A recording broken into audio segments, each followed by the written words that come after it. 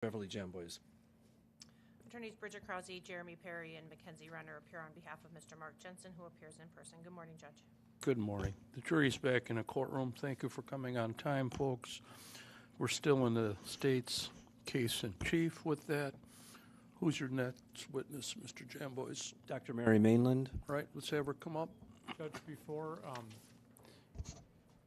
before Dr. Mainland starts testifying, I just, and I mentioned this at the end of yesterday, I do want to, I've marked exhibits 80 and 81. They're the transcripts that correspond to the telephone calls that were played for Defense Exhibit 72, and I'd like to admit those into offer those into evidence. Any objection? No objection. All right, 80 and 81 are received.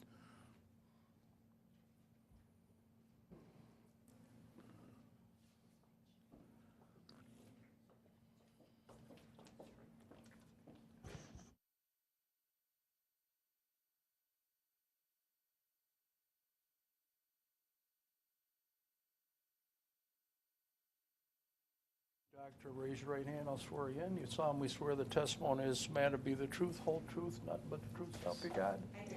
Thank you. Get as close as you can to the microphone. And if you could spell your first and last name for the reporter. First name Mary, M-A-R-Y. Last name Mainland, M-A-I-N-L-A-N-D. Thank you. Go ahead, Mr. Jamboys. Thank you, Your Honor. Good morning, Dr. Mainland. Could you please tell the jury how you're presently employed? I'm retired. When did you get retired? November of 2020. When you retired, what were you doing? I was, well, I still am, but I was serving as a medical examiner for Hillsborough County in Tampa, Florida. So by profession, I'm a forensic pathologist.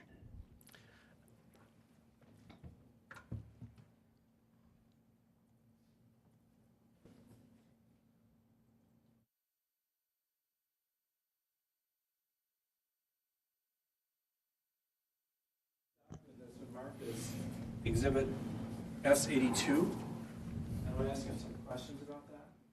Yes, sir. What is Exhibit S82? This is a copy of my curriculum vitae, also known as a resume. And how current is this curriculum vitae? I think I updated it in October of last year. So any changes since October of last year? No. So can you first of all tell the jury about your education? Sure. Starting with college, I received my bachelor's degree from the University of Wisconsin, Milwaukee. I went to medical school in Milwaukee at the Medical College of Wisconsin, received my MD degree there in 1995. After that, I did a 5-year residency in anatomic and clinical pathology, also in Milwaukee. Following that, I did a 1-year fellowship, which is specialized training, in forensic pathology in Richmond, Virginia. So you have a Doctor of Medicine? Yes, sir. And are you board certified in any specialties? Yes, I'm board certified in anatomic, clinical, and forensic pathology. Now, can you tell the jury what the difference is between an anatomic pathologist and a forensic pathologist?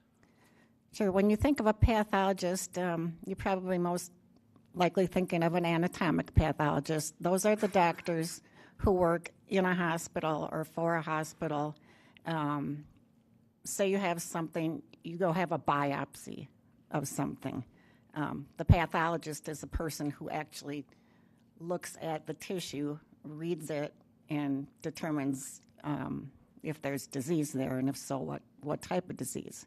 So, you know, if you have a breast lump or a colon cancer or whatever, that's what a pathologist deals with. Forensic pathology is a little bit, it's very specialized. It goes into kind of where medicine meets the law. there are certain types of deaths in the entire United States that are specified by law that need to be investigated. When you are born, you get a birth certificate. When you die, you get a death certificate. And these certain types of deaths can only be signed,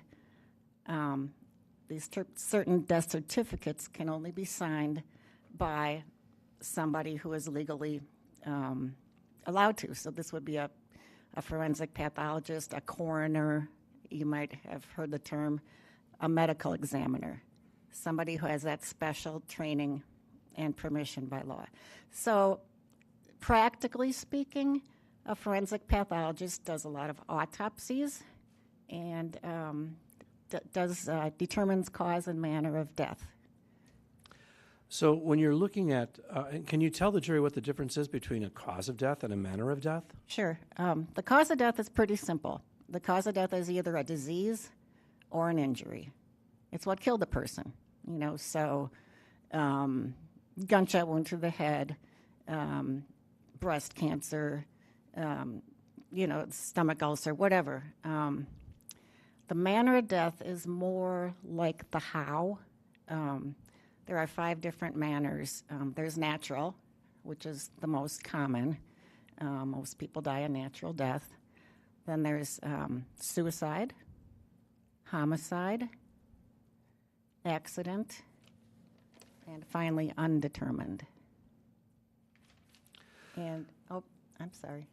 No, so then I'm going to ask you some more questions then about your employment history. So after you served your fellowship, in which office was that you served your fellowship? Richmond, Virginia.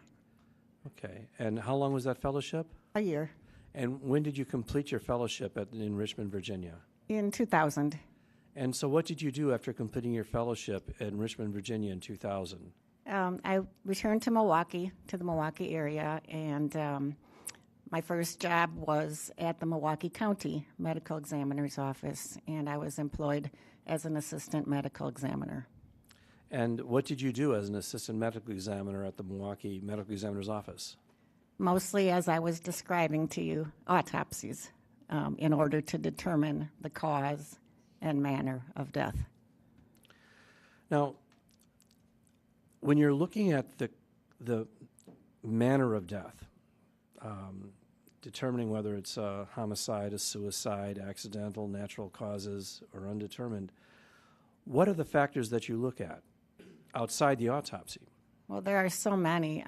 It's just like when you go to a doctor, the doctor doesn't jump in and start listening to your heart and lungs right away. The doctor will ask you, hey, what's going on? Is there a problem? What's the problem? How are you feeling? What is there pain? What's the pain like? Does it get better? Does it get worse? So that's called taking a history. The doctor takes an extensive history, usually. And so for a forensic pathologist, we obviously can't take any kind of history from the body. So we rely on reports from friends, neighbors, family, witnesses, police records, medical records, etc. So we'll use all of that stuff in some cases in order to help figure out how did this person come to be found dead, and ultimately what killed this person and how. Now, which comes first, the autopsy or that other analysis of the evidence that was accumulated during law enforcement's investigation? Well, ideally, it would be all the evidence first and then the autopsy, but it doesn't always work out that way. Sometimes it takes a while to get information. So how long did you work at the Milwaukee County Medical Examiner's Office? 3.5 years. Do you have any idea how many autopsies you did in that 3.5 years? About 250 a year. 250 a year. 250 to 300. And how many did you do when you were serving your fellowship in Virginia? 241. I'll never forget. So 241 in that first year, and then 250 to 300 a year thereafter in Milwaukee Medical Examiner's Office? Yes, And you worked there 3.5 years. yes. And then when you left the Milwaukee Medical Examiner's Office, where did you go? I went to Kenosha, Wisconsin. Ah, right where we're at today. Been And- in this courthouse. And when you came to Kenosha, how were you employed? I was the medical examiner for Kenosha County When did you start here? in February of 2005. And how long did you stay here? 3.5 years. So when did you leave? When did I leave? Yeah, when did you leave? I think it was like in about the summertime of 2008. And that's when. And then where did you go after that? I went to Tampa, Florida.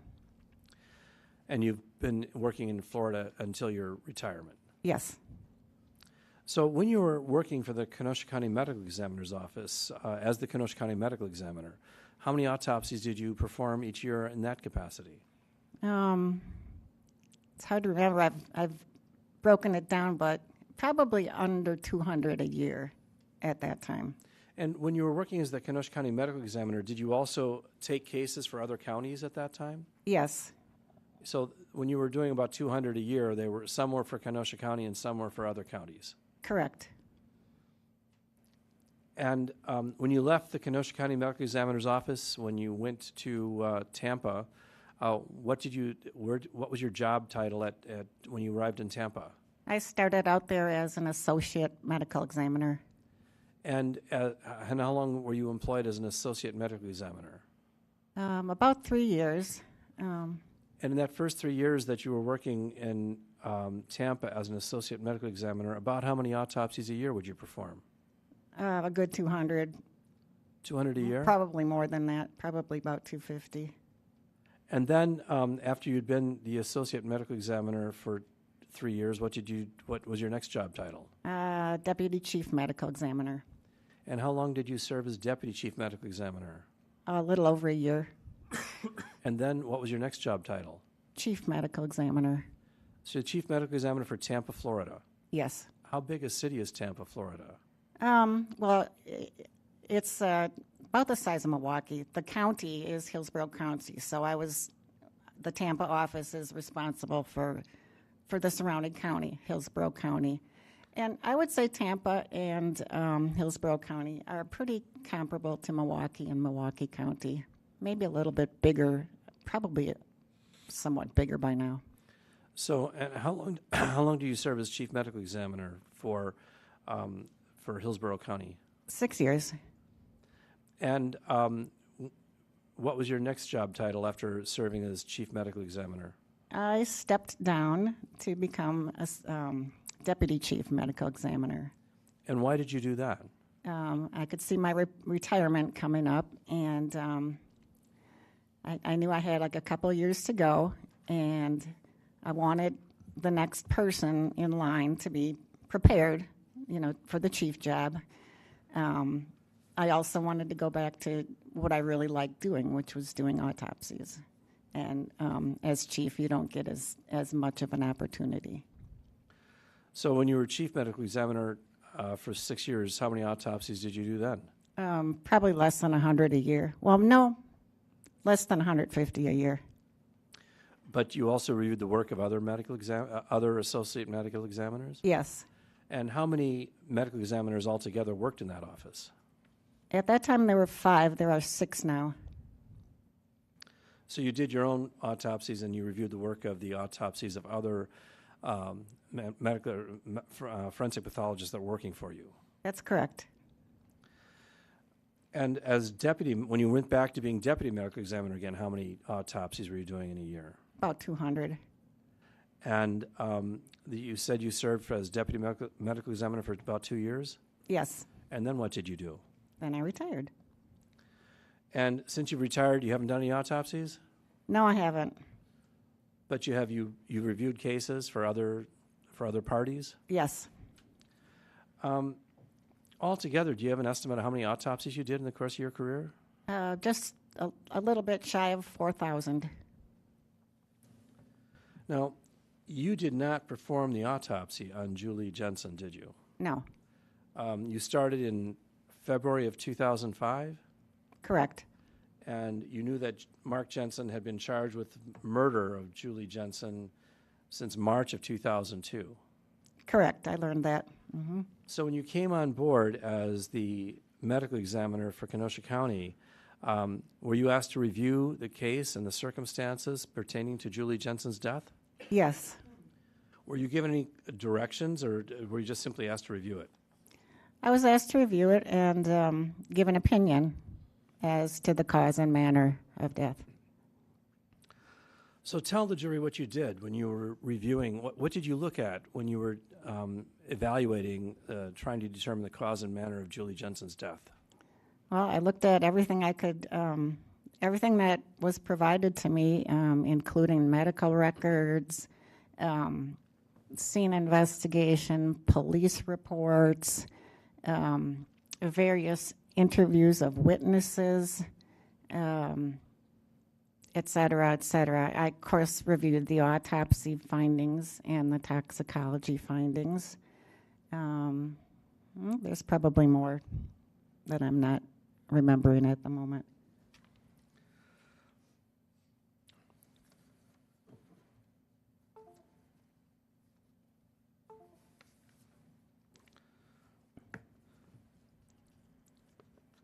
I'm going to show a document that was previously submitted as a part of Exhibit S10, and this is the autopsy report for Julie Jensen.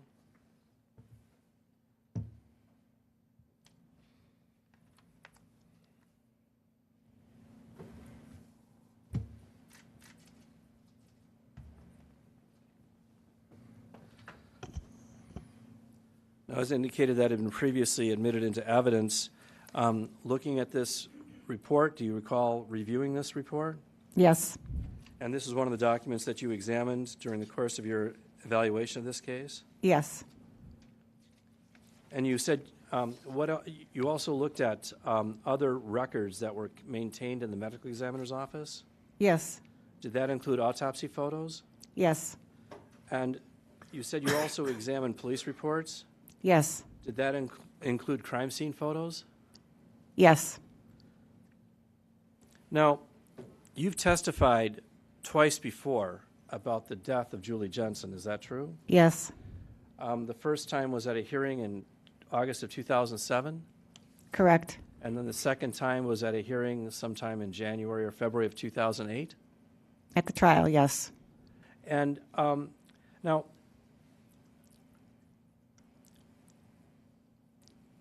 at the time that you testified at the first hearing, you're looking at one body of information, but by the time you testified at the second hearing, you'd come across, or you'd been made aware of an additional body of evidence. Is that true? yes, So let's talk about the body of information that you were looking at before you testified at the forfeiture hearing, at the first hearing.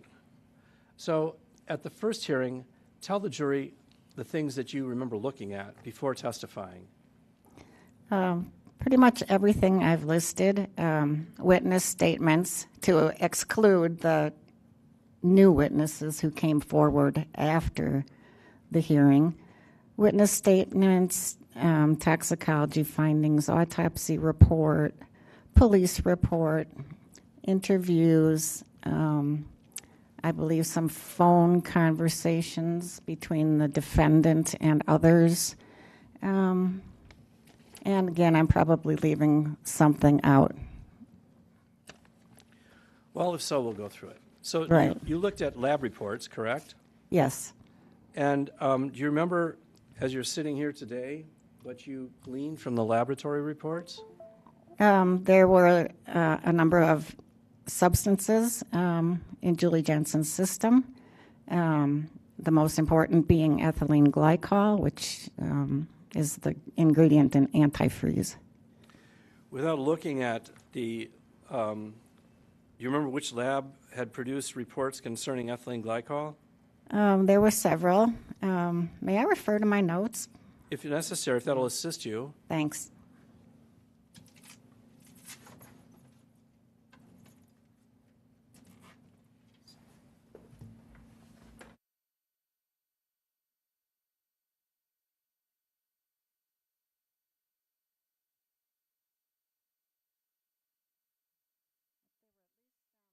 two laboratories that that determined that there was ethylene glycol in Julie Jensen's system. The first one was the St. Louis University Toxicology Laboratory. And after that, other laboratories became involved, including the Wisconsin State Lab of Hygiene, National Medical Services, University of Kentucky, and even a couple more. Okay, Your Honor, may counsel approach for just a moment? Sure.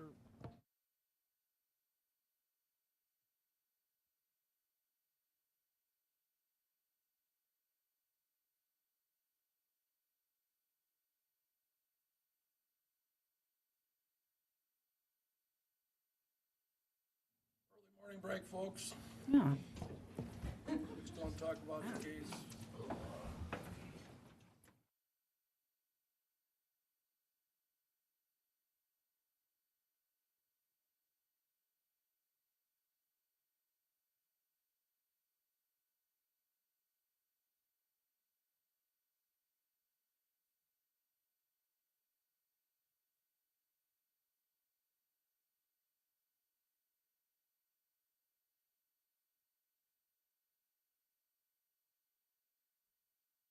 Right, the jury's outside the courtroom. The issue that I see, and the attorneys can correct me, she's reviewing documents that she brought with her.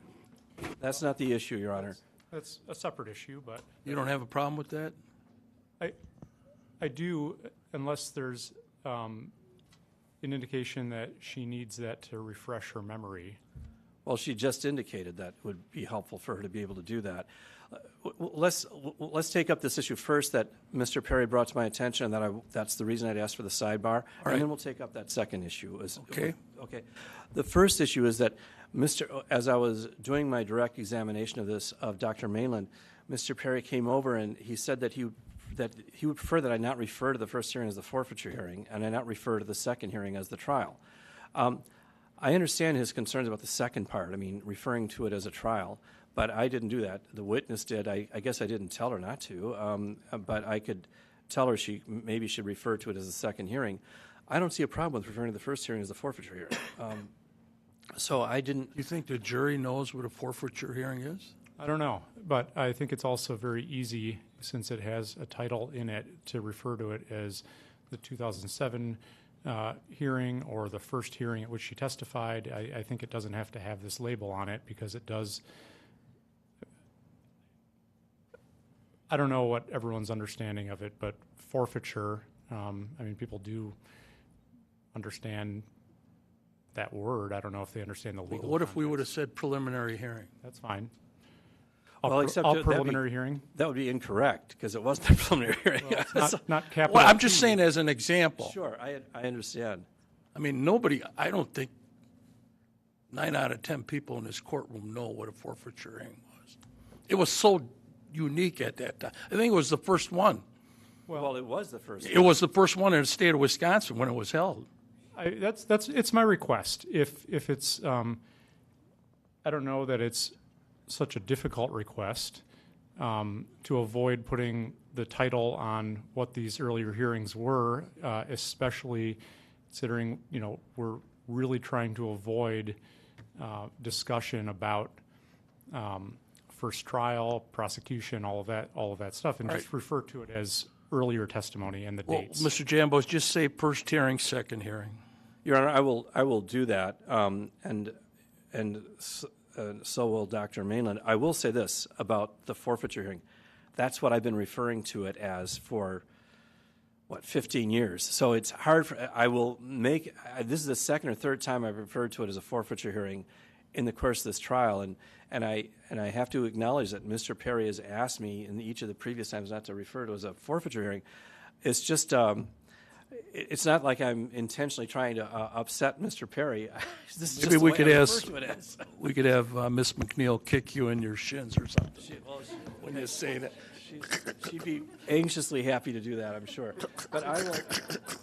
It's hard to. My wife from behind too. But I will try to refer to it as the first hearing and the second hearing, and I'd ask Dr. Mainland to do the same thing. It's hard. What's the second issue now? Well, then you'd propose that, well, it's a problem with her using these documents and she had indicated that it would be helpful to her in the course of her testimony to review the documents that she brought with her. And let's remember, we had this discussion about what the proponent of an expert witness, what they can get in as far as hearsay, and which is really we can't. I mean, when I'm as the proponent of the expert testimony of Dr. Mainland, I can't seek to admit hearsay evidence through her. The defense can on cross, but I can't on direct. And I think we all recognize that at some previous hearing in this matter. And of course, that's what the law of the land is in the state of Wisconsin.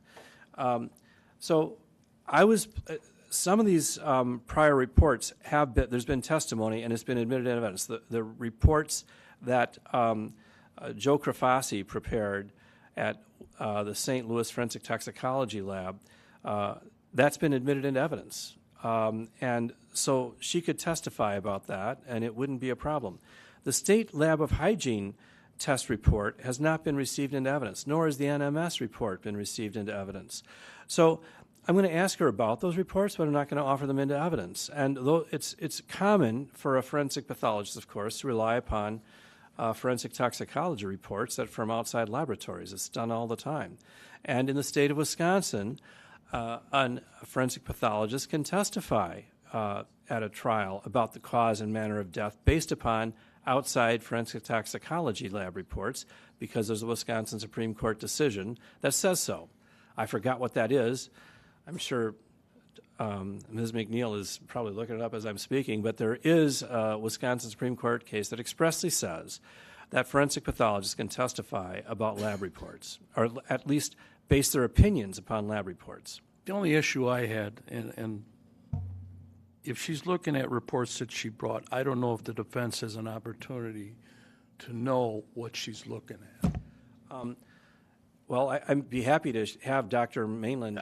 I'm just trying to do a record because obviously we're on Jensen 3. Yes. We don't. And the lawyers understand what I'm saying. Yes. So We if don't she's want- looking at something and then it's not part of the record, I'd like a brief opportunity to see what she has with her. all right.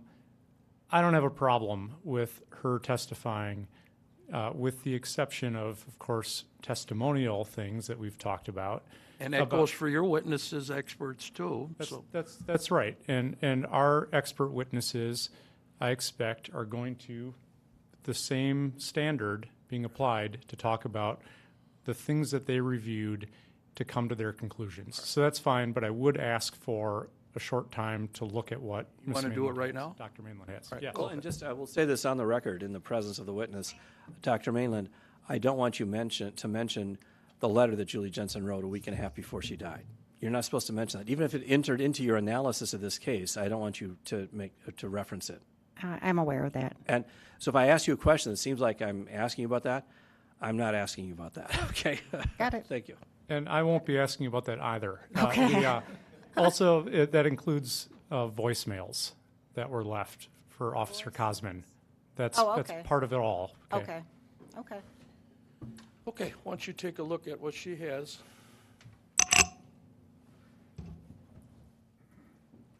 I just made myself kind of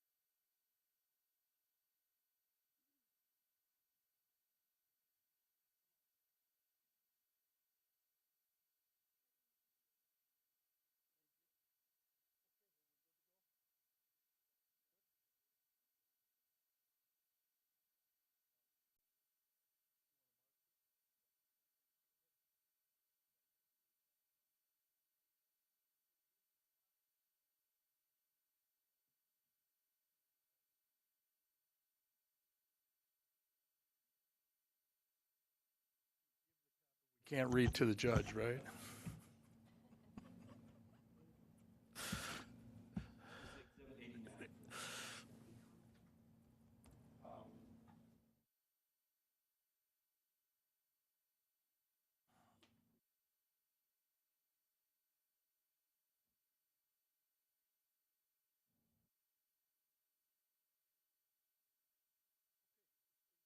Your Honor, we don't have a court reporter.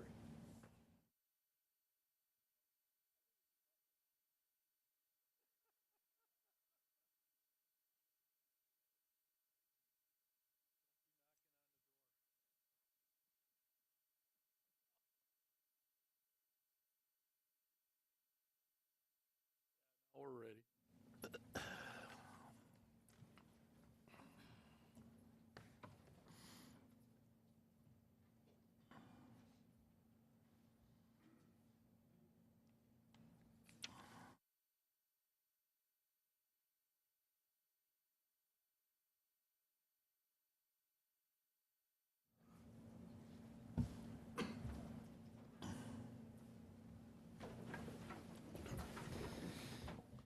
All rise for the jury.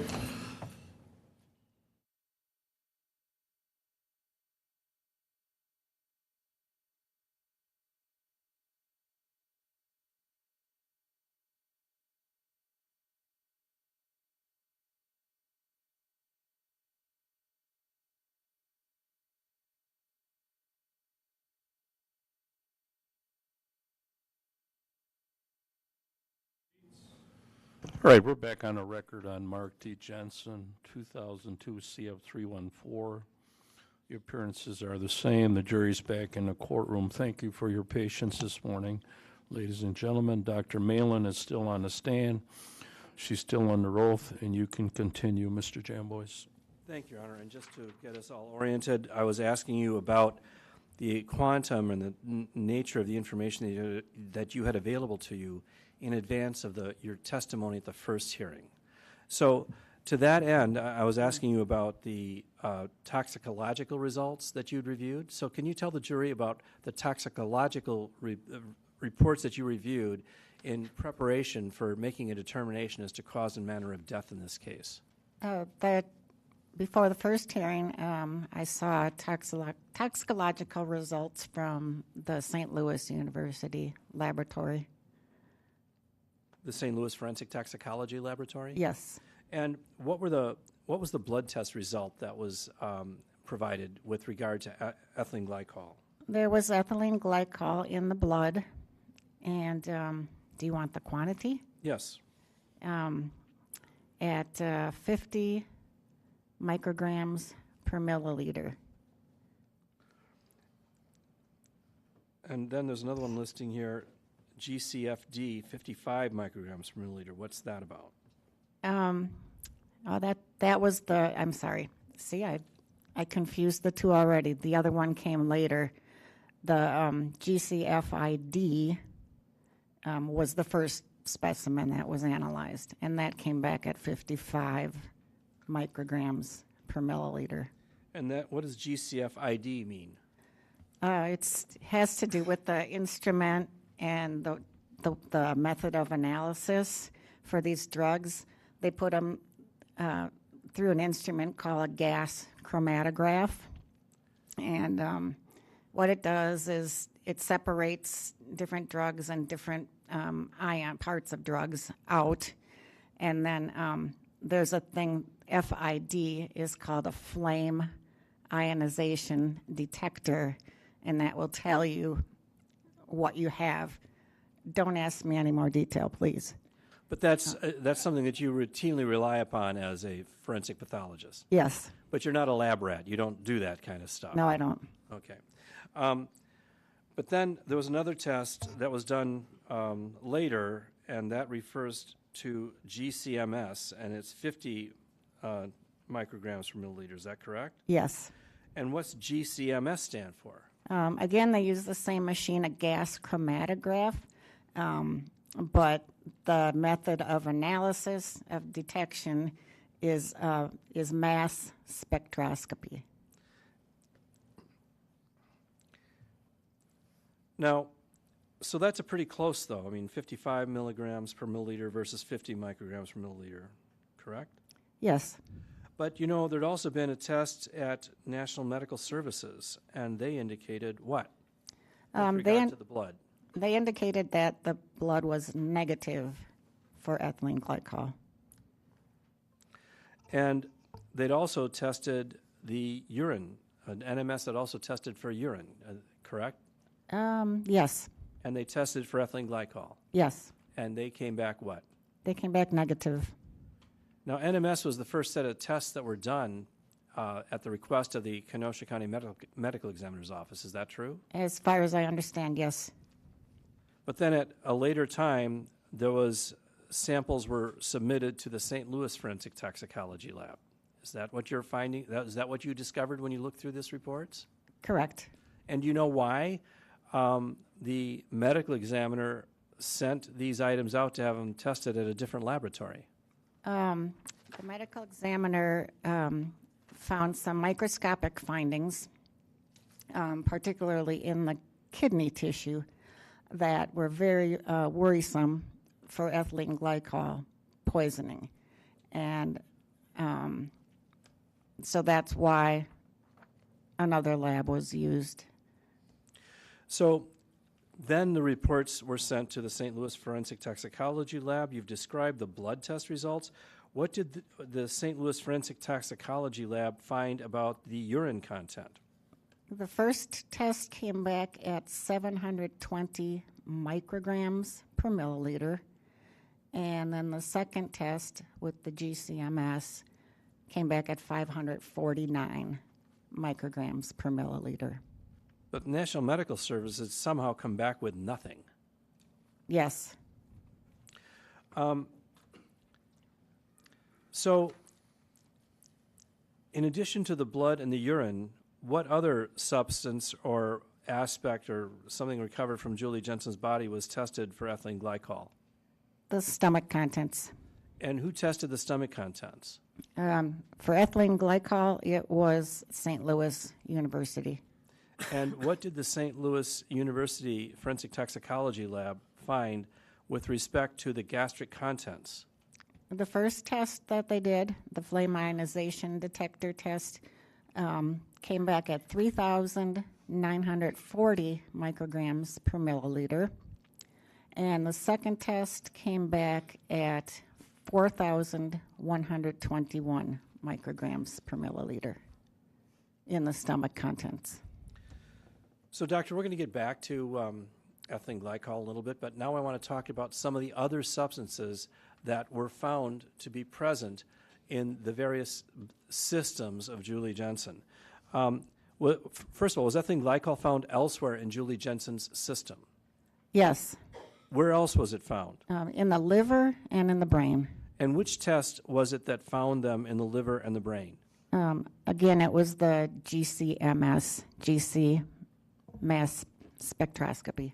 So the gas chromatograph flame ionization detector did not discover the presence or reveal the presence of ethylene glycol in either the liver or the brain? That's correct. But then subsequently, the gas chromatograph mass spectrometer was used, and it found what? It found in the liver 51 micrograms per gram of ethylene glycol, and in the brain 16 micrograms per gram.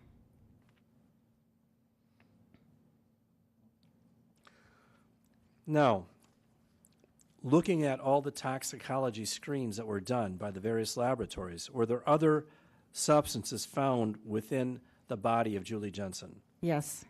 So tell me what other items were found in the body of Julie Jensen before the first hearing. Before the first hearing, honestly, I don't recall if certain labs were before or after. If the Wisconsin State Lab of Hygiene was before the first hearing, I believe it was. What did this Wisconsin State Lab of Hygiene find? They found zolpidem in the blood, which is just the generic name for Ambien. They also found it in the stomach. Let's see. They found paroxetine or Paxil in the stomach. And they found, this is a long one, chlordiazepoxide, also known as Librium, in the stomach. Now, I'm going to show you these lab reports and see if that refreshes your recollection as to whether they'd come before or after the first hearing. Counsel, I'm going to show these to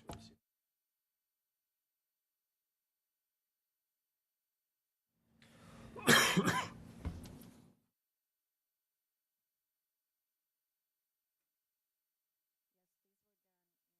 '99. April 7th of 1999. Yes. Yes. So long before you started with the Kenosha County Medical Examiner's Office. Correct. So again, the Zolpidem, which is the generic name for Ambien, was how much of it was found and where was it found? It was in the blood at 82 nanograms per milliliter, and it was in the stomach. They measured 1.5 milligrams total. And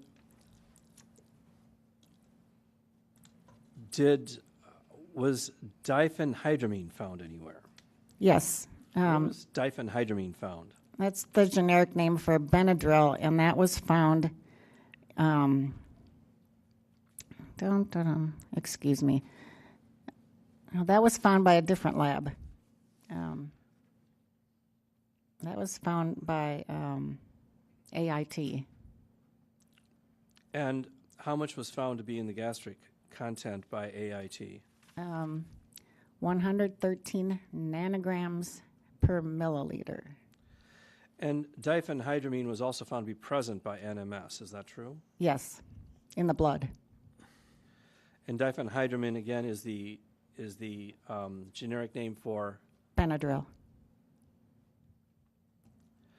Now, was any paroxetine found anywhere within the body of Julie Jensen? Paroxetine was found in the stomach contents and was not found in the blood. And who found it which labs found it in the stomach contents? The Wisconsin State Lab of Hygiene and AIT.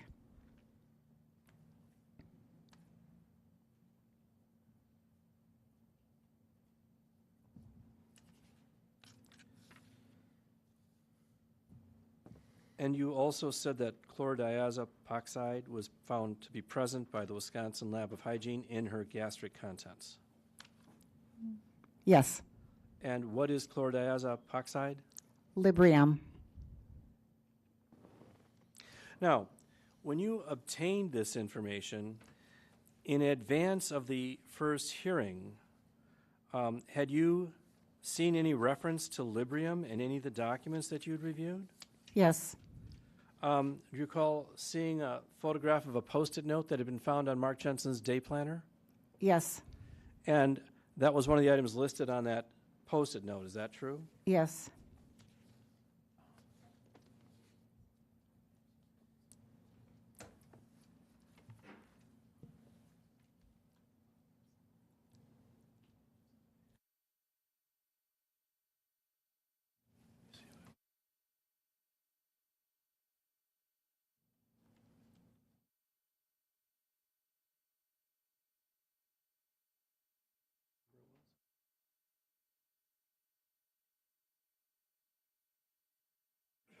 I'm going to show you this document that has been marked previously as State's Exhibit 15.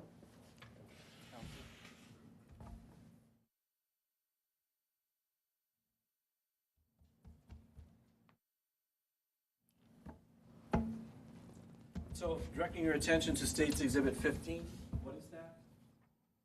Oh, this is a photograph of a page from Mark Jensen's day planner with a Post-it note on it listing a number of different items. Well, why don't you read the list to the extent that you can read it? Okay. Own drug supply, Nicotrol, I don't know what that says, N-O, aspirin, bottle-booze, razor blades, Librium-shells, Defazio, Terry with an I, patches, shells, syringe, and bag hands. And were you made aware of who wrote that Post-it note? Yes, Who wrote it? Mark Jensen. And Julie Jensen had photographed that Post-it note, correct? Yes, And she provided that photo. Or she provided the film to law enforcement. yes. Now,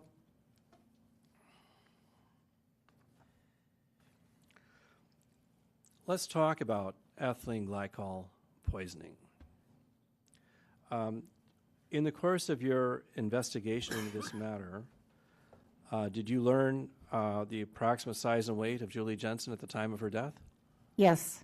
How much did she weigh? She was 115 pounds, I believe. This was at the doctor's office Yes. 3 days prior to her death. And that was her estimated weight at the time of autopsy, too, wasn't it?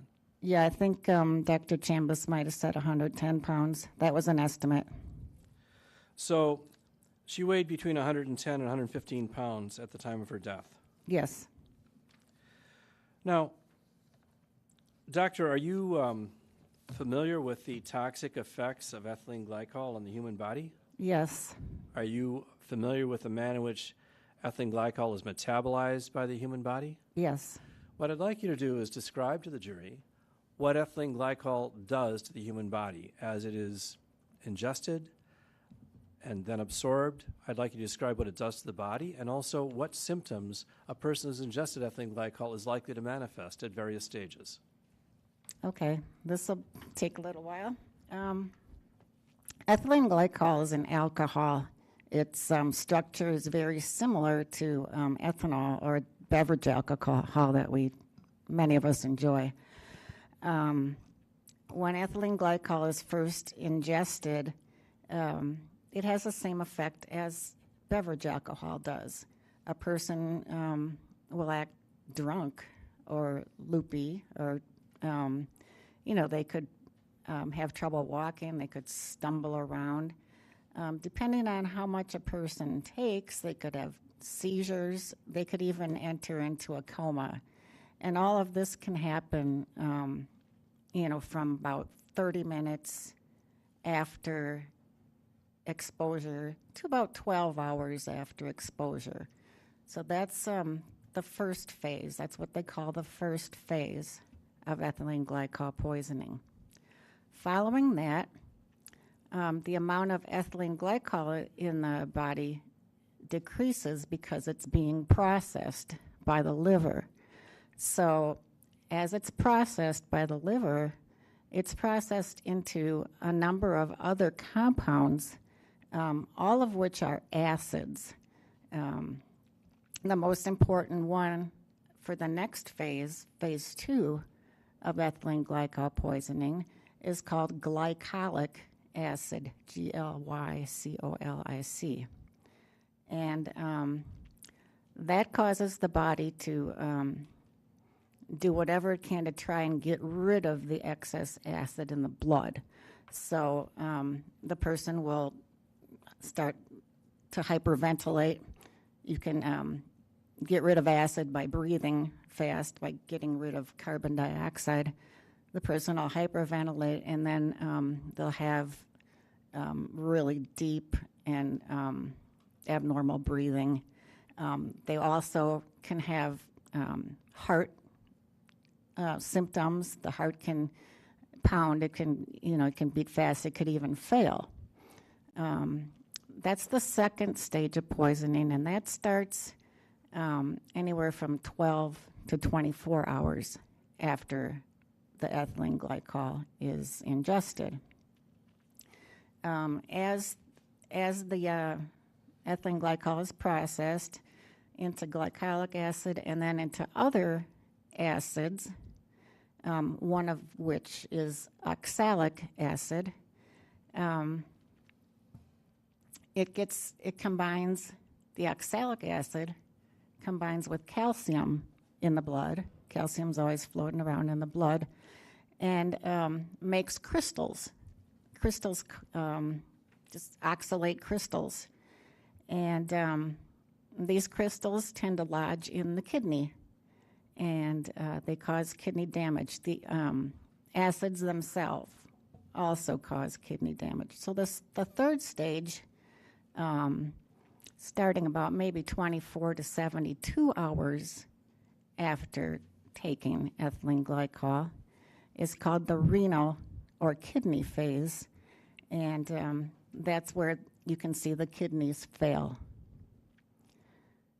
And you can see death in any one of the three phases. It all depends on the dose and what kind of, if the person got any kind of therapy, etc.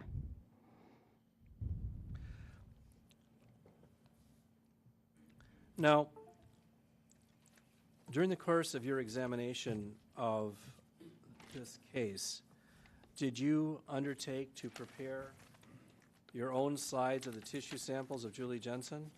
Yes. Did you examine, for example, did you produce slides of the kidney sample from Julie Jensen? Yes.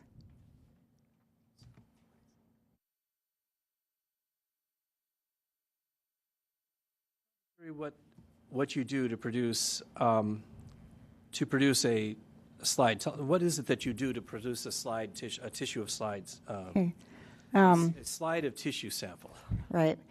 At autopsy, or even in the laboratory, as far as that goes in the hospital, the pathologist will receive a literal piece of tissue, and what's done is that it gets fixed in formalin, so it's a preservative. It gets fixed in a preservative. Then it gets processed. The water's removed from it, and it's ultimately embedded in paraffin wax, and it's like into a little block about the size, a little bigger than a postage stamp. That block of wax with tissue embedded is cut very thin, very, very thin, on an instrument called a microtome. And like we're talking 5 micrometers, maybe. And anyway, that tissue is ultimately placed onto a glass slide and stained so that, the structures become visible. And that's what the pathologist looks at under the microscope. So you cut some slide tissue samples and you examined them? Yes. And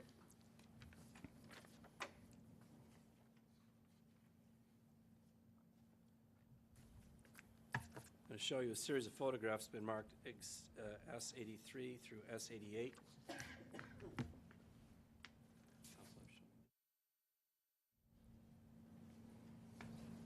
We'll go through them one at a time. So let's start with S83.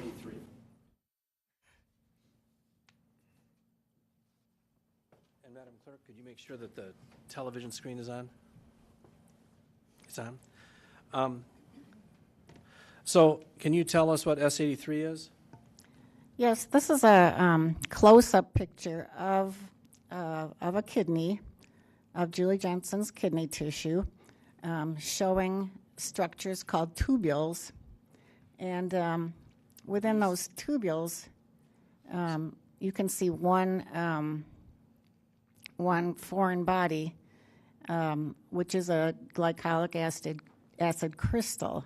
So now look at the screen, if you will, up there. Can you see my cursor moving around there? Oh, boy, I can't see it. Can you see it? No, look at the screen up there, Doctor. Look at the one over there. You might be able to see a lot better. Can you see it now? And yes. Can you see my cursor moving around? Yes. So is this a tubule right here? Yes. And also right here? Yes. and then another one right over here? Yes. And then there's one right here. And Yes. what is this substance inside that kidney tubule? That's a crystal, a glycolic, or an oxalic acid crystal. Now, and that's kind of a characteristic form there. I didn't know what sheaves of wheat look like, even though I grew up in Wisconsin. But is that oxalic acid crystals? They say resemble sheaves of wheat. Is that the description that they provide? Yes. So that's supposed to be what sheaves of wheat look like. Yes. Right there. Okay. So, and then I'm going to proceed to the next slide.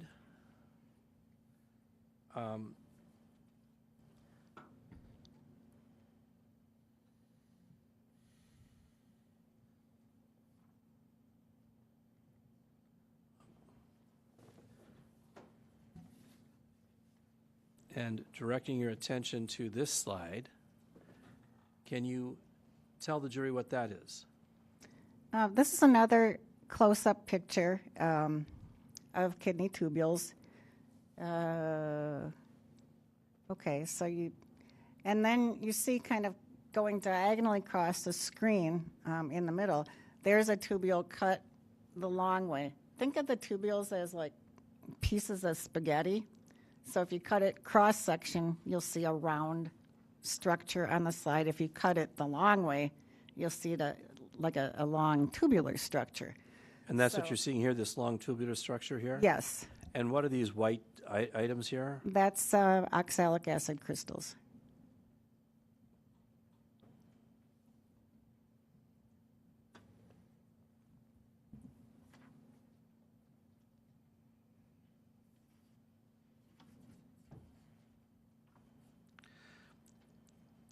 And what is this item? What is, this is exhibit S, this is S80. You've got them up there. Which exhibit is this? This looks like 87. So exhibit S87. And can you tell the jury what this slide portrays? Yeah, that shows the kidney from a little bit farther away, so you can see more of the tubules, and you see that a number of them have crystals within them. So what do these crystals do to the kidneys?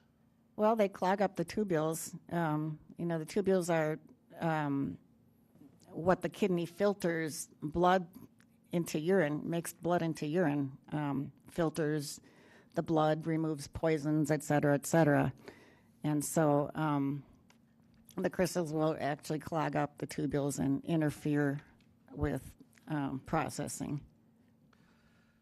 Now, are oxalic acid crystals in the kidneys, are they diagnostic for any particular type of a condition? They're very characteristic of ethylene glycol poisoning. Can you think of anything else that causes oxalic acid crystals in the kidneys? There's a certain disease, a certain hereditary disease that can cause that. Very, very unusual. It's called primary oxaluria. But in this instance, there was evidence that Julie Jensen had ingested ethylene glycol. That's correct. So,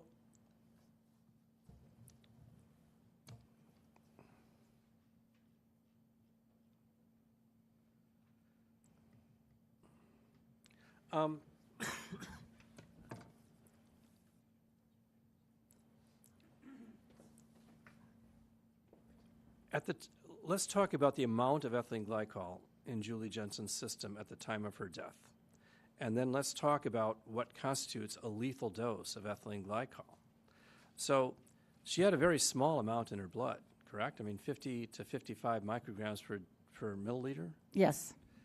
And she had a larger concentration in her stomach of, 3,900 or 4,100 micrograms per milliliter? Correct. And that amount in the stomach contents amounts to about, a teaspoon or a teaspoon and a half of ethylene glycol in her stomach? Yeah, half a teaspoon to a teaspoon, something like that. So it's a relatively small amount in her stomach. Yes. Even though it seems like a larger concentration, it's concentration against gastric contents as opposed to a concentration against the blood, Correct. the urine.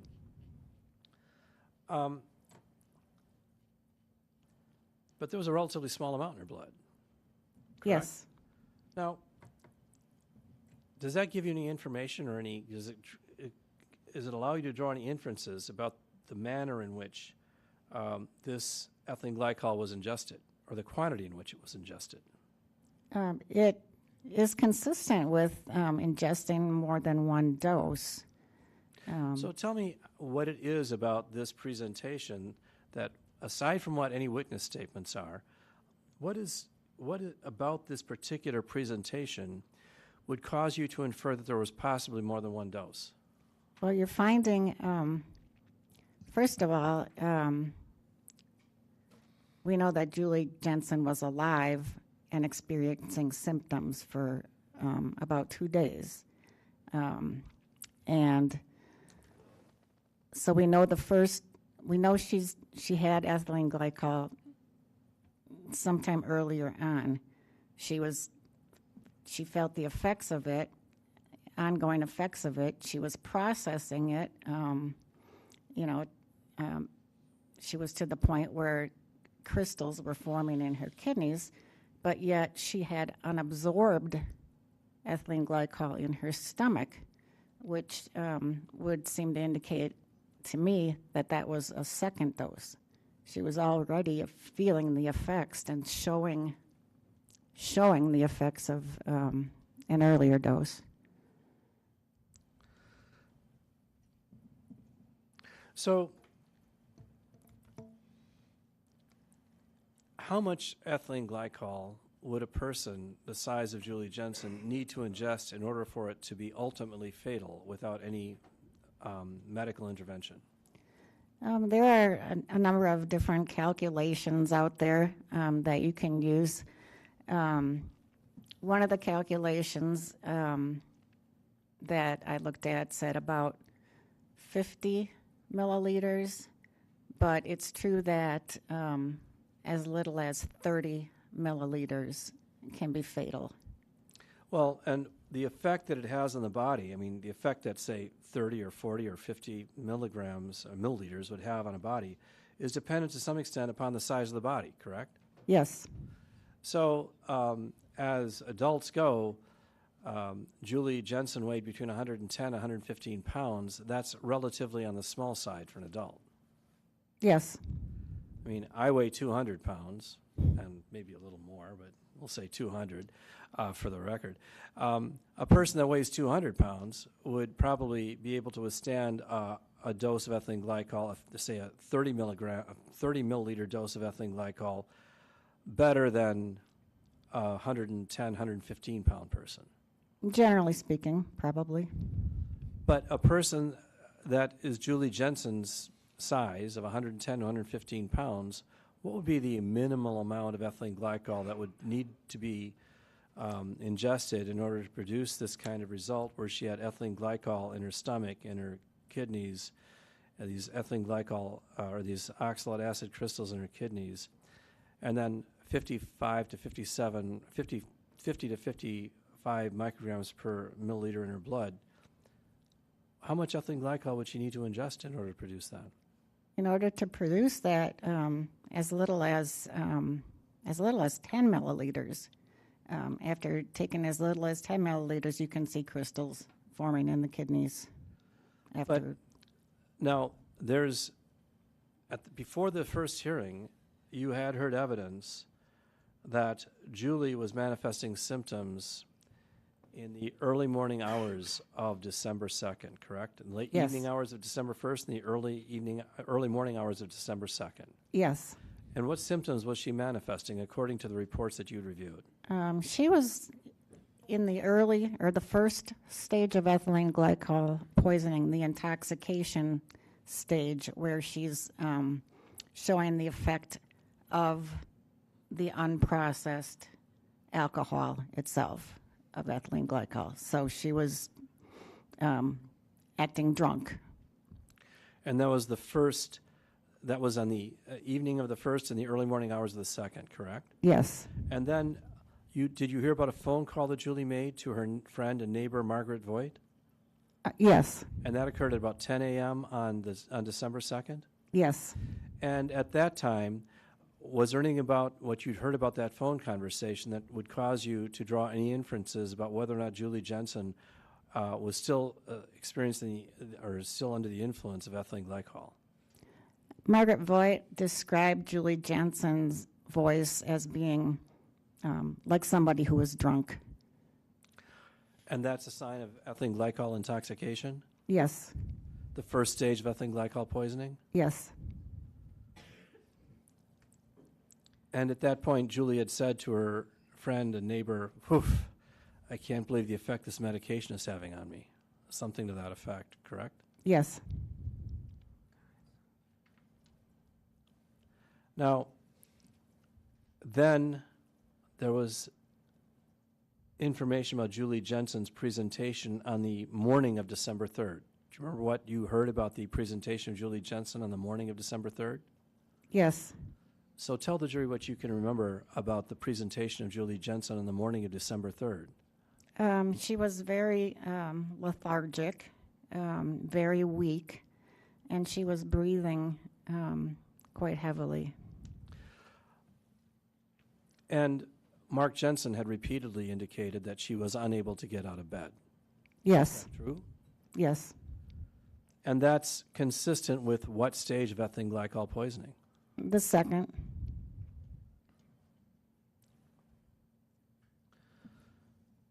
Now, and how is that consistent with more than one dose of ethylene glycol poisoning? The half-life, or for the amount of time ethylene glycol remains in the body is really pretty short.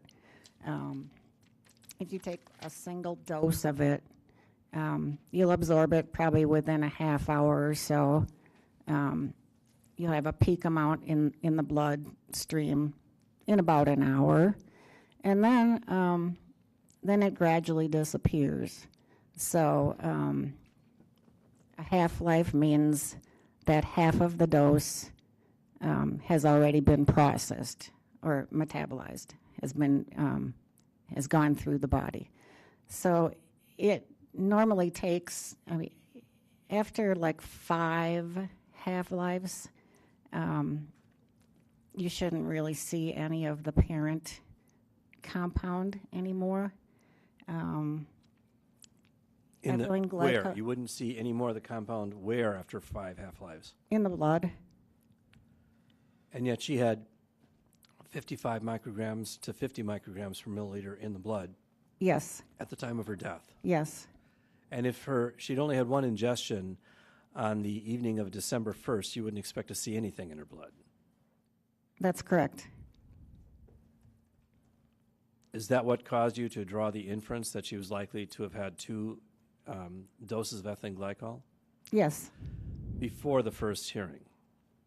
yes, After the first hearing and before the second hearing, you'd received additional information, correct? yes. So let's talk about your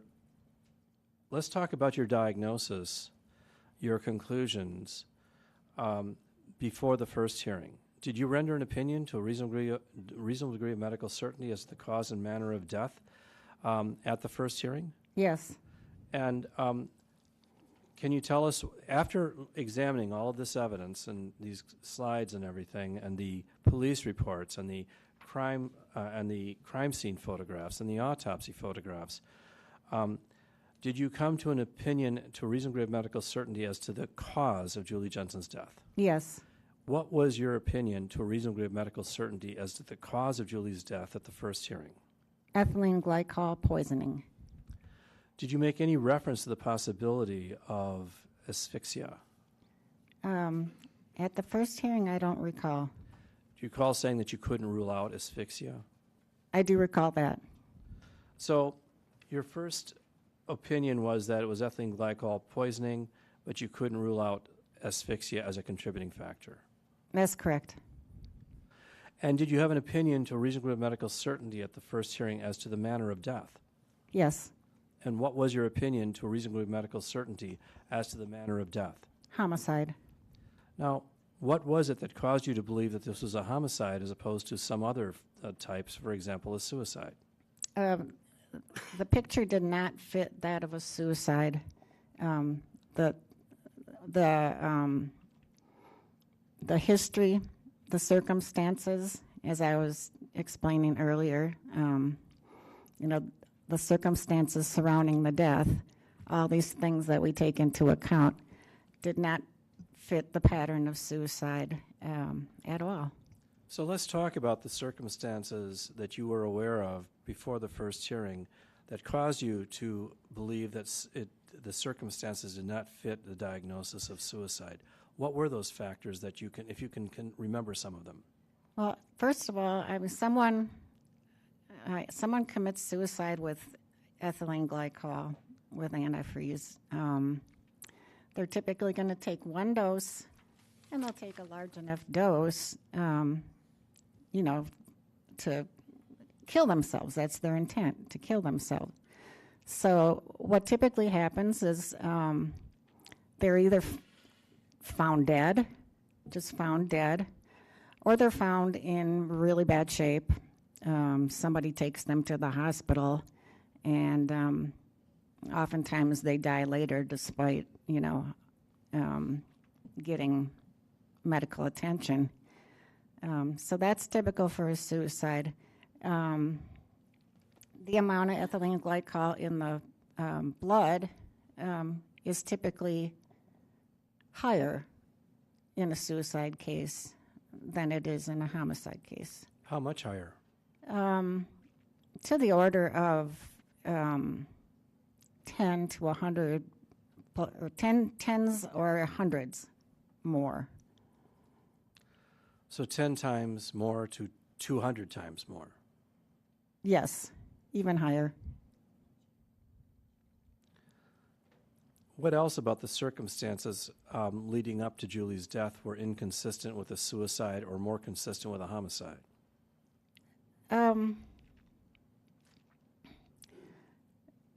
She denied being suicidal to her doctor. She went to the doctor on December 1st, and he specifically asked her about suicide, and she said, "No, I'm not suicidal." Now, you also, when you're looking at potential causes or manners of death, you're also looking at homicide, correct? Yes. And were there factors that you looked at in this case that caused you to think that this is more consistent with a homicide than a suicide? Yes. So what are the factors that you looked at that caused you to conclude that this was a homicide? There were indications that Julie Jensen was very fearful for her life prior to her death, in the few weeks leading up to her death. She'd spoken to Therese DeFazio, Yes. and she'd spoken to her sister-in-law, Laura Koster, who's also the defendant's sister, Yes. and she'd expressed concerns about possibly Mark was trying to harm her or kill her or poison her. Yes. Now, you'd also learned of searches on the internet for ethylene glycol poisoning and for other types of poisoning, Yes. and those were on the Jensen home computer. Yes. Judge, I do object to the leading. I think you should ask the things she has considered without feeding it to her. Well, Your Honor, if you remember... Just rephrase it and we'll keep going, okay? Okay. So what are some of the other factors that you considered? Did you consider the computer evidence? Yes, I did. And what was it about the computer evidence that caused you to lean toward homicide rather than suicide? There were numerous searches for different kinds of poisonings, undetected poison, a whole lot of different categories. There were probably over a dozen different subjects relating to poisoning or death. Now, had you also heard about any motive for the defendant, Mark Jensen, to want to murder his wife? I was aware that Mark Jensen was involved with another woman. He was having an affair. Yes. Now, had you also heard about a pattern of abuse and humiliation and gaslighting that had taken place over the preceding 7 or 8 years? Yes. Same objection as before, Your Honor. Rephrase the question, Mr. Chambers. Were you aware of any efforts on the part of the defendant to shame, humiliate, emotionally torture, or gaslight Julie Jensen in the years preceding her death? I maintain that objection. She can answer the question. Go ahead. Yes. So what were you aware of? What had you become aware of? Julie Jensen was known to have had an affair in the early 1990s. Following this affair, pornographic pictures started to turn up at the Jensen home, at Mark Jensen's place of employment, on, I believe, on the family car, et cetera, et cetera. And there were suspicious phone calls. And it was ultimately determined that Mark Jensen was the source of these pictures and these phone calls. So this is the factual background that you had at your disposal in advance of the first hearing when you rendered your opinions to a reasonable degree of medical certainty as to the cause and manner of death in Julie Jensen. Yes. And then there was a second hearing. Do you remember that? Yes. Now, can you tell the jury what happened between the first hearing and the second hearing that, well, I'll rephrase it. Do you recall whether there was anything that happened or anything that was brought to your attention between the first and the second hearing that altered your perception of what had occurred in this case? Yes. What had happened that caused you to alter your perception of what had occurred in this case? Witnesses came forward, additional witnesses. So what was the name of the witness that you can, one of the witnesses that you can recall? Aaron Dillard.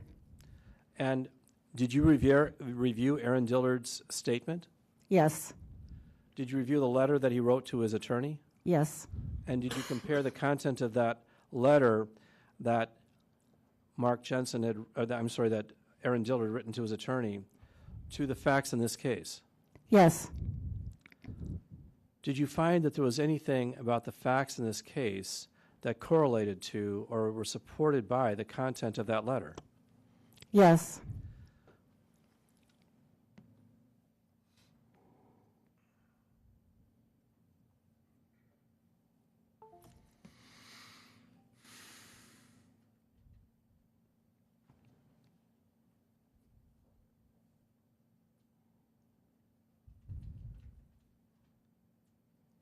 So bear with me while I pull up another slide panel here.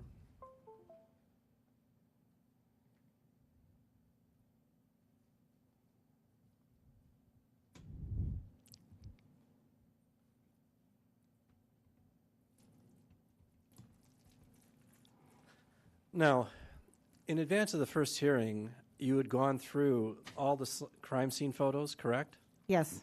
And you'd gone through the autopsy photos, correct? Yes.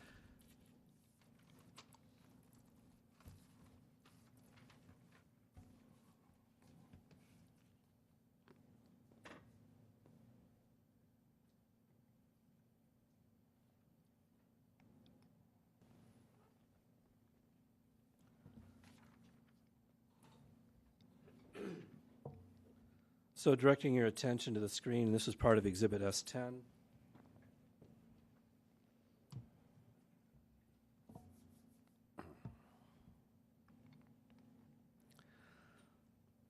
In advance of the first hearing, you'd seen this crime scene photo, Exhibit S10, Yes. and you noticed a couple of things about the body. For example, you noticed the way the hand, the left arm was underneath the body. Yes. And did it appear to you that that was a normal position for a person to roll into on their own? I thought that was an unnatural position. And you did learn that Mark Jensen had indicated to Detective Ratsberg that he had rolled Julie into that position. Yes. And actually that position is consistent with her being rolled into that position. Yes.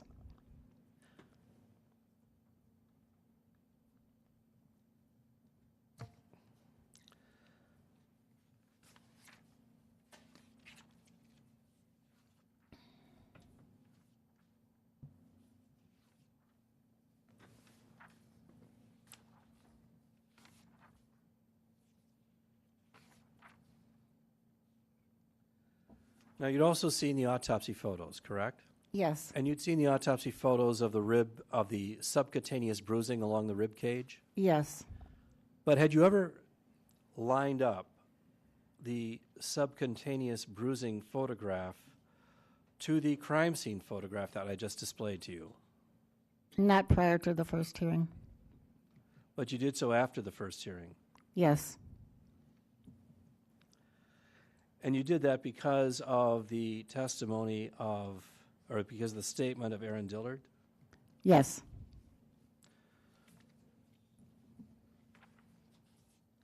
And directing your attention to the screen.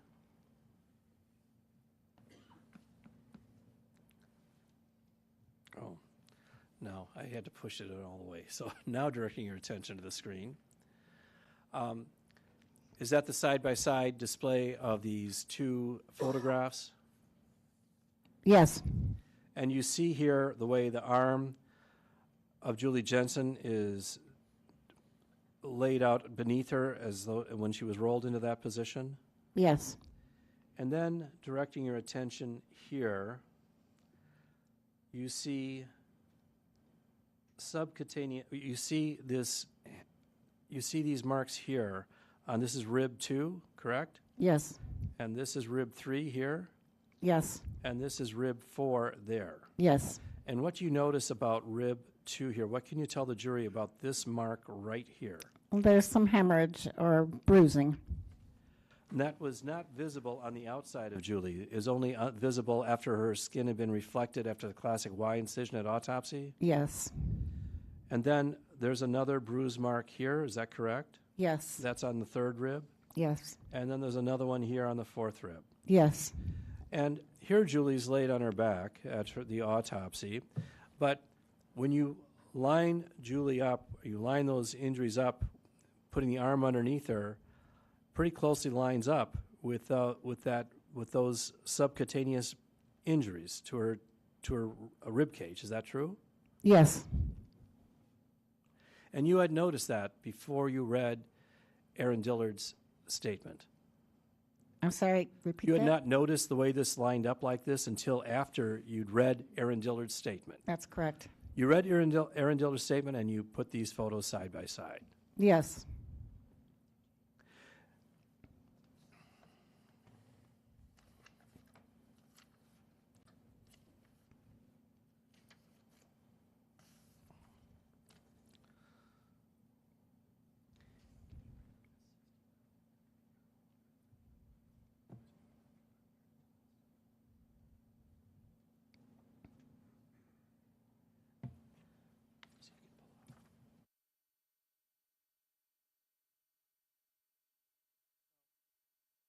I'm going to direct your attention to the, I'm going to first of all ask you to look at this document that's been marked as S69. Do we still need the photo? No, we do not, and I'm going to take that down. And, Your Honor, my wife was telling me the same thing as you were saying it, so.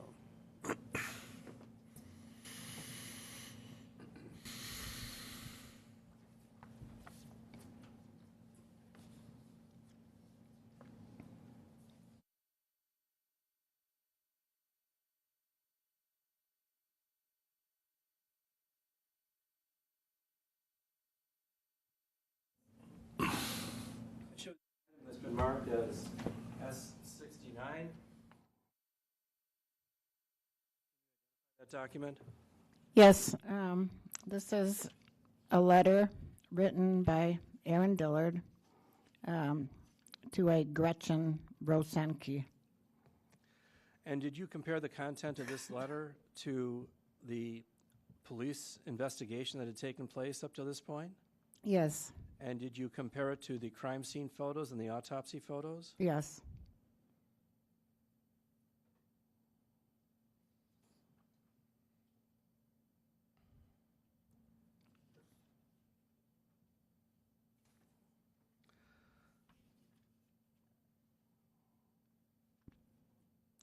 Now, directing your attention to page 3.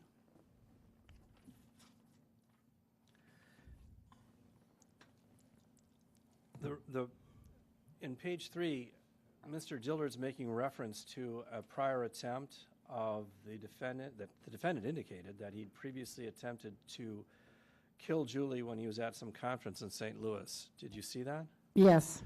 And did you compare that to the evidence that you knew about in this case? Yes. And you were aware that there was evidence that Julie had become very sick while Mark Jensen was at the St. Louis Forensic Toxicology, or not St. Louis Forensic, at the St. Louis Blueprint meeting, correct? Correct. What was the evidence that you were aware of that she'd become sick while he was gone? She'd become ill. She had vomited from the bathroom or the bedroom to the bathroom, and it was all over the carpet? Yes. And there was a cleaning bill for the carpet, correct? Correct. And you were aware of that at the time that you first read this? Yes. But at the time that you first heard about this vomiting incident, you'd not heard about Mark Jensen poisoning her before he left. No. But this statement is corroborated by that piece of evidence that you knew about concerning this prior carpet cleaning bill. Object to this leading. Just rephrase it, Mr. Jambos. So, could you state whether or not it appeared to you that that Aaron Dillard's statement as to what Mark Jensen told him about trying to kill Julie while he was at some conference, was that consistent or was that inconsistent with the evidence that you'd already heard about her being sick while he was at a conference? Consistent.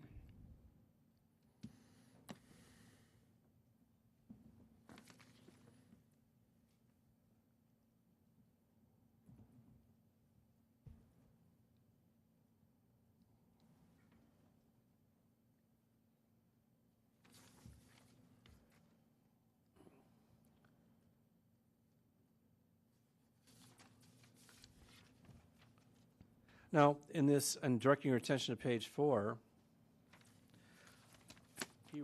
Aaron Dillard wrote in his letter to his attorney, on a Tuesday, he took her to a doctor, and that doctor gave her a prescription for Paxil. Later that day, he gave her the Paxil as well as Benadryl, St. John's wort, Literol, and other drugs to make her woozy. Have you ever heard of a drug called Literol? No. But you've heard of a drug called Librium. Yes. And he indicated then he gave her a few glasses of juice with antifreeze in it, to make her feel better. And now you had not heard that Julie Jensen had been administered a few glasses of juice with antifreeze in it before reading this letter, had you? No. But that's consistent with the information that you had in this case, that she was manifesting signs of intoxication in the early morning hours of December 2nd. That's correct.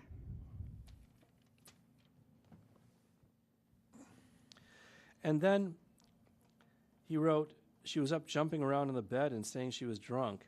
He said he took her to the computer to comfort her and show her it was a side effect of Paxil. Correct? That's in this statement? Yes. And were you aware if there was any evidence that would support that proposition?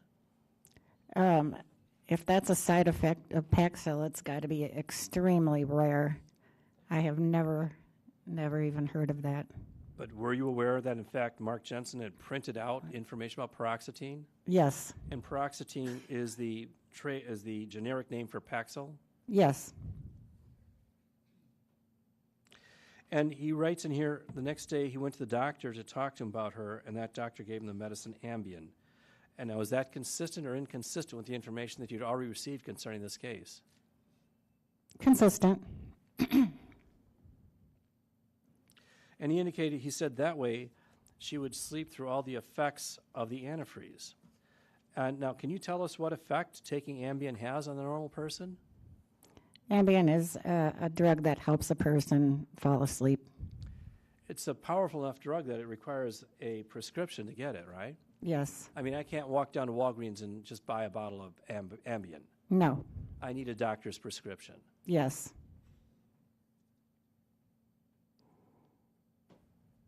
Now, you'd gone through Dr. Borman's notes. Did he indicate anything at all about Julie having difficulty sleeping? He said that Mark Jensen told him that she was having trouble sleeping and that if she could get something to help her sleep, that might help her feel better. So the only part of Dr. Borman's notes about Julie having difficulty sleeping was the information provided to Dr. Borman by Mark Jensen. That's correct.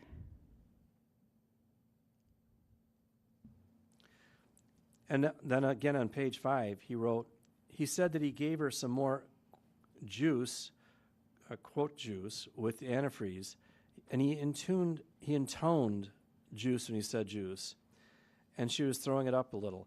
Now, before reading this, you hadn't actually heard any indication that Mark Jensen had actually given her a second dose of antifreeze. Is that true?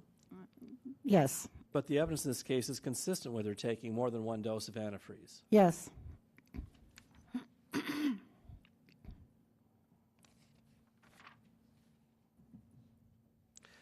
And then Aaron Diller writes to his attorney, he said she was really sick in the morning and the kids wanted to call the ambulance and he calmed them down.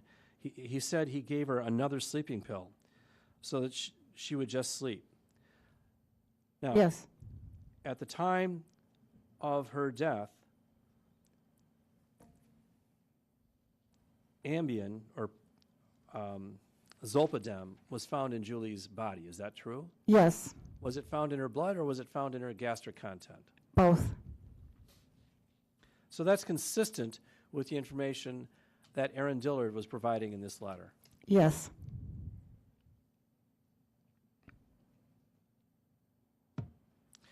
So he said he then gave her another sleeping pill so she would sleep and said to me he thought she would be dead by the time he got home from running around.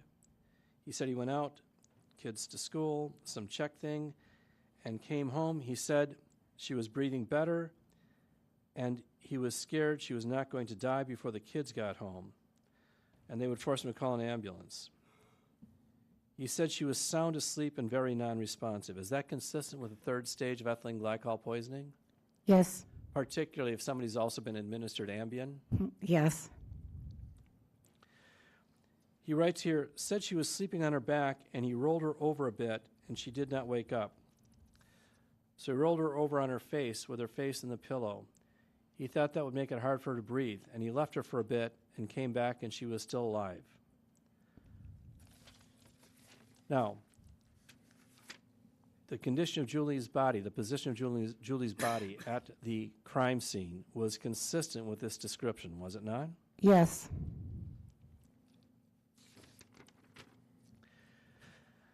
And Mr. Dillard then wrote, then he got on top of her and pushed her head into the pillow and sat on her back so she could not breathe. And she died and he went to work. Now, that last part is something that you'd not heard before. Is that true? That's correct. But is that consistent or inconsistent with the photo that I just showed to you and to the jury? It's consistent. Now, is there any way that Aaron Dillard could have obtained this information unless the person who murdered Julie Jensen gave it to him? Action argumentative. I'll allow the answer. I can't think of another source. Well, you looked at all the evidence in this case, correct? Yes. And you're a trained forensic pathologist, Yes. a medical doctor. Yes, I am. You've done thousands of autopsies. Yes. You'd examined the crime scene photos. Yes. You'd examined the autopsy photos. Yes. You looked at all the tox screens. Yes. And you had not come to the conclusion or formulated the hypothesis that Mark Jensen sat on Julie and shoved her face in a pillow and asphyxiated her. You had not come to that conclusion, had you? No. You'd not ruled out terminal asphyxia. You said you couldn't rule it out, but you'd not concluded that she died by terminal asphyxia. That's correct. Now, if Julie Jensen had not been asphyxiated, the ethylene glycol on board could have killed her without medical intervention. Is that true? Yes. even though it seemed like it was a relatively small amount. Yes. But it was only after reading Aaron Dillard's description of Mark Jensen's confession that you compared the autopsy photos demonstrating the subcutaneous injuries to Julie Jensen's rib cage to the crime scene photos showing her having been rolled into that position, correct? Correct. Now, if Julie had just been rolled into that position and left there and died, could have been a possible explanation of maybe positional asphyxia contributing to ethylene glycol poisoning. Is that a possibility? Yes. However, would positional asphyxia explain the injuries to the rib cage? No, She only weighed 110 to 115 pounds, right? that's correct. So this skinny, tiny woman just laying on her side with her arm between her chest and a mattress would not cause those kinds of injuries to the rib cage. I probably not. But a guy the size of Mark Jensen, 165, 170 pounds, sitting on top of his wife and shoving her face into the pillow until she was dead, that would cause those kinds of injuries, wouldn't it? It could, yes. Can you think of anything else that would cause those kinds of injuries to the rib cage of Julie Jensen? Not that fits the evidence in this case. Now, so Aaron Dillard, you're aware that he's a con man. Yes.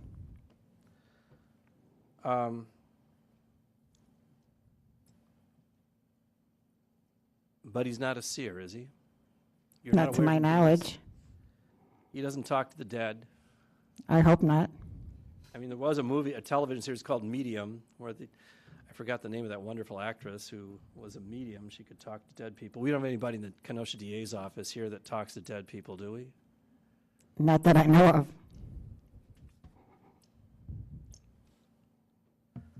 Now, out of the 4,000 or so autopsy cases that you've been involved in, have you ever seen a case like this one before? Not in the cases I've personally been involved in. But you followed up on this case, didn't you?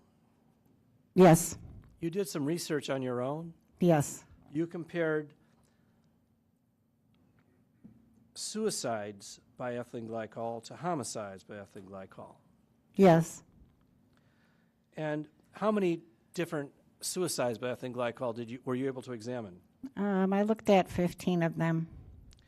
And how many homicides by ethylene glycol poisoning did you examine? Well, this one I examined directly. There were about 10 that, were public knowledge. But you didn't get all the tox screens from the homicides. Not all of them. But you got tox screens from some of the homicides. Yes. And you got tox screens from the suicides. Yes. What did you find in this analysis of ethylene glycol poisonings, suicide versus homicide? What did you find about, what inferences did you draw, or what patterns did you see concerning the amount of ethylene glycol in a person who died by suicide versus Judge. a person who died by homicide? Judge, I have an objection. It involves 971.23. Take a break, folks.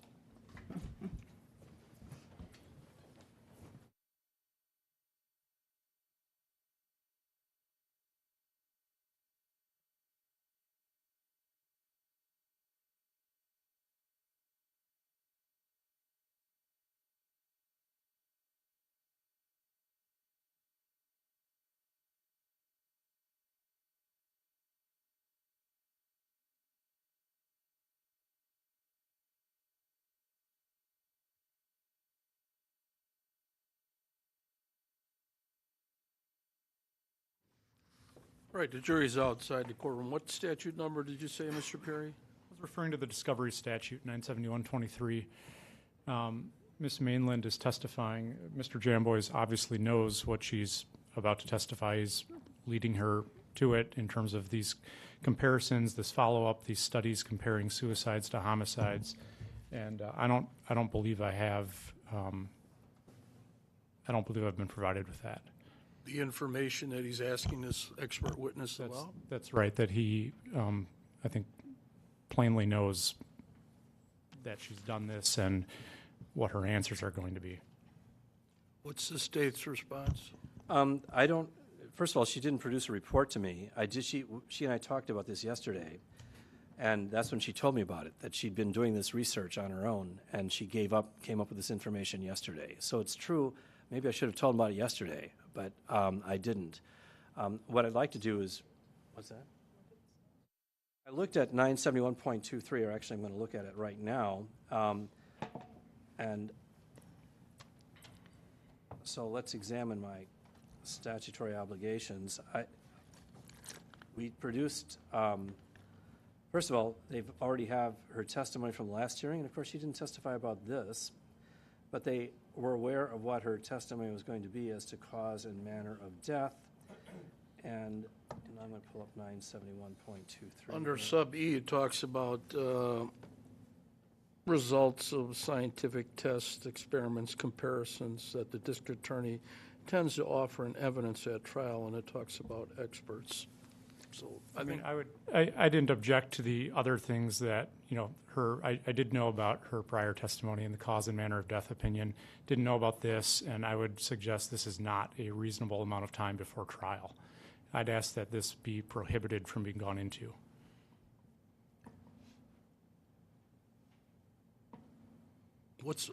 Do you have something in writing as to what she was going to testify? I'm sorry, Your Honor. Do you have anything in writing as to what she was going to testify as to the comparison tests? I don't have anything in writing. I don't. I don't have a report from her. I talked to her about this yesterday, and she was indicating that the average amount of ethylene glycol on board in a suicide is 2,000 micrograms per milliliter. Because the statute then also talks about if the expert does not prepare a statement, there should be a written summary of the findings of the subject matter of the testimony. So we don't have a written statement. We don't have a written summary. I don't, Your Honor. What I have is what she told me yesterday, and I suppose I could have told him about it yesterday, but that's when I found out about it. For the record, we're not going there then, based on 971.23 sub E.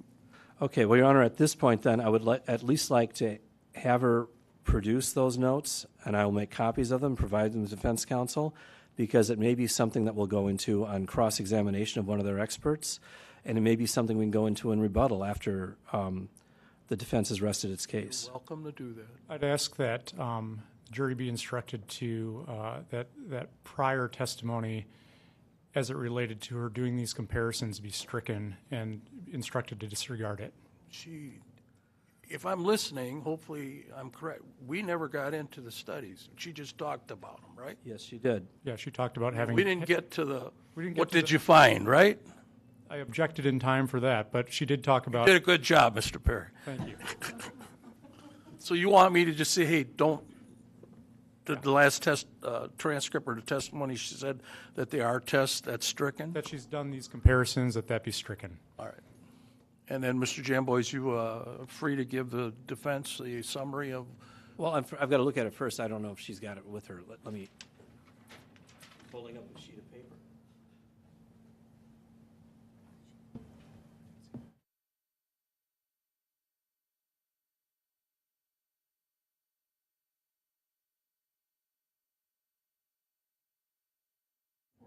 All right. And I'll mark it as an exhibit. And we'll mark it.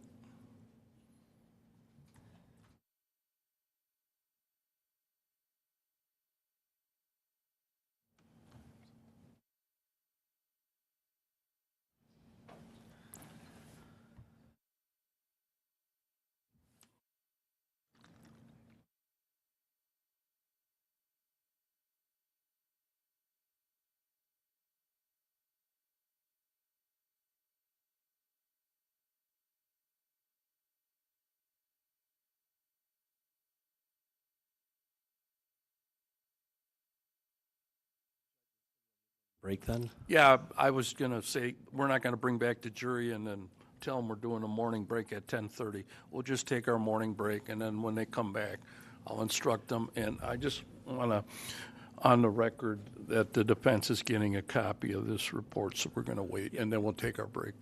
Yes, Your Honor. And then I was hoping that I could do a brief voir dire of the witness about this information so that they will have that information, so that if I cross-examine their expert on it, they'll have that information, and they'll have that much of a report from the witness. We'll do it after the break. Yes, Your Honor. Well, let's wait for the report, because you marked it. I want that part of the record. Okay, I am going to mark it. I haven't marked it yet, but I will mark it.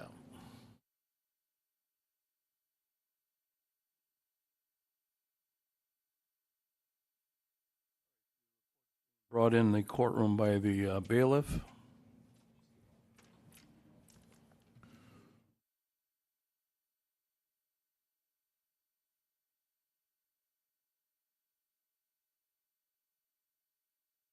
Your Honor, it's Exhibit 90.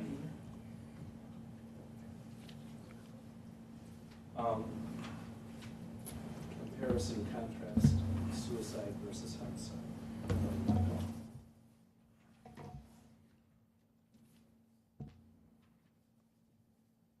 Record sure effect, the district attorney is giving a copy to Mr. Perry, defense attorney. I'm giving the original and the exhibit to Dr. Mainland.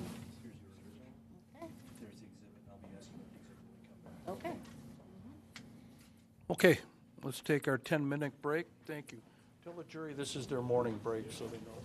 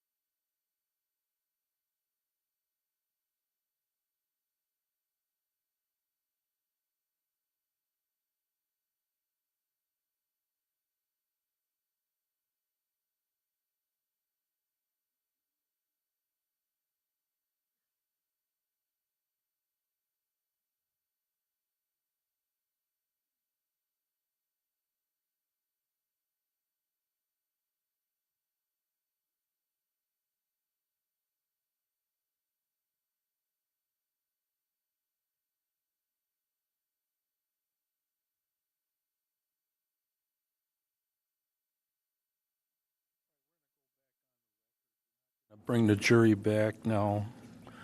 We're going back on the record on Mark Jensen, 2002 CF 314.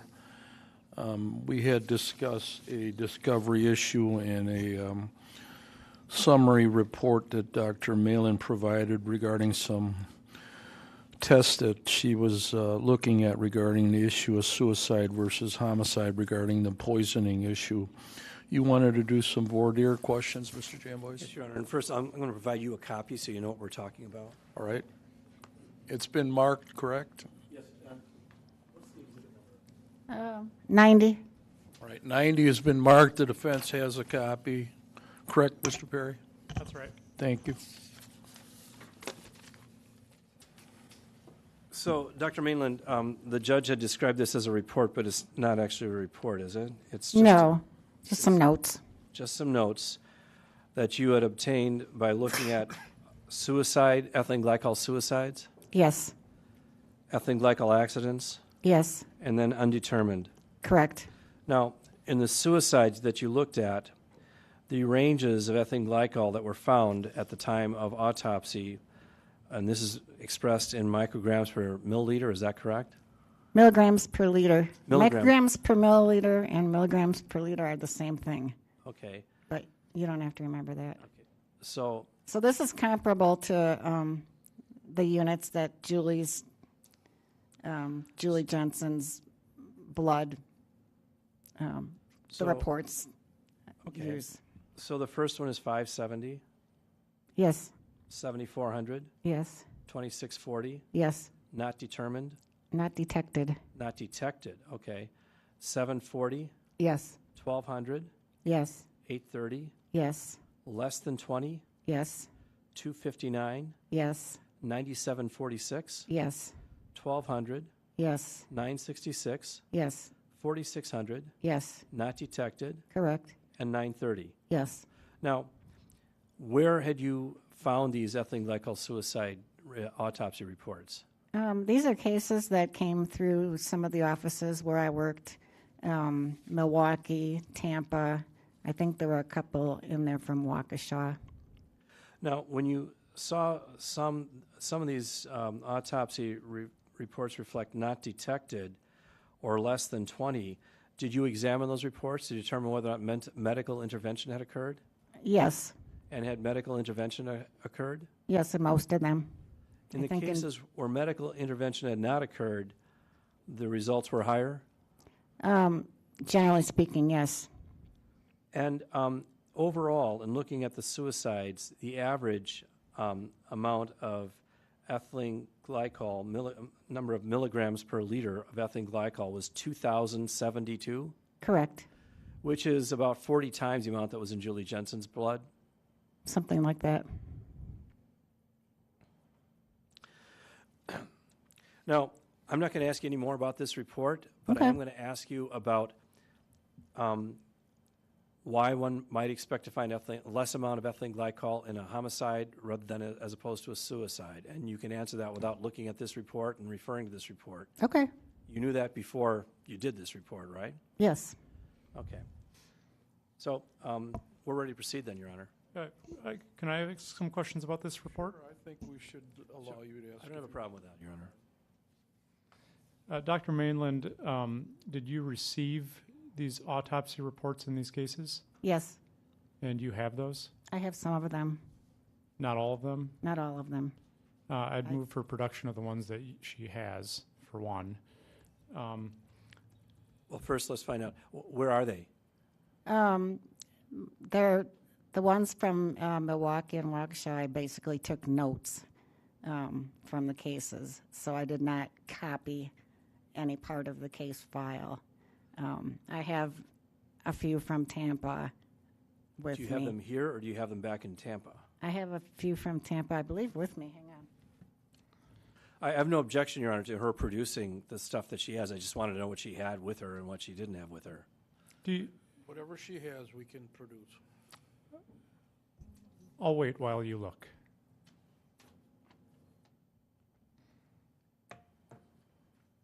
Yeah, the 1, 2, 3. I have 5 cases here from Tampa. Just wait. The reporter's plugging your Oh. machine in. Sorry. All right, I have 5 case reports here from Tampa, and then the rest of what I have is handwritten notes taken from case files in Milwaukee and Waukesha and Kenosha. I'd request that, would you have a problem with us making copies of those and providing you with the originals back? Nope. Okay, Your Honor, I request that the bailiff make 2 copies. And are these going to be marked as exhibits, Counselor? I don't guess know. we'll- They can be. Just do 2 copies and you can make a decision later. Okay. And maybe we should wait for the copying until I'm done asking questions in case there's more. That's how you want to proceed? Go ahead. Do you have, are you able to look at these numbers with the records that you have and tell me where each one of these is from and the date of death? Yes. I only have, as I said, 5 records with me. Actually, some of the notes, I think I can tell you the date of death. Okay, did you receive these autopsy reports and toxicology results? Did you receive those electronically from people? I probably looked at them physically. They were mailed to you. No. I did this a while ago while I still had access, physical access in Milwaukee. You did this while you were working in Milwaukee? No, but I was able to go and look at cases. Okay, before you moved to Florida. Yes, I believe so. Okay. Do you have the sources for who made the determinations that these were a suicide, an accident, or undetermined? No, I don't have the physician's name. Do you have the reports that accompany them to support how they came to that conclusion? No, You just have the, just the 5. Yeah. for 5 of them. Yeah. And for those 5, you don't have the things I just asked you about. For the 5, I have the physician's determination of cause and manner. I have the initial investigative report, and then I have the toxicology report. Do you know which, on this list, which 5? Yeah, the 5 from Tampa. Let's see. It would be 2 of the undetermineds. Hang on. 1.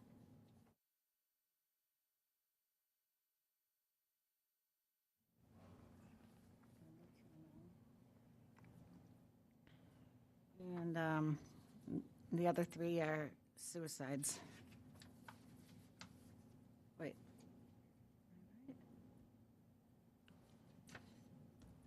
No. 1 is an accident, 2 are suicides, and 2 are undetermined. Those are the cases I have with me from Tampa. Right. Which ones on this list, please? The 2 undetermineds, well, you see that, and they're just 2 of them. The suicides, hang on.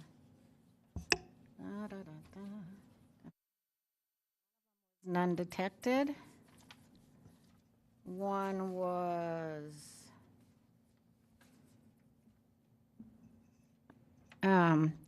460 milligrams per deciliter. That's 4,600 milligrams per liter. And the last one, 930 milligrams per liter. And the rest you have no details on with you. I don't have any, all I have is my notes with amounts.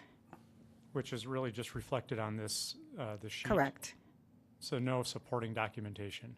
I have, well, only my notes. I have notes as to day of death and a little bit about the circumstances, Okay, et cetera. So, and there are 21. If I can Right. do addition, there are 21 different things listed on here, right? Yes. And you can tell us, you have details about 5 of them, right?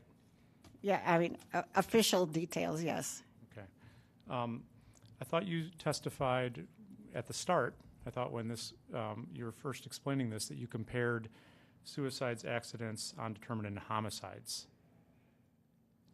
Was homicides yes. a category that you had compared? I did, but the homicides those are from public knowledge. I have, fewer toxicology reports. And those aren't on this list? No, they aren't. I don't know of any other ethylene glycol homicides either from here or down in Tampa, which is where I pulled this stuff from. Aside from your opinion about this particular case? Correct. That's the only ethylene glycol homicide that you think exists, that you're aware of? In this area, yes. Okay, so in terms of comparing, your study comparing ethylene glycol fatalities of what's seen in a suicide and what's seen in a homicide, on the suicide list you have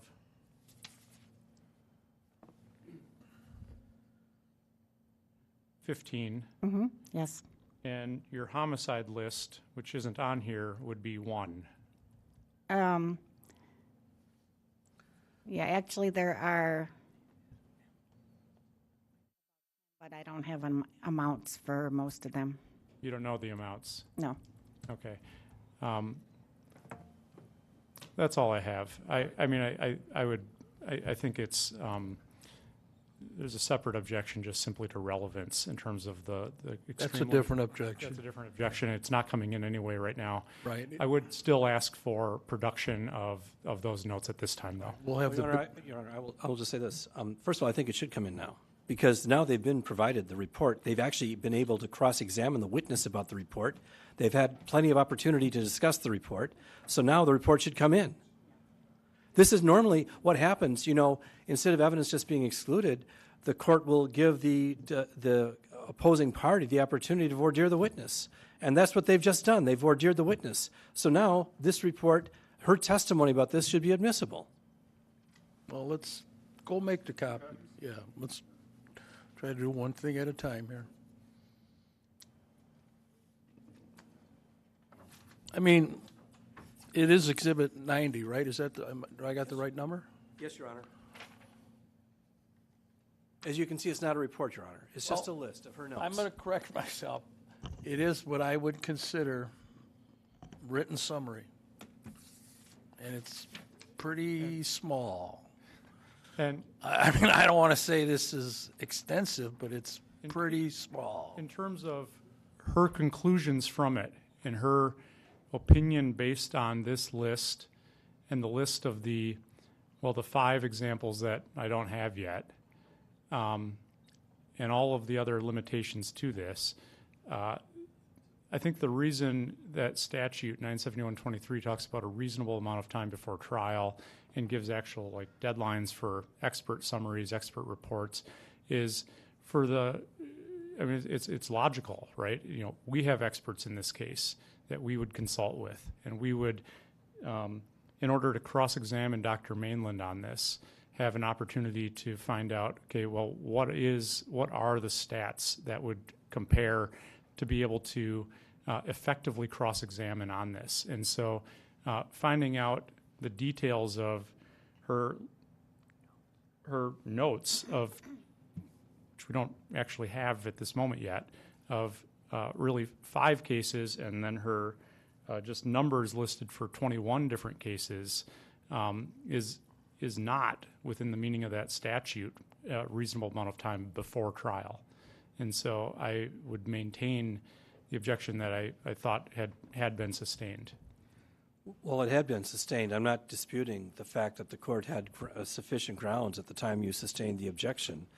What I'm saying is that there are 2 potential remedies. When there's been this kind of what I would call an inadvertent discovery violation. It was my fault. It wasn't Dr. Mainland's fault, and she told me about this yesterday. And when I got it, I guess I should have immediately notified defense counsel, and I just forgot to do that. But one of the other options, instead of excluding the evidence, is to allow the defense or the opposing party to voir dire the witness. And that's what's happened here. So I think now the stuff that defense counsel's raised here goes to weight, doesn't go to admissibility, and I think that it should be admitted. Would you think it would be beneficial to the defense's expert witnesses to have this information prior to today's cross-examination? Well, you mean so that they could then consult with the defense attorneys about it? Correct. Yeah, it probably would be, Your Honor. I think it would be pretty beneficial. So it's not coming in on direct. Thank you, Your Honor. All right, bring the jury back. Did we get those copies back yet? I think he's still working on it. You got to slow me down sometimes. Okay, so you're telling him not to bring back the jury. I know. That's why you got to slow me down. But I think, so we're not bringing in the jury yet, sir. So We need the copies first. we need the copies first, okay. You heard. You heard.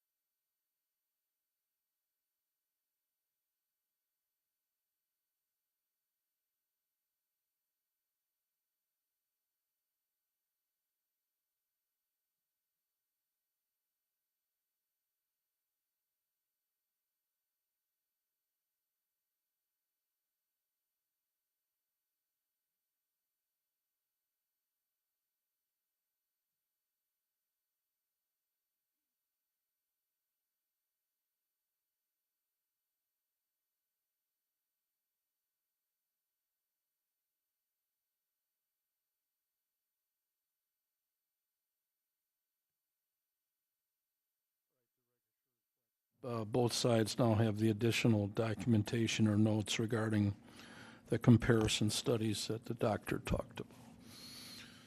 Okay, let's bring the jury back out.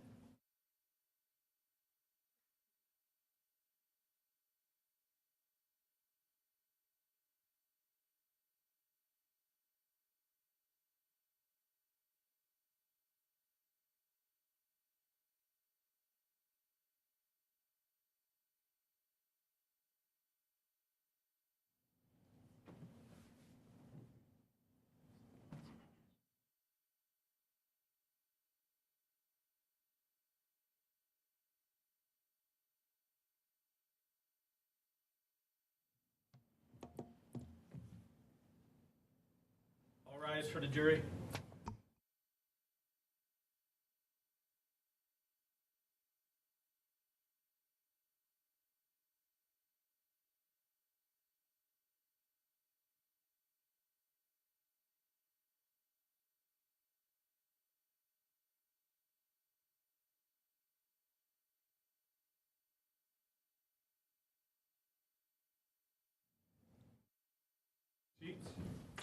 All right, we're back on the record. Mark D. Jensen, 2002 CF 314. The appearances are the same. The jury's back in the courtroom. Dr. Malin is still on the stand under oath. I just want to tell you, ladies and gentlemen of the jury, there was some question about comparative studies of homicide and suicide. We're not going to get there right now, so disregard all that. Whatever was said is stricken from the record. So you can continue now, Mr. Jamwis.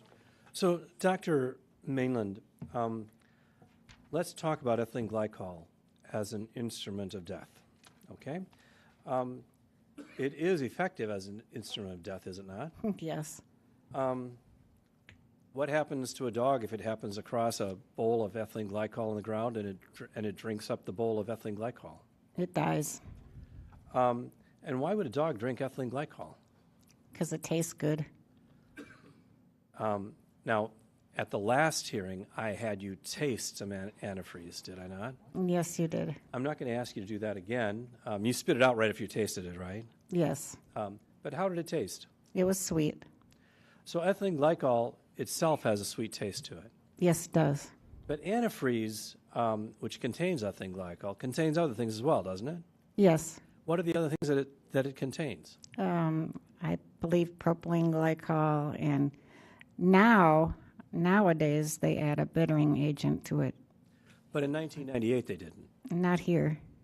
So, but there were other additives like things to prevent the engine block from getting rusty and things of that, rust inhibitors and that sort of thing. I can't remember all the. I don't know all the chemical names. But you knew how it tested when you, or how it tasted when you tested it back in 2008, Yes. and it tasted sweet. Yes. And that's what would cause dogs possibly to drink it if they found it on the ground. Possibly. And sometimes children would drink ethylene glycol, right? Yes. And there'd be an accidental ingestion of ethylene glycol, Yes. and they'd get very sick. Yes.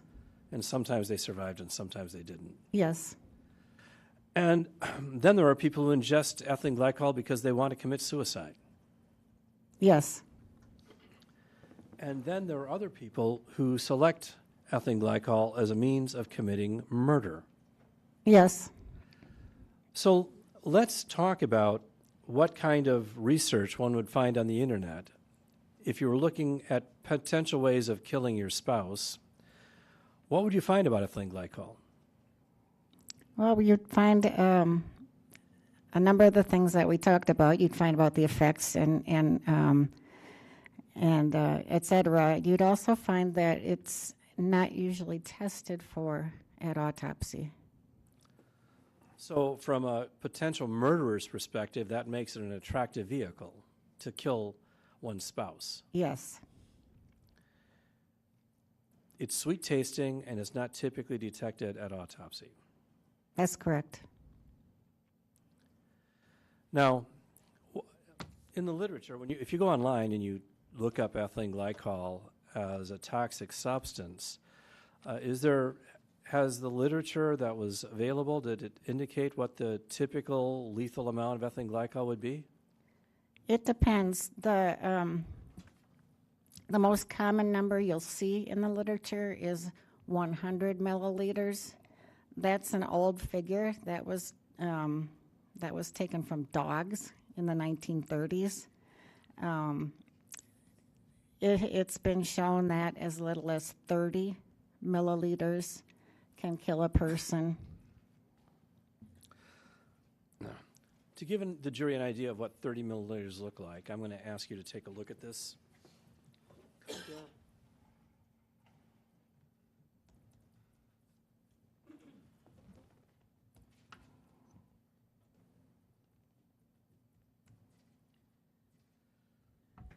So that's a small dosing cup that came with my NyQuil.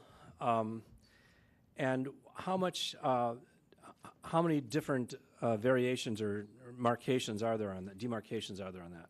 There are 2 lines. The first one marks 15 milliliters, and the second one, closer to the top, marks 30 Could you hold that up to the milliliters. jury so the jury can see it? So 30 milliliters is just a little bit less than what's contained, what would be held in that cup. Correct. And is that the amount that you're holding there in your hand, that would fit in that cup? Would that be a sufficient amount of ethylene glycol to cause the symptoms that Julie Jensen was manifesting? Yes. Would it be sufficient to cause the oxalic acid crystals that were found in her system? Yes. The amount of ethylene glycol that was found in her blood and her gastric contents and Yes. in her urine? Yes. But that amount of ethylene glycol, that small amount, 30 milligrams, or milliliters, 30 milliliters, would that be likely to cause her death very quickly, or would it be likely to cause her death over a longer period of time? Every individual's different, but the symptoms are the severity of the symptoms will kind of depend on the dose. Well, not the severity, the manifestation. A person could survive. I'm sorry. Repeat your question, please. I got off track. Okay. Well, let's start with this.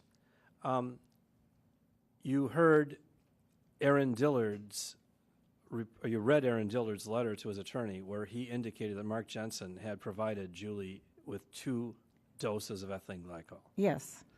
So, hold up that cup, and you said that would be sufficient all at once to kill her, correct? Yes. So 2 doses of half that amount would be enough to kill her?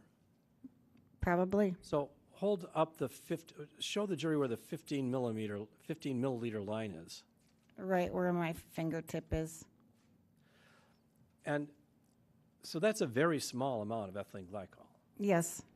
And if it were mixed in with a cup of orange juice or some kind of a juice, it might not be noticed. Might not. And if you're going to murder somebody with ethylene glycol, you don't want them to taste it on the way down, right? Probably not. On the other hand, if you're going to commit suicide with ethylene glycol, you just gulp it all down. Object to foundation. Why don't you just lay a foundation as to that question? Well, if a person is going to commit suicide with ethylene glycol, they want to die from ingesting ethylene glycol. Is that right? Right. So what are they likely going to do if they want to die from ingesting ethylene glycol? Drink enough of it. To kill them Yes. all at once. Yes. Let's talk about the process of dying from ethylene glycol poisoning. You described the stages, but can you describe the level of suffering that a person who's dying from ethylene glycol, describe to the jury the level of suffering that Julie Jensen went through in the last 2 days of her life? Especially the second and third phases of ethylene glycol poisoning. The second phase, where glycolic acid is being produced and the body is becoming acidotic, is very uncomfortable. I was describing how hard and deeply the person is trying to breathe in a futile effort to get rid of acid in the body. There could be some depression of the nervous system as well. First stage could cause even seizures. By the third stage, you can get pain, a lot of pain. That would involve the crystals building up in the kidneys, so you get pain from that. You would just feel misery. I guess I could compare it to a bad flu. You would feel generally weak and miserable. So one large dose would shorten the agony and the misery, and multiple small doses would prolong the agony and the misery. Yes. So if a person's committing suicide, most people who commit suicide don't want to suffer, they just want to die, right? In my experience. So ingesting multiple small doses of antifreeze is more horrific way to die than ingesting one large dose of ethylene glycol. I would say so. On the other hand, it's hard to get somebody to ingest a large amount of ethylene glycol unwittingly. Objection foundation. Overall, go ahead, you can answer it. Well, I'll back up. You tasted ethylene glycol, right? Yes. It was a sweet tasting substance. Yes. But there were other tastes to it that were not so pleasant. Yeah, there were, yes. I mean, you've had orange juice, correct? Yes. And you like the taste of orange juice. Yes, I do. You don't like the taste of ethylene glycol that you're secretly hankering for more ethylene glycol, right? No, I have not. It doesn't taste as good as orange juice, does it? No, it does not. So if you wanted somebody to ingest ethylene glycol, and you're going to spike their orange juice with it, you'd put in a little bit of ethylene glycol and a lot of orange juice. That would help to disguise it, yes. So 2 small doses is consistent with homicide, but inconsistent with suicide. Yes. And the information that you have concerning the last 2 days of Julie's death, or Julie's life, I should say, the last 2 days that Julie was alive, is that more consistent with 2 small doses or 1 large dose? It's more consistent with multiple doses. And that's consistent with what Aaron Dillard's indicated Mark Jensen confessed to him. Yes.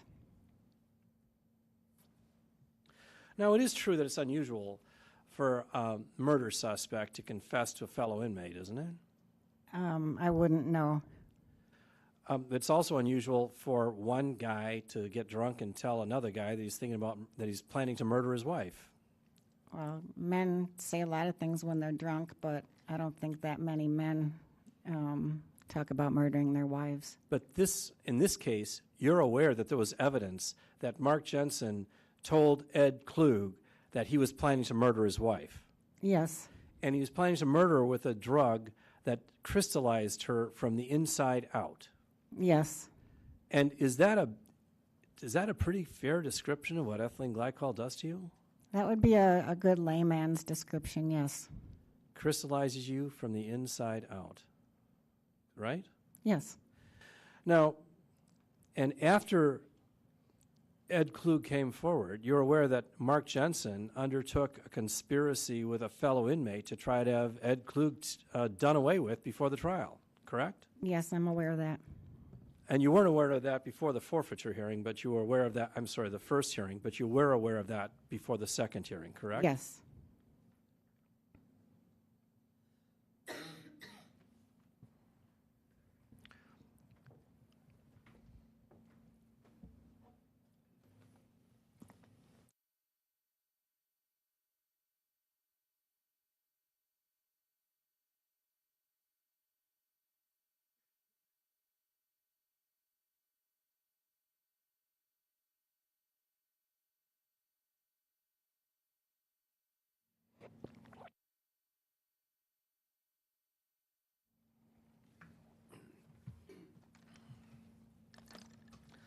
So, Doctor, just to complete this line of questioning, as you're sitting here today, do you have an opinion to a reasonable degree of medical certainty as to the cause and manner of death of Julie Jensen? Yes. What was the cause of her death? Ethylene glycol poisoning with probable terminal asphyxia. And what was the manner of death? Homicide. Nothing further. I take it, Mr. Perry, you're doing the cross? Yes. Go ahead. Thank you, Judge.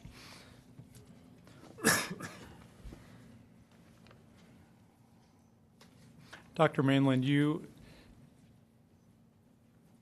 when you started this morning, you were explaining your kind of qualifications for going through your CV, right? Yes. And you started from the beginning with was it a residency? Medical school. Yeah, and then fellowships. Yes.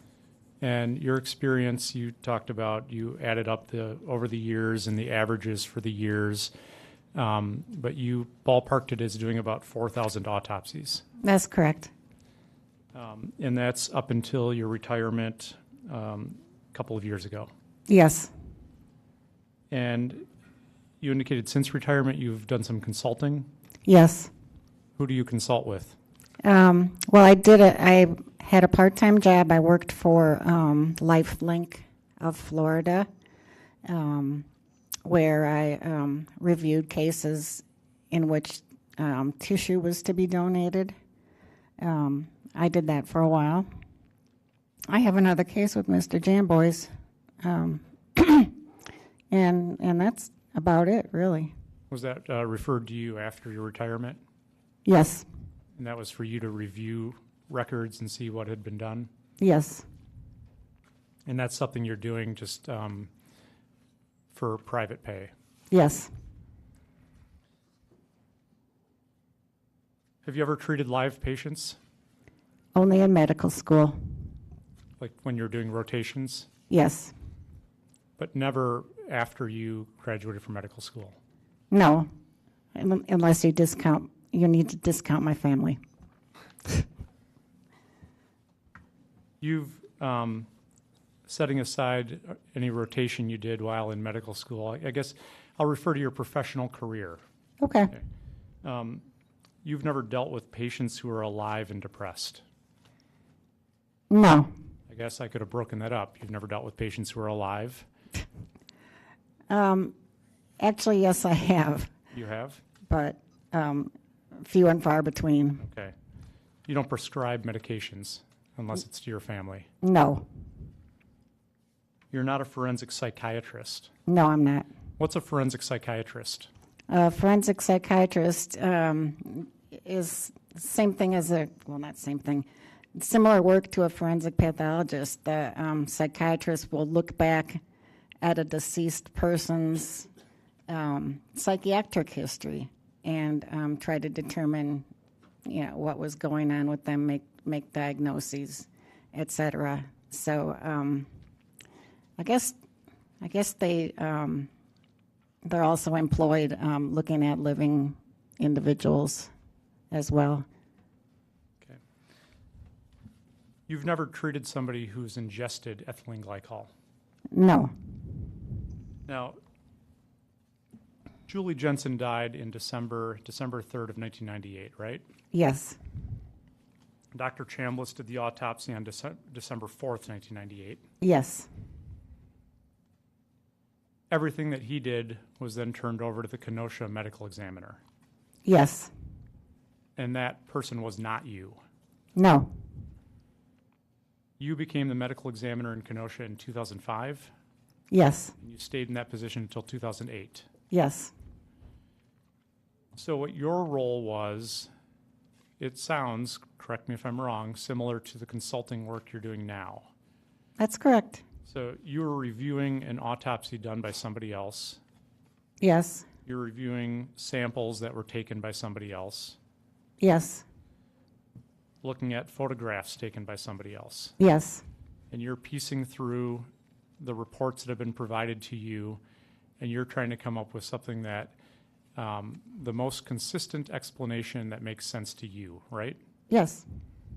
And that's when you testify and you say the words a reasonable degree of medical certainty, that's what that really means, isn't it? Yes.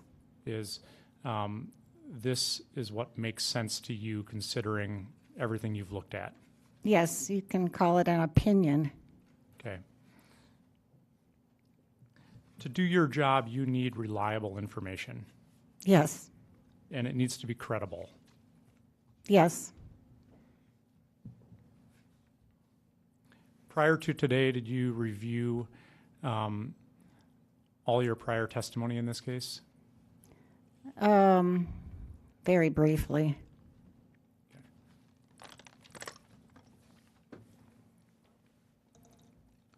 You testified on direct that you reviewed the autopsy report. Yes. Do you usually take the photos when you do autopsies? I take a lot of my own photos. Others do not. Some rely on autopsy technicians. Some rely on law enforcement. And the reason you take photos yourself is you want to be sure that you're photographing what you want photographed. Yes. And you can be, it's part of the whole report essentially, right? Yes. Okay. You wouldn't want to, I guess you aren't doing autopsies anymore. It's a bad question. But you don't want to find out when film got developed that the picture didn't capture exactly what you wanted. Of course not. And, film hasn't been used in a long time, right? I used it in 2000, but it's been quite a while. Okay. And then everything went digital. Yes. And in this case, these were film photographs. I believe so.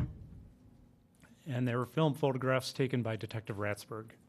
I'm not sure who took them, but I'll take your word. Do you still have the autopsy report in front of you? Yes. It was a paper copy was given to you this morning, right? Yes. If you were to look at top third of page 1, would that refresh your recollection? Yes, you're talking about Right Dr. above the word Chambliss. personal effects. I see that, yes. Yeah, and it says photographs are taken by Sergeant Ratsburg of the Pleasant Prairie Police Department. Okay. You see I that? believe that, yes. Okay.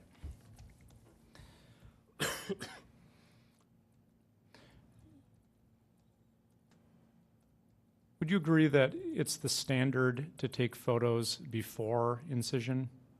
Yes. And the reason you want to do that is to document the state of the body as it's received by you prior to doing the autopsy. Yes. Any external findings would want to be documented. Yes. You haven't seen any pictures like that in this case, have you? No, I haven't. You're not aware that any external preliminary photos were taken at autopsy? Not at autopsy. And so when you're doing kind of your review of the work that's been done, a limitation is the work that's been done, right? Of course. And the quality of that work. Yes. How long does an autopsy typically take? It depends. A really simple autopsy can be completed in an hour. Depending on the findings, depending on the type of case. Multiple gunshot wound case can take days. In all of your years of doing autopsies as a forensic pathologist, have you ever done an autopsy and then just turned it over to somebody else? No. And the 4,000 autopsies you've done, you've then done the investigative part of it and sent things for samples and done the follow-up work. Yeah, we do obviously have investigative staff, but I reviewed their work product. Okay, and Put it in all this together. case, I'm sorry, Yeah, I reviewed their work product and put it together with the other things that you mentioned. by your staff. Yes. Okay, and in this case, you're understanding that Dr. Chambliss did the autopsy and then turned it over, Yes. and he didn't do any additional follow-up. I'm not aware of it. And he was the Waukesha medical examiner at the time, right? I think so, yes.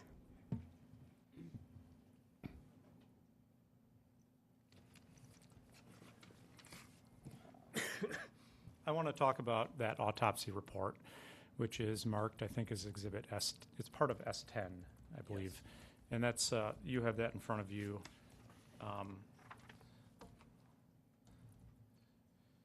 And it describes the condition of Julie Jensen as of December 4th, 1998, right? Yes, It notes that she weighed 110 pounds. approximately. Okay. Would you think that the St. Catherine's, where this was done, would have had a scale? I really don't know. Would it be in the 4,000 autopsies you've done, do you weigh the body?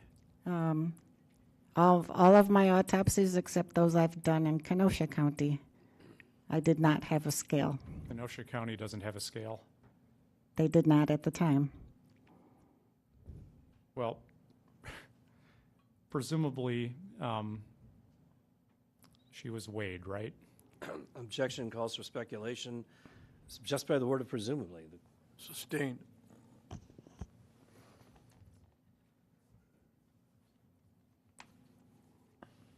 It's in Dr. Chambliss's report, isn't it?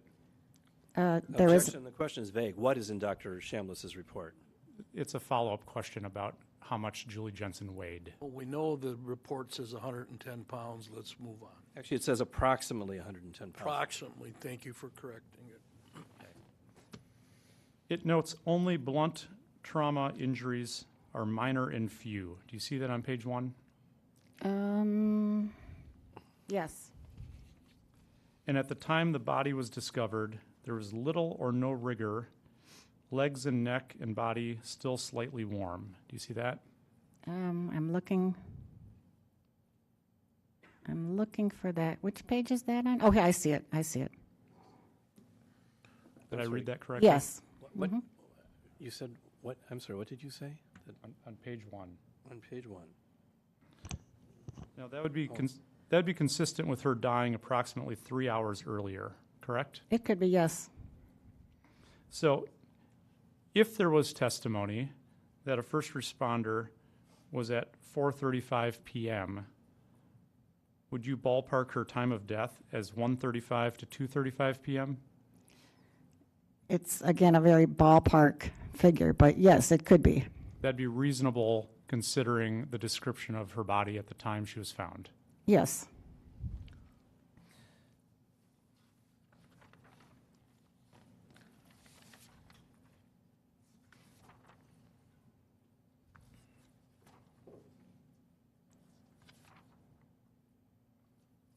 Do you see the spot in the autopsy where it notes the hemorrhage of the mucosa of the hypopharyngeal muscles on the upper back of the thyroid cartilage of the larynx near the areoepiglottic folds?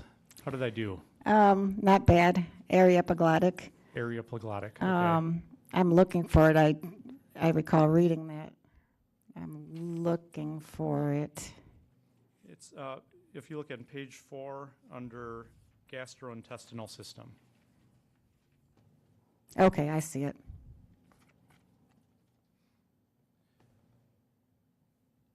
And it says there's a hemorrhage of that mucosa, right? Yes. That's something that is not an infrequent finding, correct? That's correct. That could be entirely post-mortem artifact. It could be, yes. Can you explain what post-mortem artifact means?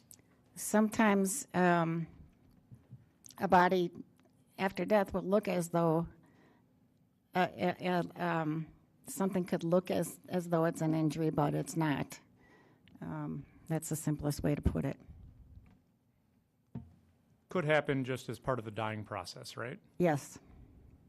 This description Yes. doesn't mean that a person was struck. No.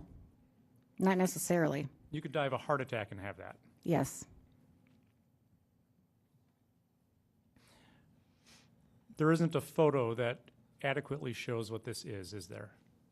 There is, yes.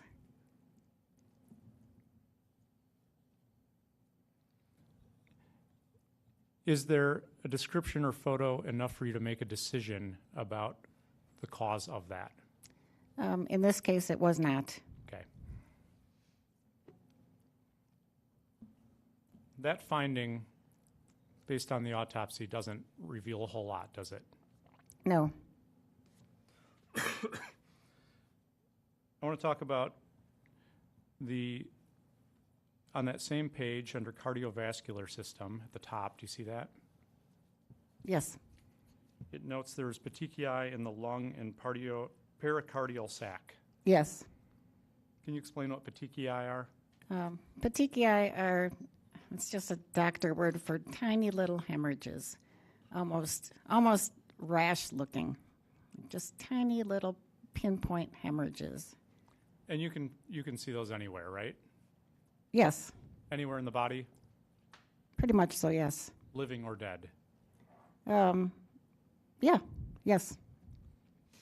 Is there anything suspicious about there being petechiae in the lung and pericardial sac?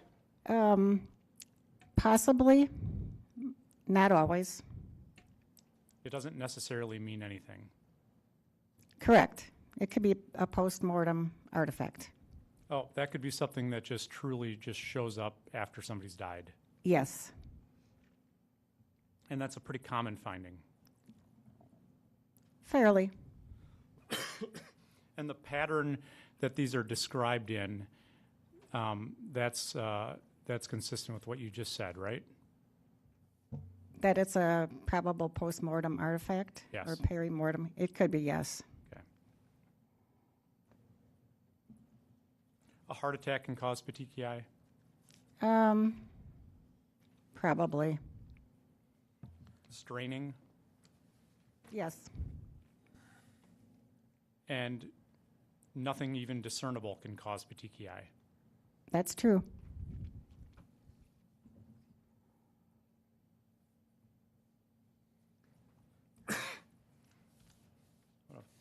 Find the right page.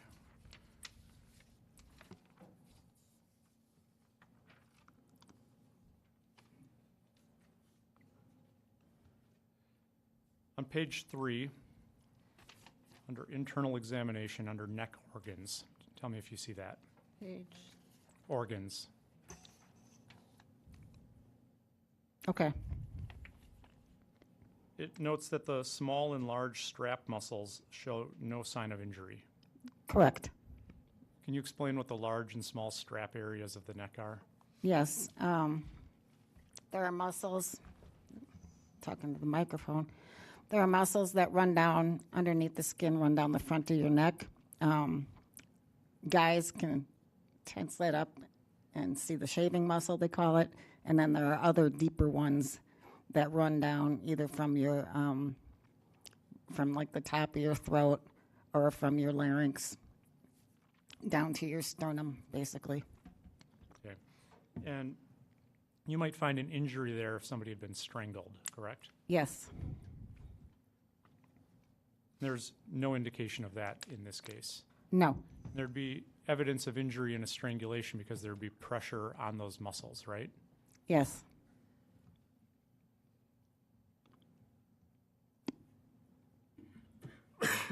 Same section.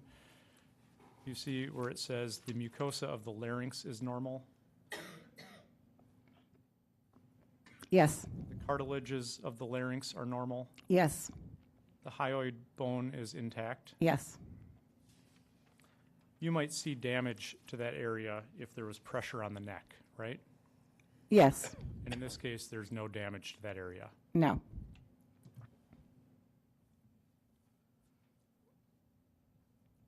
Talked quite a bit in direct about the gastric contents. The report doesn't actually indicate that gastric contents were collected, does it? No, it doesn't. It gives a description of the gastric contents. Yes. It indicates that there were about 660 milliliters, right? Correct. And I think it described that it contained what Dr. Chambliss described as potatoes and pepper. Correct. Have you ever examined the gastric contents? No. I want to walk through a little bit of measurements in this case because there's been a lot of discussion about that.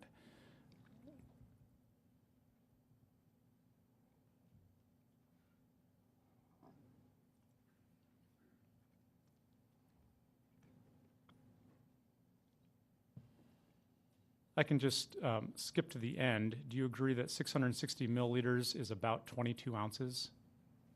Sounds about right.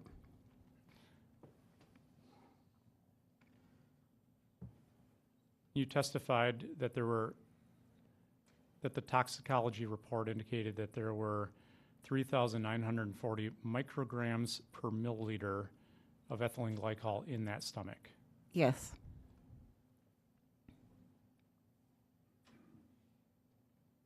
A microgram is 1/1,000,000th of a gram, correct?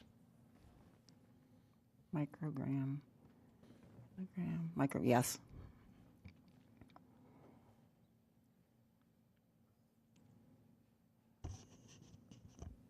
$3,940 micrograms per milliliter. If we were to multiply that by 660,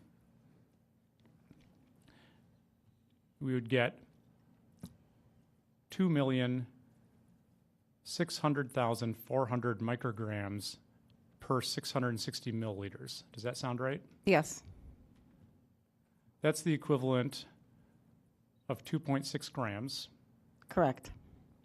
which is the equivalent of about 1/10 of an ounce. You're making me do math on the fly. I grant that, yes. Okay. A teaspoon is 0.166 ounces. Sound right? Sounds reasonable, yes.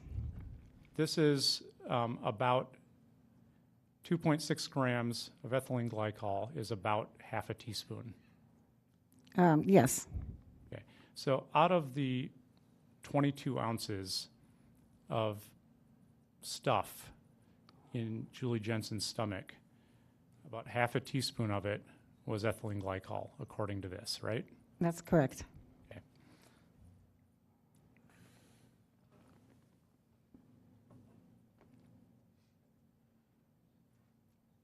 The autopsy report notes that the stomach was distended. Yes. That could suggest that the stomach was not emptying properly, correct? It's possible, yes.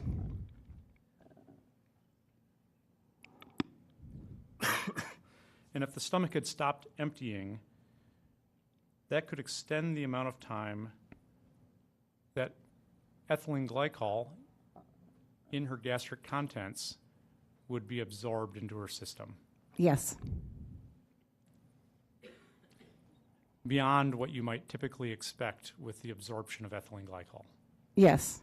Because what you'd typically expect with the absorption of ethylene glycol is what you'd typically expect in a correctly functioning GI system, right? Yes.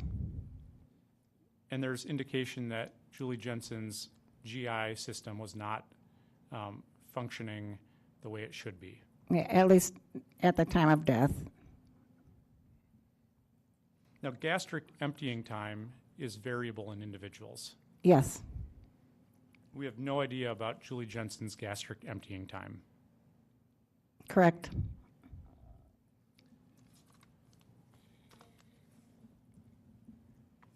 Gastroparesis is when the stomach doesn't empty properly for any number of reasons. Agreed? Yes. And that's a pretty common thing to occur even in healthy individuals. I'm not sure how common it is, but I mean, it's knowledge. Okay. Properly functioning kidneys, one of their jobs is to eliminate nitrogen wastes from the body, right? Yes. And if that's not happening, then something called uremia can develop. Yes. And the uremia is really just the buildup of nitrogen waste in the body. Yes, basically.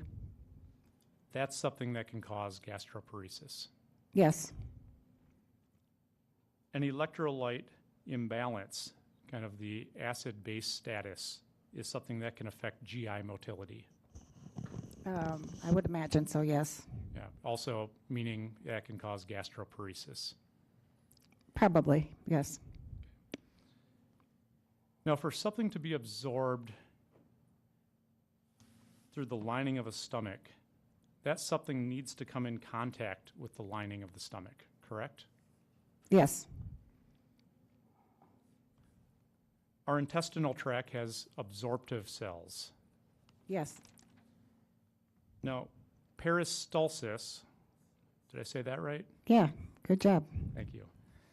Is the grinding up of the food, liquid, everything that's in the gut, mixing it with digestive enzymes, and puts it into contact with those absorptive cells. Correct. Now, when there's gastroparesis, that's breaking down. That system isn't working, right? Correct. To know whether the half a teaspoon out of the 22 ounces would have come in contact with the lining of Julie Jensen's stomach, with those absorptive cells, we really need to know what the other 22 ounces are, right? I'm not sure how that would make a difference. Well, if it's if the 22 ounces is just clear water, that's different than 22 ounces of sludgy food, right? Okay, I understand now what you're getting at. Yes. Yeah, you'd agree with that then? Yes. That to assess the likelihood or unlikelihood of what was going on with that half a teaspoon, we really need to know the makeup of those 22 ounces. Yes, that'd be helpful. And we don't know that, right? We know some about it, but we don't know the chemical composition.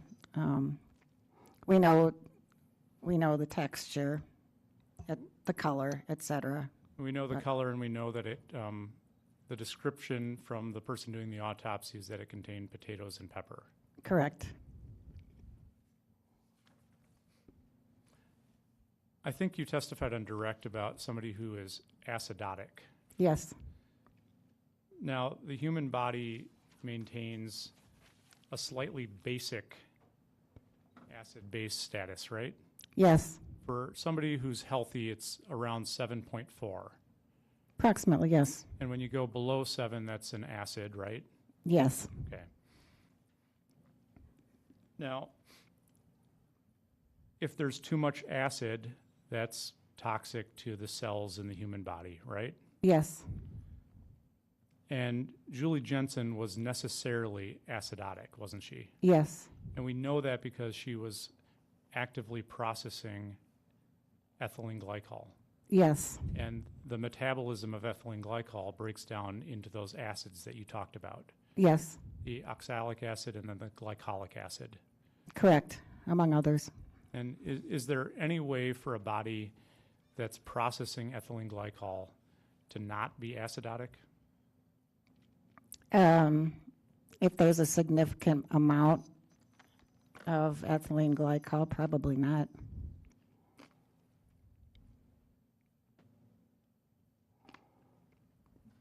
And that's something that we talked about, that electrolyte imbalance is something that can delay gastric emptying. Yes.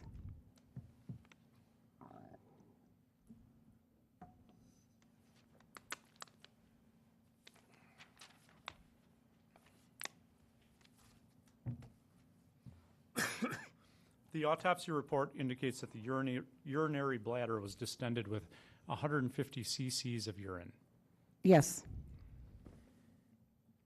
That's a pretty typical amount for somebody to die with. Yes, it is. You have an indication that Julie Jensen was drinking a lot of water, Yes. and you referenced looking at scene photos and descriptions of the scene, right? Yes. There's no indication that any bodily fluids were found in the bed. Not to my knowledge. That would suggest that she was able to get up and go to the bathroom, wouldn't it? Either that or she simply wasn't going. Okay. Or someone helped her. Those three options, Correct. but it was a typical amount in a bladder. Yes.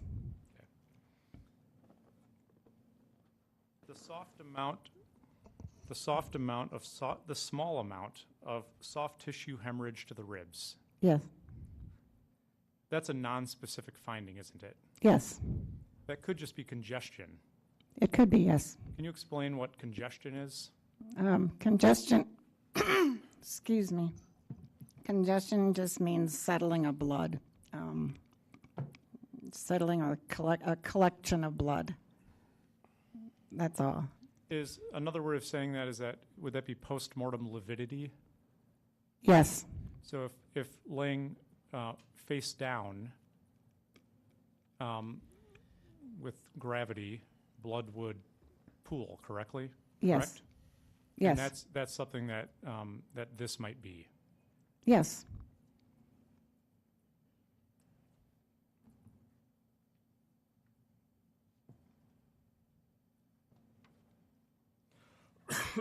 That's something that could have happened when the body was even moved. I'm not sure about that. You have no idea whether it's an injury, correct? I can't say definitively that it is an injury. And you don't know how long it had been there. No, I don't. Is that something that could be a post-mortem artifact? It could be.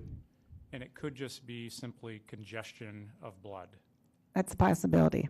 And you're aware that Julie Jensen was found face down. Yes. It could have been from bumping into something. Kind of an odd place to get injured from bumping into something, Well, if somebody was maybe. if somebody was in an intoxicated state, they could have bumped into any number of things, right? It's possible. So it could be an injury, could not be an injury. Correct. Could have happened before death, could have happened after death. I don't think it happened after death. That's what post-mortem finding is, right? Yes. Okay. The positioning of the arm in the photo, that today you said you thought it was an unnatural position. Yes. You'd agree that people sleep in weird ways. Yes, they do. And when people are on their side, an arm has to go somewhere, doesn't it? Yes. At least one of them. Right. The report notes bruises on the right buttock. Yes. That's also not a specific finding, right? That's correct. That could happen from falling or running into a table. Yes. You'd have no idea from this description how old they are. The description would indicate they're fairly fresh. Could have been there for days. Maybe a couple. The bruise on the right shin, you saw that in the report. Yes. That means nothing to you, right? That's correct. That's also what you'd say is non-specific. That's correct. That could be from bumping into anything. Correct. Also, no idea how long that's been there. No, I don't remember. Don't remember if he described the color.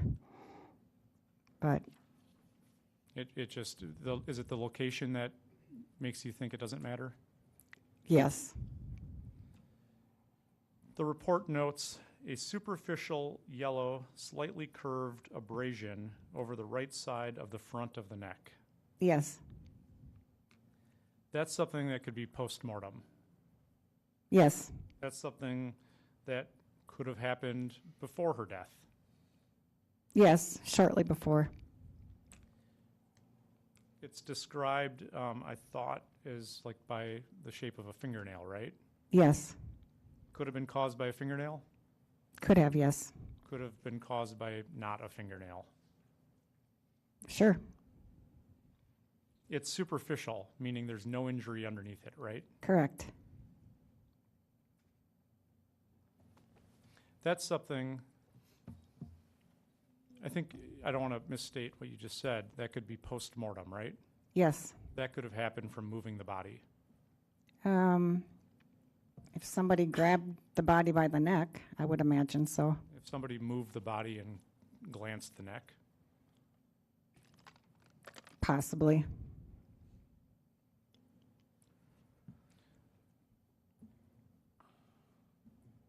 there were pictures at the scene when she had died, and it showed her eyes, right? Yes, You remember seeing those? yes. That's something that doesn't strike you as significant in any way, right? The description given by Dr. Chambliss, if that's a correct description, no. It does not. It's nonspecific and common. It doesn't mean anything to you based on his description. Correct. And we kind of have to go with his description, right? Right?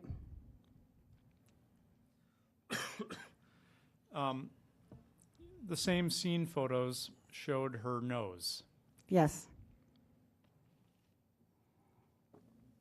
Now, it's not uncommon for people to die face down, is it? It happens.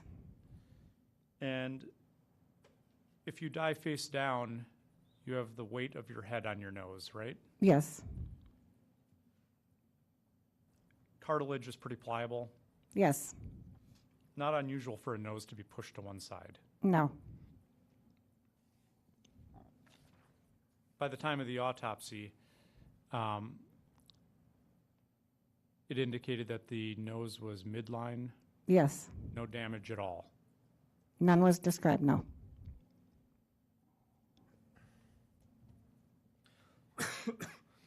I want to shift to, well, Judge, I'll ask you this. I'm going to shift to a new topic. Let me just ask you, how long is your cross going to be as of right now? How much more do you need? I suspect at least an hour. All right, and you're going into a new topic? I am. I think it's a great time to stop. Yeah. 1:15, folks, don't talk about the case.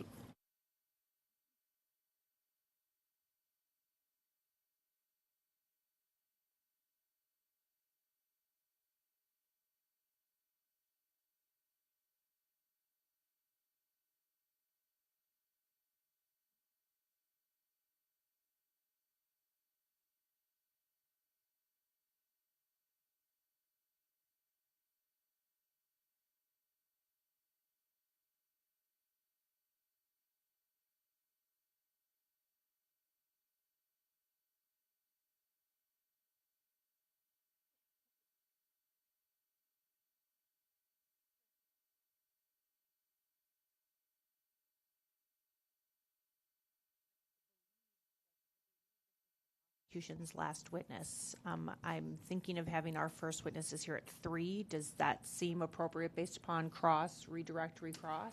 Well, I'm expecting my redirect's going to be quite brief. Certainly not anywhere close to an hour. And you said yours is about an hour? We're going to start at 1:30? I mean, it's I said 1:15. Oh, 1:15, So we're- start at 1:15, you'll be done at 2. I'd say 3 o'clock is a reasonable All right, time. so we're going to be done by 3 o'clock with this witness. maybe. Maybe I shouldn't ask the question. Don't jinx us, Judge. I'm just having a couple of witnesses drive from Milwaukee, so I'm going to tell them to be here at 3. So let me just ask Mr. Jamboy before we go off the record. Bob, Is this your last witness? It is, Your Honor. Thank you. All right, have somebody available. yeah. But 3 o'clock's an okay time to tell them to be here? I mean, they're coming from work, so I want to be respectful of time. I don't want to stop at 3 and we got nothing to do. I mean, there's going to be an afternoon break. I'm just saying, is 3 o'clock an okay time to have someone here, or should I have them I here think it's a earlier? great time. Okay. We're still on the record set. All right, we're in recess.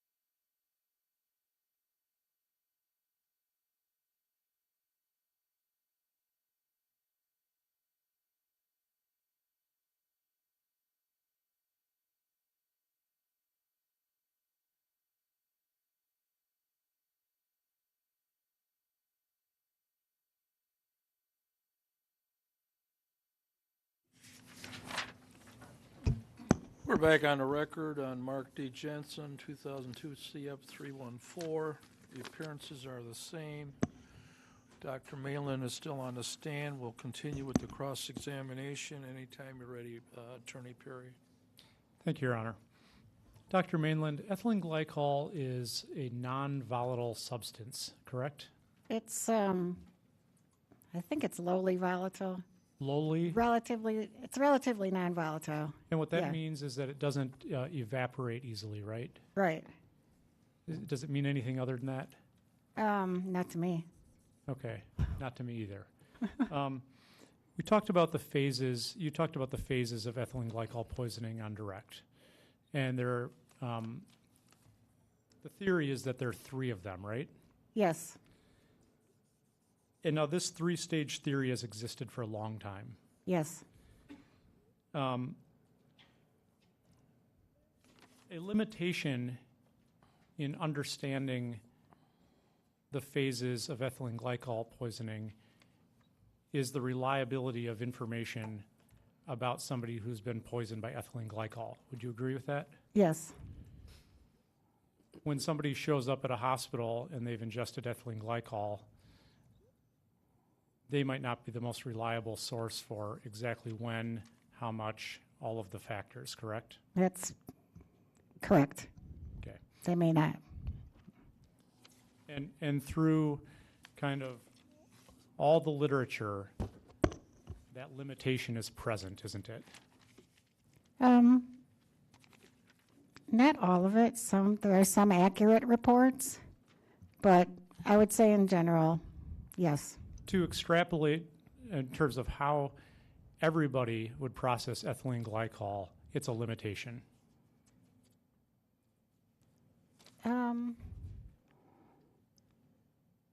And I'm not quite sure. Well, I'm not quite sure what you mean. Well, Do I that- think yeah. today you said every individual is different. Mm-hmm. Yes. And I guess what I'm getting at is issues with metabolization, Okay. okay, and then how these different phases might manifest in any particular person. Okay. Do you agree with that? Yes. That it's not a I guess a strict recipe in terms of what happens when any one person ingests ethylene glycol. Okay. Correct. Okay. Correct. And I think a quote that is present in the literature and has been for a long time is that metabolism of ethylene glycol has not been thoroughly investigated in man. That's correct. And it hasn't been because it's poisonous. That's correct. Okay.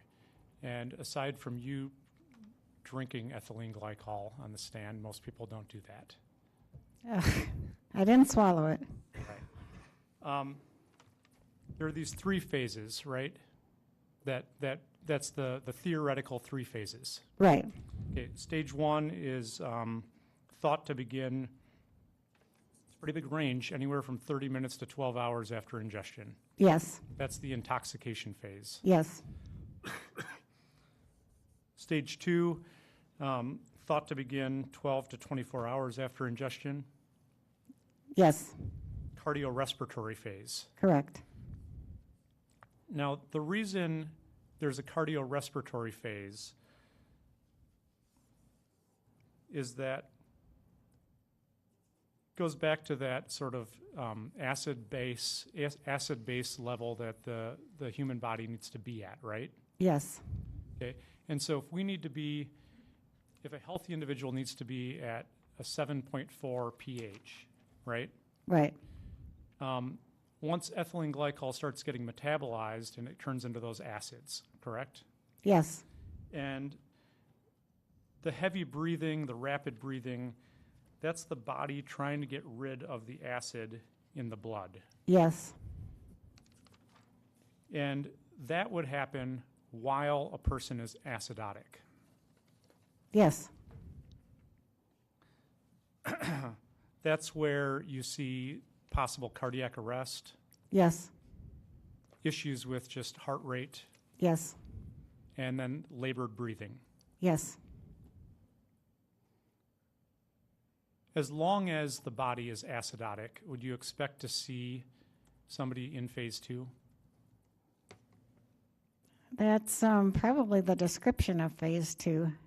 I'm not sure it has a strict definition, but Sure. phase 2 relates to the production of glycolic acid I and guess the what acidosis. What I'm trying to understand is the logic with it, okay, and the explanation for it.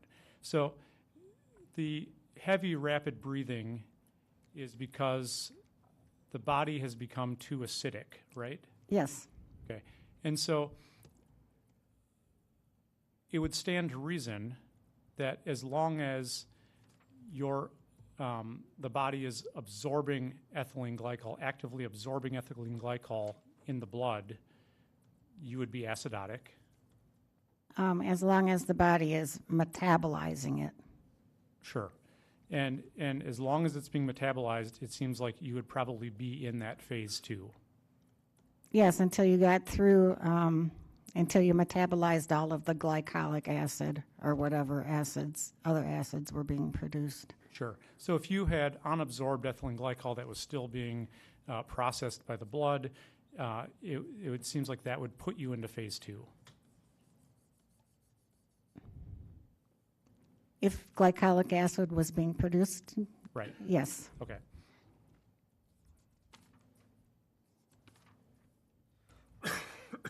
Then you talked about stage 3, and that's thought to begin, again, a really wide time frame, anywhere from 24 hours to 72 hours after ingestion.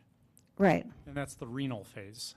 yes, And that's the whole issue with the kidneys and kidneys shutting down. yes, Okay.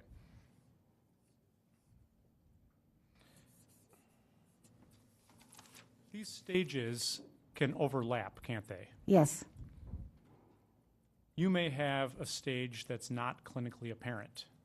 that's correct. A person could exhibit multiple phases at once. That's correct.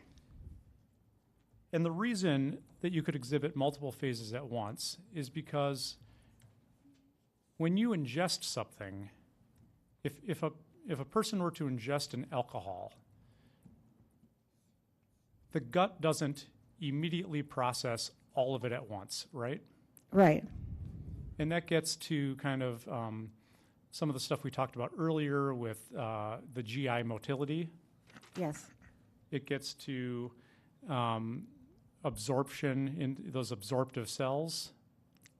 right, It gets to a person's rate of metabolization. right, Okay, and so it's not like a stomach isn't like a sink where you pull the drain and it all just goes into the bloodstream. not usually. Right. And so if and you might see this or even experience it with drinking alcohol, right? Experienced what? This idea that all alcohol isn't absorbed simultaneously. Correct. Okay. You could get really drunk at night, not drink anymore, and still be drunk the next morning. You could. And is the logic that I'm explaining, is that consistent with that? Is what consistent with that? Just that metabolization, rates of just GI motility, all of that would play a part. Yes, Genetics might play a part. possibly. Genetics might play a part in terms of how a particular individual absorbs and processes alcohol. I would imagine so. I mean, yes, I know some examples.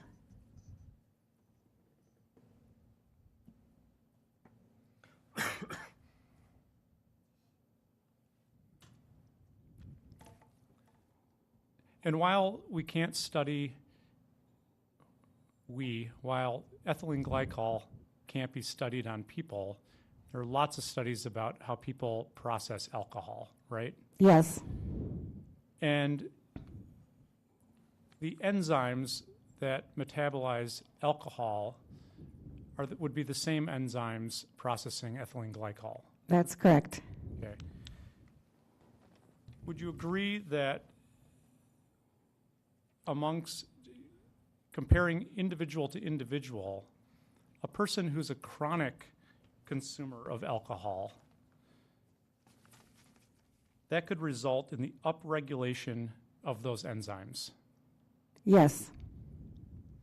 That person would be able to metabolize alcohol faster than somebody who's not a chronic consumer of alcohol. Yes. And the reason they'd be able to do that faster than the person who doesn't drink alcohol is because the body has adjusted that P450 enzyme, right, to be able to do that. Yes. Okay. And so it would stand to reason if you were not a regular drinker, you would likely not metabolize alcohol as fast as somebody who is a regular drinker. That's, yes.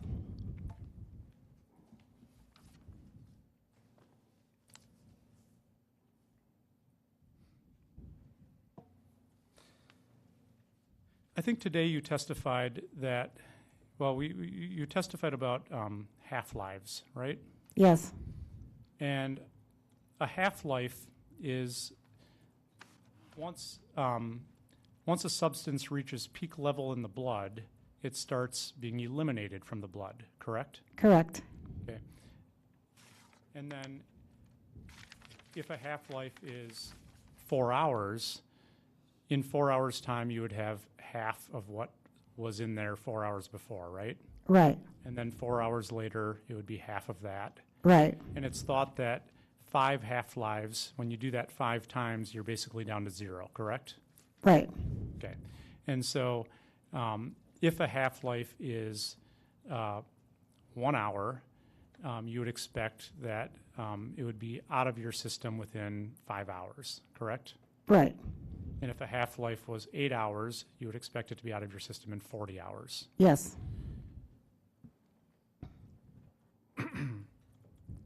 The peak level for ethylene glycol, in terms of the literature, is estimated as being typically 1 to 4 hours after consumption.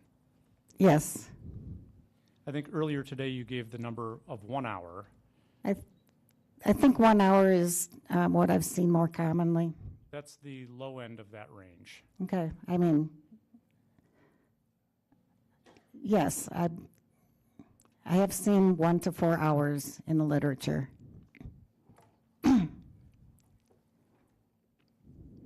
You're aware of cases in which the peak is reached after 4 hours. Yes.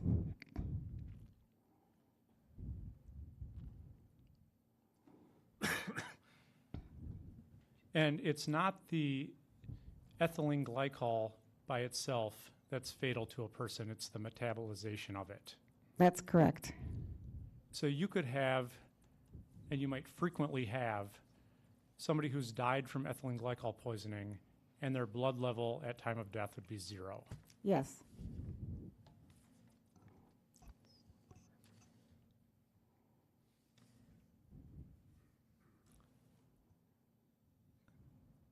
The current reported half-life of ethylene glycol in an adult human being is estimated at being 3 to 8 hours. Would you agree with that? I've seen 3 to 5 more commonly. You've seen that in more textbooks, Textbooks, literature, and you've also seen 3 to 8. I have seen that as well.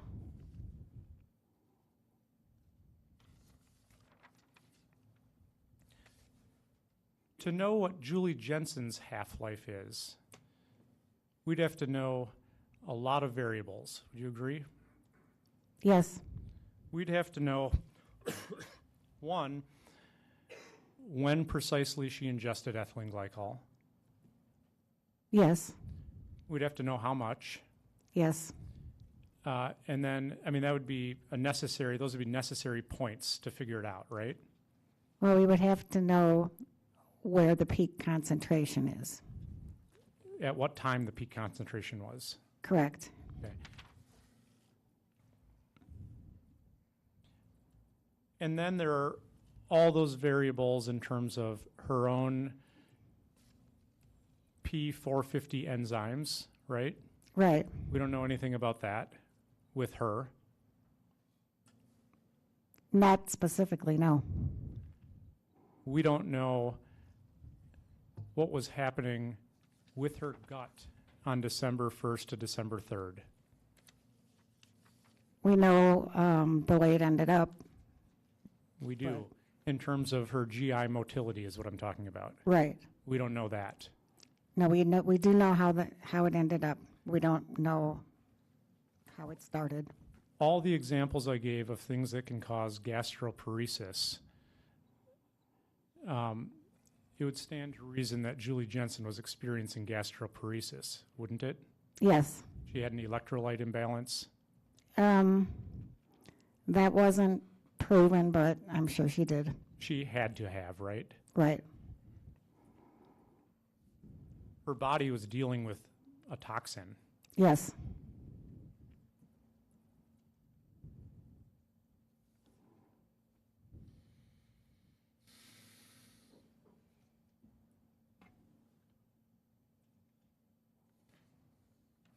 Do you still have that little NyQuil cup of Mr. Jamboy's is up there?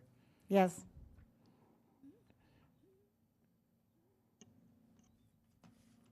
$30 milliliters is what you've testified would be the amount necessary to be fatal to Julie Jensen.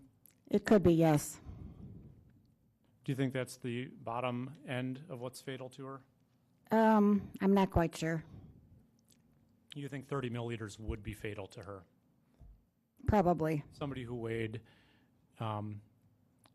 approximately 110 pounds at the time of death. I would say probably between 30 and 50 mLs.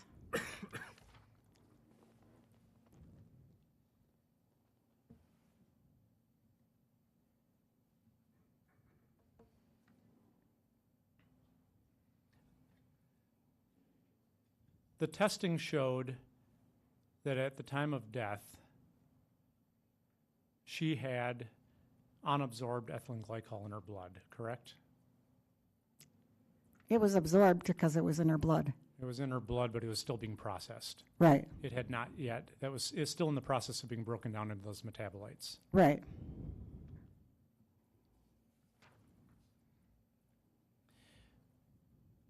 In your work as a forensic pathologist, one of the manners of death that you need to consider is suicide, right? Yes. You would consider prior suicidal statements, Yes. prior attempts at suicide, Yes. anything indicating a suicidal ideation, Yes. and that would be like a comment to a doctor, a friend. Anybody really. You would consider a significant history of depression or mental illness. Yes. You would look to see whether or not a person had been diagnosed as being depressed. Yes. You would take weight loss into consideration. Yes. In this case, you reviewed Dr. Borman's notes, I think you mentioned on direct. Yes. And on September 21st, 1998, you note that Julie Jensen weighed 123 and a half pounds, according to those notes. Yes. And then on December 1st, she weighed 115 pounds. Yes. And then at the time of her death, it's estimated to be 110 pounds. Yes. Would you agree that depression and suicides can run in families? It's been shown, yes. It's understood that people frequently try to hide depression from people. That's common. The majority of people who commit suicide are suffering from depression. I would agree with that. You would consider whether or not a person's been treated for depression. Yes. And that treatment could include counseling, Yes. and it could include medication. Yes.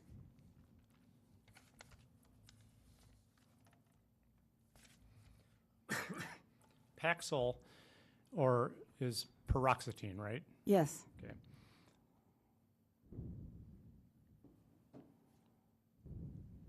There's an FDA warning on that classification of drug, isn't there? Yes. It can cause someone initially, when they take the antidepressant, to get dramatically worse initially. Yes. Another thing that can happen when people start taking an antidepressant is that and start feeling the effect of it, is that they can have the strength to take their own life where before they might not have. That's correct.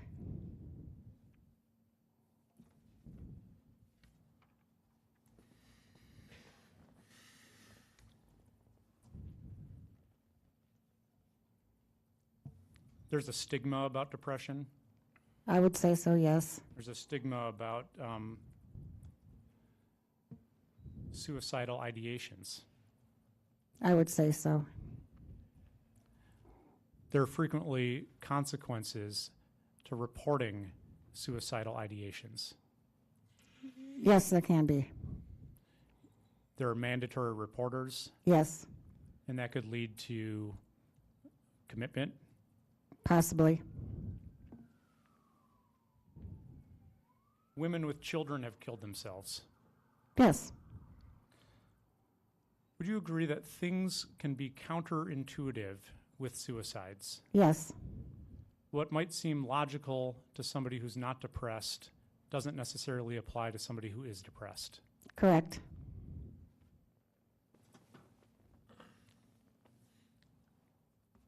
When you made an opinion in this case, in any of the times that you testified, you didn't have access to Julie Jensen's counseling records, did you? I don't think I did. You didn't know that several years earlier she had been prescribed an antidepressant. I may have known that, I'm not sure.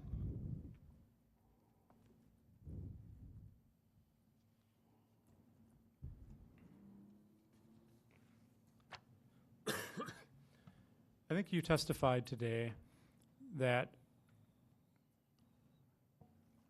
one of the reasons you thought this was homicide and not suicide is that a suicide would typically take a large enough dose to kill themselves. Yes, And then you explained and held up Mr. Jamboys' NyQuil cup that 30 milliliters is enough to kill somebody. yes,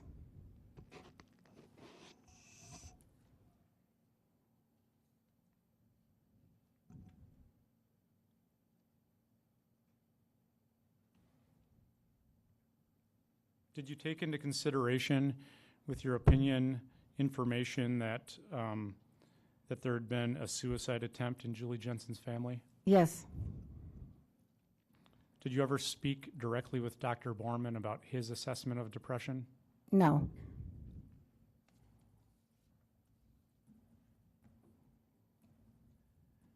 I want to talk a little bit about asphyxiation and the findings in the autopsy. If you saw injuries to the lips or cheeks, would that be an indication of asphyxiation? it could be, yes. In this case, there were no injuries to the lips or cheeks. That's correct.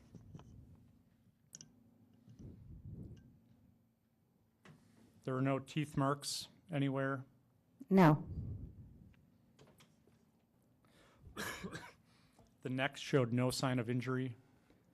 that's correct, unless you count the perimortem yellow mark. There was no damage to the larynx that we talked about, Correct, and you'd see that if there was pressure on the neck. you could.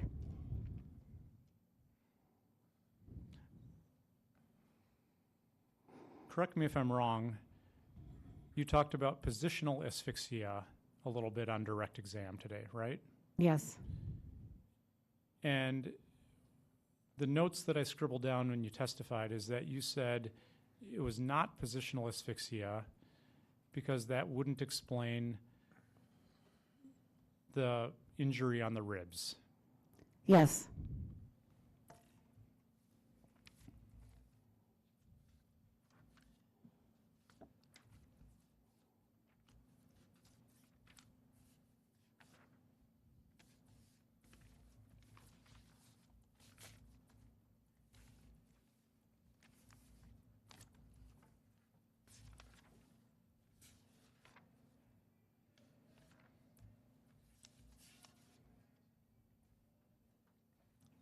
That's the injury that when we talked about, you agreed could have just been congestion. Yes.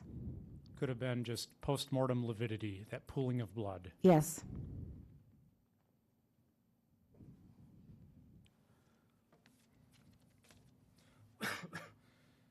So aside from that explanation, you don't have an explanation for the injury to the ribs? Aside from those two explanations, no. It's a common finding and it didn't mean much to you at the time, right? Correct.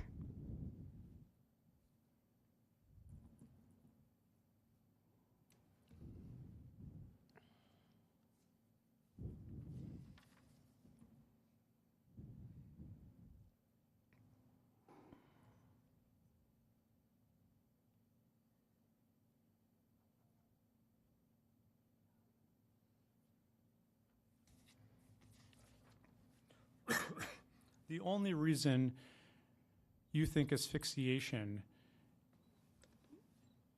occurred in this case is because of Aaron Dillard.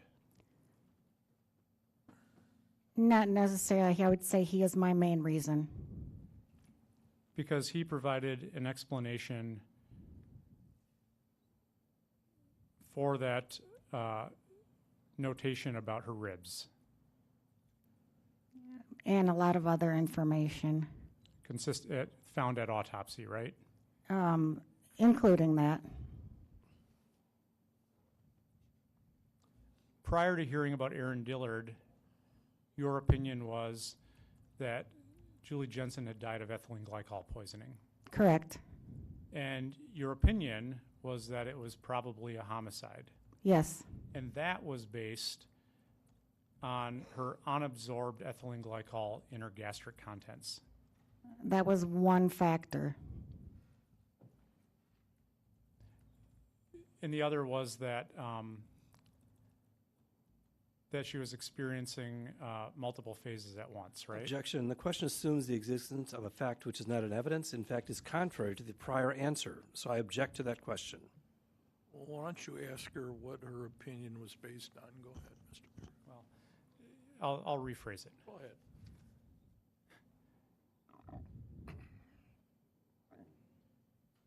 I think you just testified that one of the reasons you thought it was homicide is because she had unabsorbed ethylene glycol in her gastric contents.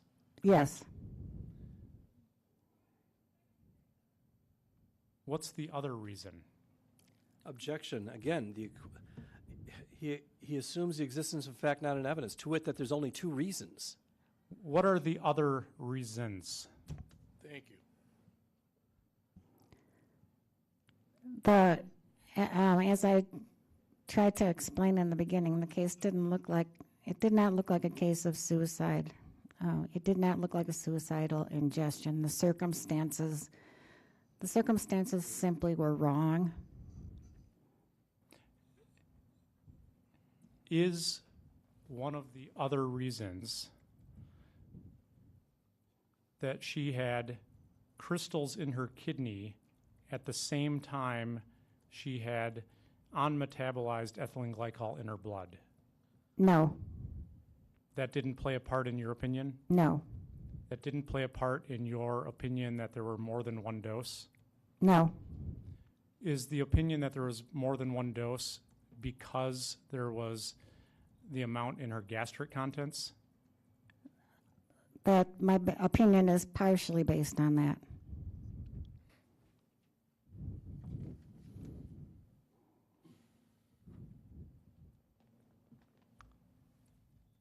You testified about the letter Aaron Dillard wrote. Yes. Did you also review the recorded statement that Aaron Dillard gave? I believe I saw at least part of it. at some point in your history with this case. Yes. In the letter that you reviewed, he describes kind of the evening of December 1st, December 2nd, and then December 3rd, correct? Yes. And on December 2nd, described that Julie Jensen was vomiting a little. That sounds familiar, yes. Did you review in his recorded statement that she wouldn't get out of bed, was really just vomiting? I recall that, yes. You've looked at the scene photos in this case. Yes. Have you seen any indication that there was vomit on the bed sheets? No. Any indication that there was vomit in the garbage can next to the bed? No. Any indication that any vomit was found anywhere? No.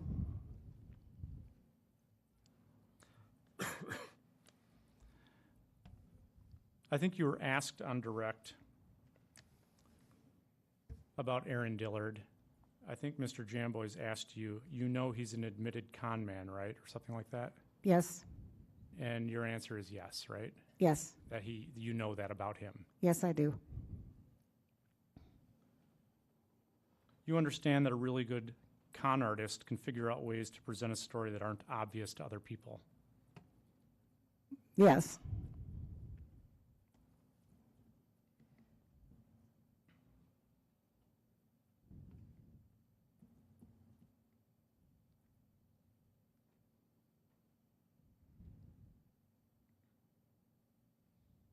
Mr. Dillard indicated that Mark Jensen told him that he pushed on her back or lungs or something like that, right? Yes. Someone might create that story if they realized there was damage in the lung or rib area. Possibly. Aaron Dillard's letter describes what medications Julie Jensen was taking. Yes. It's not a confession if Mark Jensen had told Aaron Dillard what medications Julie was taking. No. No. If he's in isolation, no. If that's what you mean.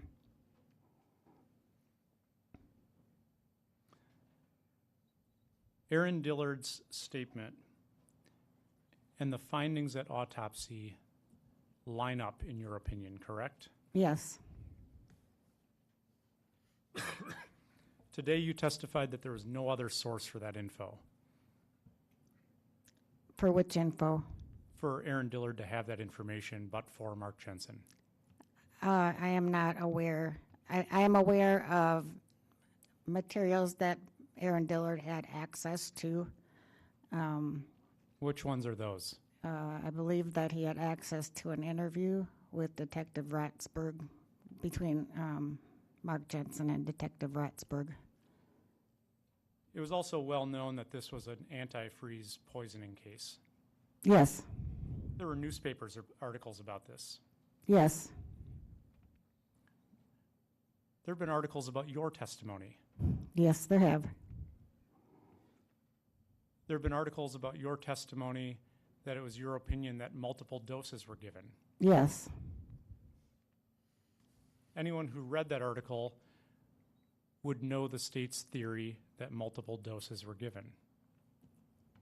Possibly.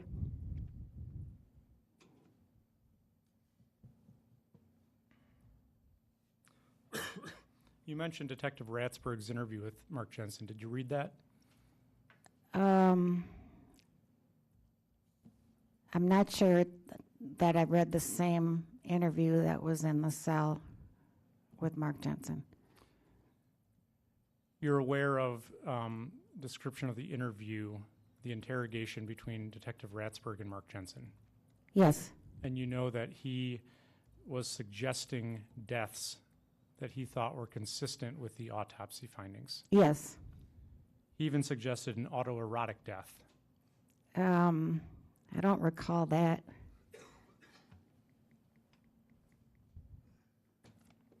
Well, maybe that doesn't matter because nobody's suggesting that that happened, right? Not to my knowledge. He suggested in that interrogation the location of her arm. I don't remember.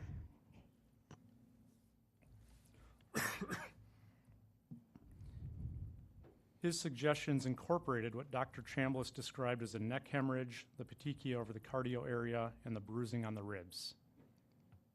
I honestly don't remember if he referred to all of those things. You just don't remember precisely what he referred to. Correct.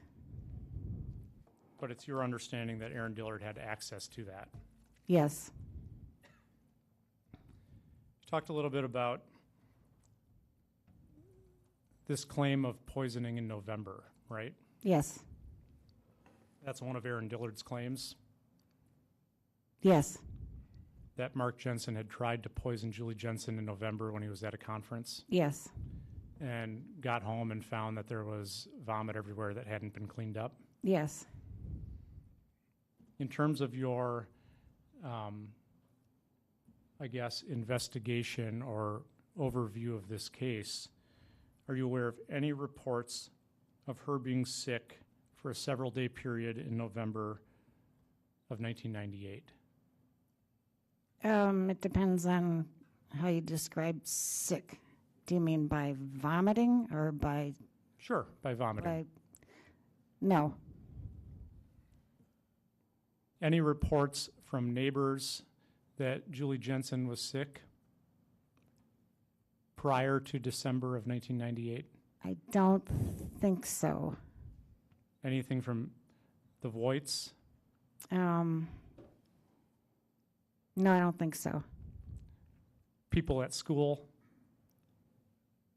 I don't think so. Any reports that she didn't tend to her usual activities in November? No. That she needed help with the kids?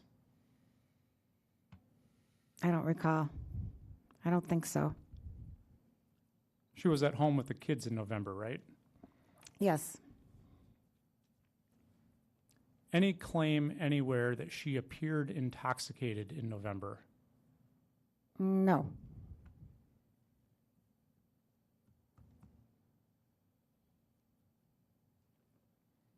You reviewed Dr. Borman's notes. Did you see anything that she came in for treatment in November? No. No description about any breathing abnormalities in November? No.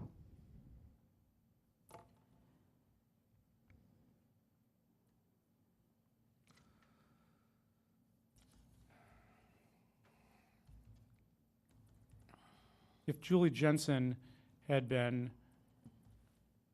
endlessly vomiting on December 2nd and then not eating, would you expect to see 22 ounces of material in her stomach? On what day did you say? December 2nd. She may have been drinking.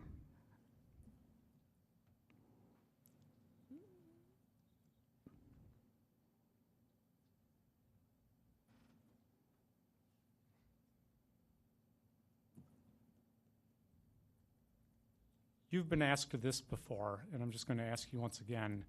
Would you buy a used car from Aaron Dillard? No. I have nothing else. Redirect, Mr. Chambliss. Thank you. Dr. Maitland, you were asked on cross-examination about injuries to the neck. Yes. And the kind of injuries they were asking about are the kind of injuries you expect to see with a strangulation, right?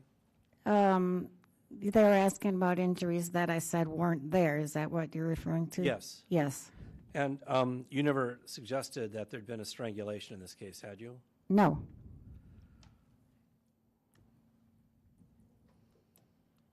Now, when you were asked about the injuries to the rib cage, after being asked a series of questions about it, you indicated I don't think it was post-mortem. Is that true?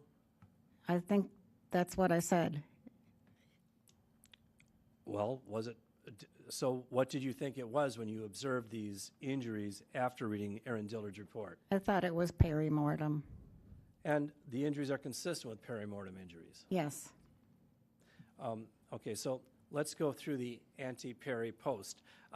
Antemortem, A-N-T-E, mortem, is pre-death. Yes. Perimortem, P-E-R-I, mortem, is during the death process. Right. And post-mortem is after death. Yes. So post-mortem artifacts are something you expect to see that could come up after somebody, it's a post-mortem artifact, something that happens after death. Yes.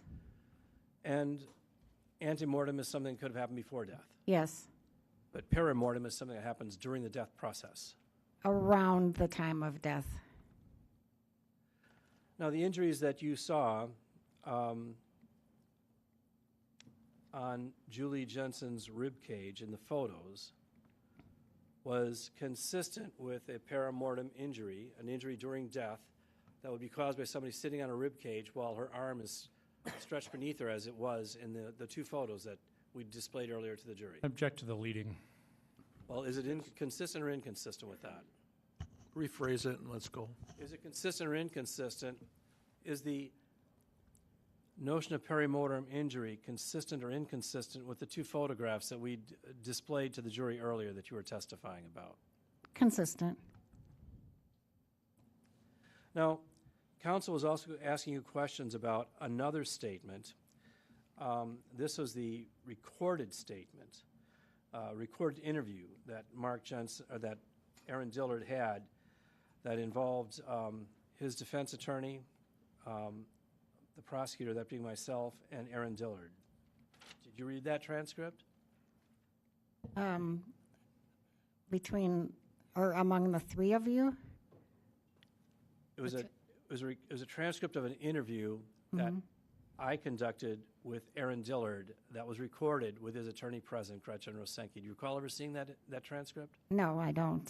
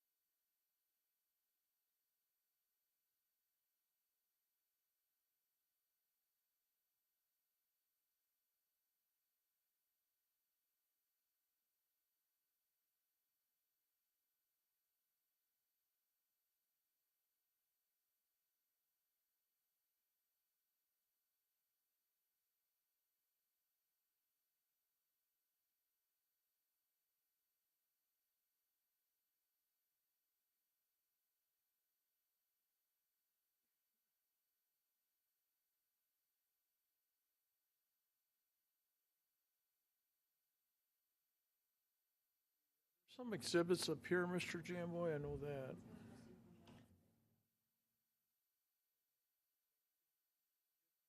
Attorneys can search their areas for 71. I think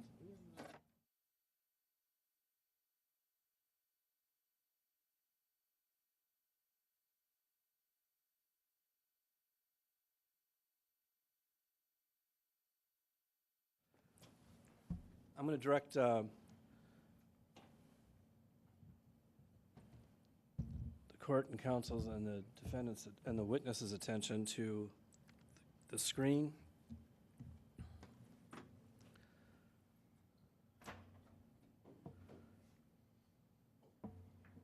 And what exhibit is this for the record? Well, this is our screen version of Exhibit 71, Your Honor. Right. And we don't know where Exhibit 71 is. If we can't locate it anywhere, I will confess that ordinarily I'm the prime suspect when something is missing like this. And if we can locate it, I'll produce it. If I can't locate it, I'll produce another one and we'll have it remarked. We'll fix it. So in any event, now that you've seen the first page of this, does that look familiar to you at all? Yes, it does. So you did at one point see this interview that was, it says J. Jamboys, D. Dillard, G. Gabrielle, and R. Gretchen Rosenke. Yes, And you know who Angelina Gabrielle is, yes. and you know who I am. And so let's get to the point where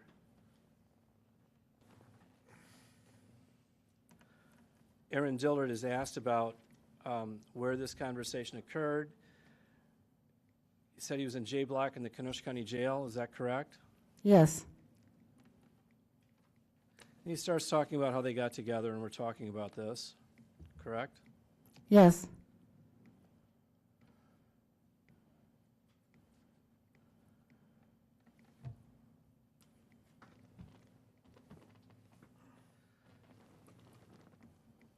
And then I asked, I want to hear exactly what he said. And he replied, okay, he said it's all bullshit. It's all bullshit. This Klug guy just came and said this, and they revoked my bond because that's basically what the conversation was about. Why are you in jail? You were in bond, you know? And he said on this guy wrote a letter saying, I want to kill my wife, or this and that, and he just comes out now. And so then we started getting more deeper into the conversations, meaning, well, why would he say that, you know, things along that line? And he would have just answered that he was an attention getter. He was just seeing this as his big moment. He could try to steal the limelight or whatever, something like that. I don't remember the exact words, but that's the gist of how we started talking about his case. And then right away when I first got there, that's when, you know, we just started talking, and he asked me about myself, and I said, well, yeah, I'm here for revocation and all that. It was just a minor chit-chat about my case and things like that. And I said, well, yeah, I'm looking at 4.5 years or whatever unextended, but I said, I don't think I'll get it. I'll probably get a chunk of it, but not that much. And then we went through the conversation more, and then he said, well, yeah, and he said, here, you know, he gave me this transcript, the actual transcripts from the Klug hearing, and I read that transcript. And then I asked, it was a transcript of what? D, of the Klug hearing. Of what? Of Klug's testimony? Dillard, his testimony, yeah, Klug's testimony. Now, that you've read that, does that refresh your recollection as to what documents it was that Aaron Dillard had reviewed in the county jail? Yes, He hadn't reviewed Mark Jensen's interview with Paul Ratzberg. He'd reviewed Ed Klug's transcript of his testimony from the forfeiture, from the first hearing. yes.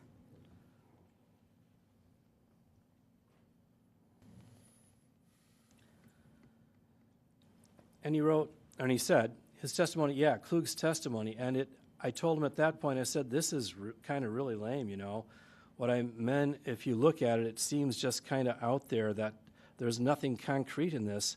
And I said, the only thing that's going to get you this is when we started talking about, he was like, well, how do you think I can get around this thing? And I told him that I don't think you can. If the two secretaries say that you did come back, or that Klug did come back and say these things to them, because in the transcript he said something about he came back to the office and he mentioned it to two of his secretaries or whatever.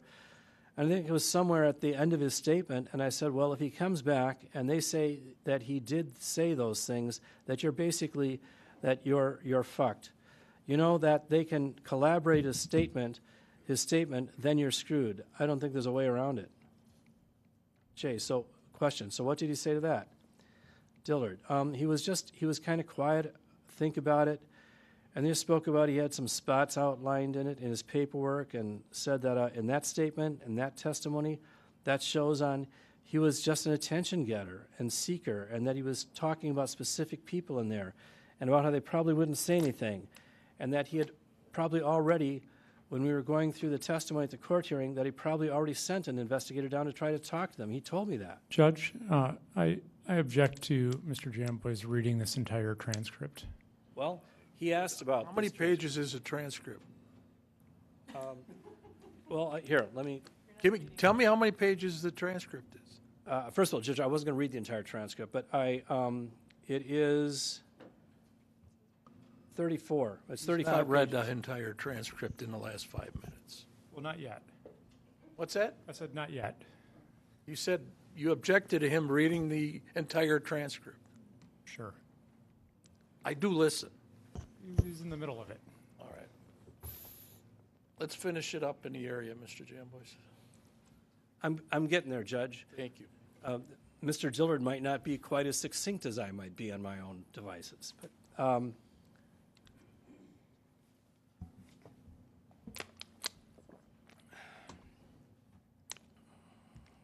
I'll skip down some in deference to, the jury's time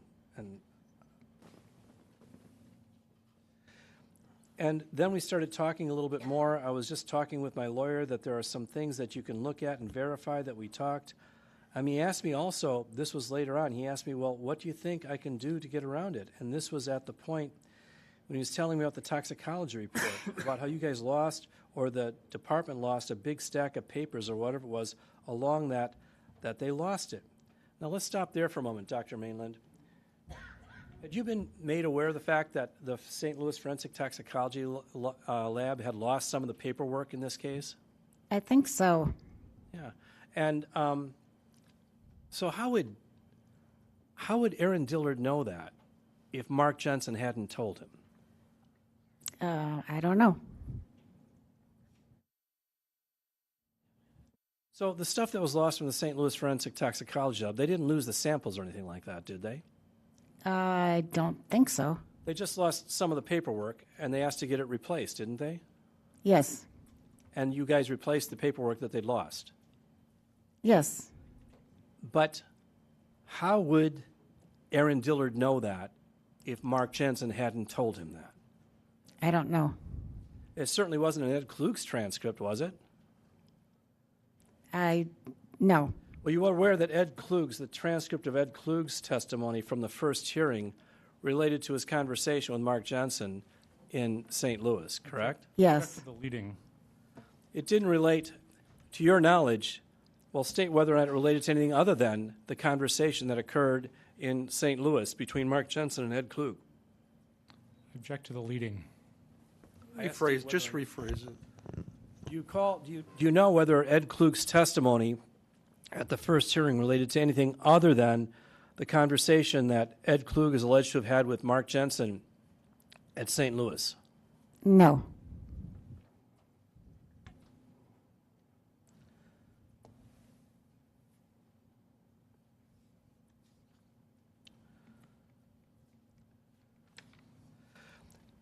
So then Aaron Dillard continued, and I told him that that you have a right to examine the evidence. Try to get samples of it yourself and then test it yourself. And if they can provide you with that sample, and if they can't provide you with that sample, and then he got on the phone right away and called his people, so you can probably verify on the phone records between the 14th and the 17th. I forgot exactly which day it was, but you can probably verify those phone records because you can hear him say, a guy in here told me that I should just try to get the samples rechecked. So, and I'm like, don't say me, in the background. You might even be able to hear me say it. And Jambois replies, well, except for one thing. That's a phone conversation directly to his attorneys, and we do not record those conversations. Dillard, I don't know if it was his attorney or his wife at that time. Jambois, So at the time that he was talking to us, he was proposing that we check the phone records to confirm the veracity of his information to us. Yes.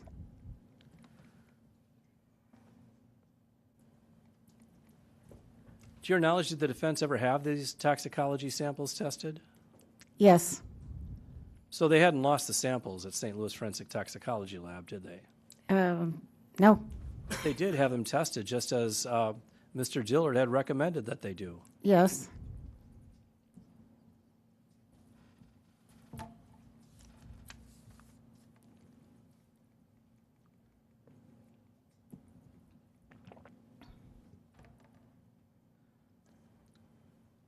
So Jambois' question, okay, a guy in here said I should check get the samples rechecked? Dillard, yeah, something along that line that I told him, because if they lost them, you should be able to test the evidence yourself. Jambois, that's what you told him? Dillard, and that's what I told Mark, and I said if they don't have them, then that's a big problem.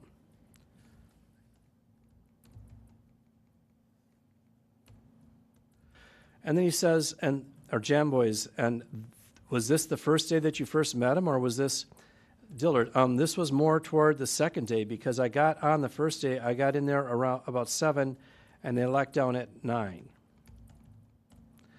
And what day was you got there? I got there on the 14th, I believe it was. Jam Boys, so this was sometime on the 15th that he made this phone call. Dillard, yeah, the 15th or the 16th. I think it was more toward the 15th, though, in the evening time, probably around 6-ish, I would say, if I remember correctly. Jam Boys, okay, so then what happened about after that conversation? Was there anything more that occurred during that conversation? Dillard, the one about testing the samples and things like that? Jam Boys, yes. Dillard, it was basically just how to beat the case and what they did.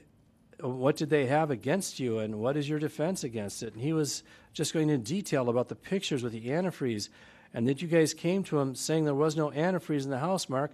How could she have gotten the antifreeze? And he's telling me that in the pictures there are 2 bottles right in the thing, so he had that as a defense. He told me about the receipts, that his wife would be the only one that was buying all the prescriptions and all the, like, St. John's wort, all over-the-counter medication, and that he would never do it, you know. He was trying to use that as a defense.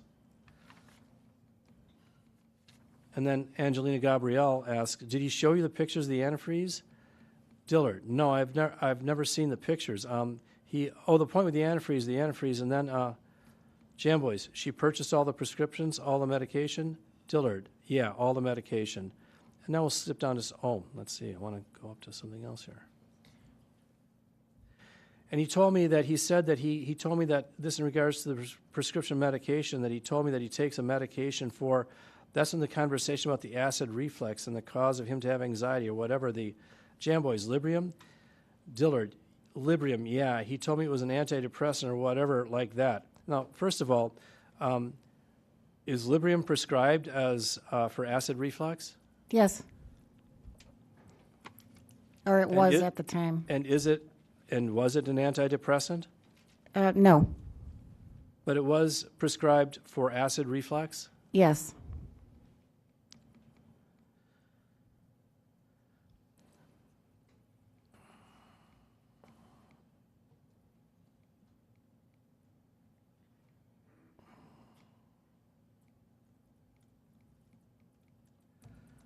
And Jam Boys, and he seemed to think that was a big issue. Dillard, yeah, he seemed to think that was a big issue, that he's trying to say that she self-medicated herself.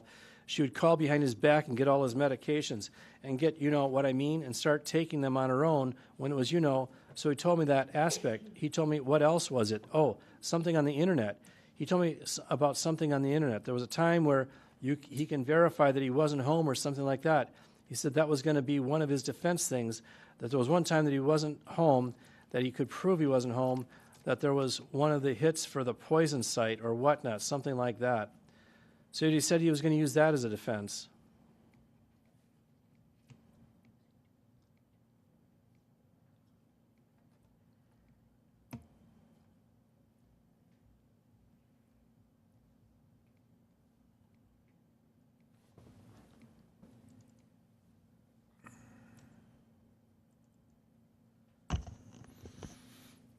And then the question,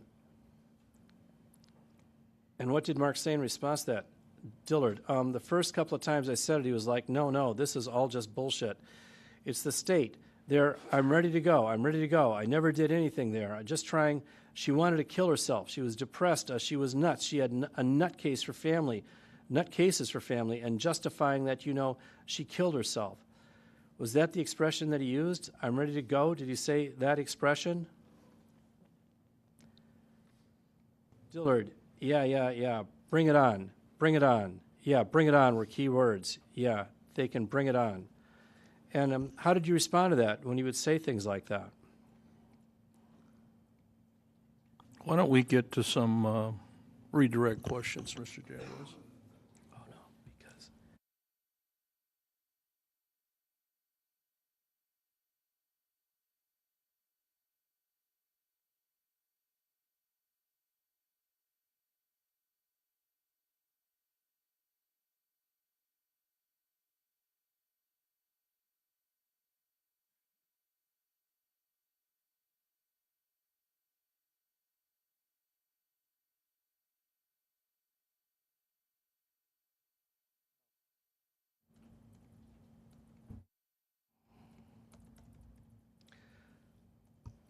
Yeah, the second day I was in there, we got more into the conversation of, well, why would those people say, or why would these people say you did it? And he goes, I don't know.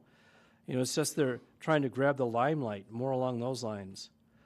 Then I was like, well, I go, dude, basically shit happens, or I don't remember the exact term I used, but it was more like, we all have our problems, something along that line. I said, we all have our problems, If you did it, you did it. You know what I mean? And that's when he started, he broke down and started telling me everything. Tell me about that conversation. Do you remember reading that now that you're seeing this, does that refresh your recollection as to the conversation that occurred between myself and Aaron Dillard that was Yes. recorded? Dillard, that conversation started out as, I know, like I said, I told you. I told him that he said, or he told me, I said, everybody has their problems, and something along that line. And he was like, yeah, everybody's got their problems. And that's when we started getting a little teary-eyed. We started telling about how the wife, more about details about the wife, would put one kid in the corner and so on and so forth. And then started telling me more about family issues and this and that. And I go, well, I said, basically, you didn't have to kill her, And he goes, well, yeah, just real down and out about it. It was basically, just a little bit of tears, the water welling up in his eyes. And then at that point, he started telling me about what happened.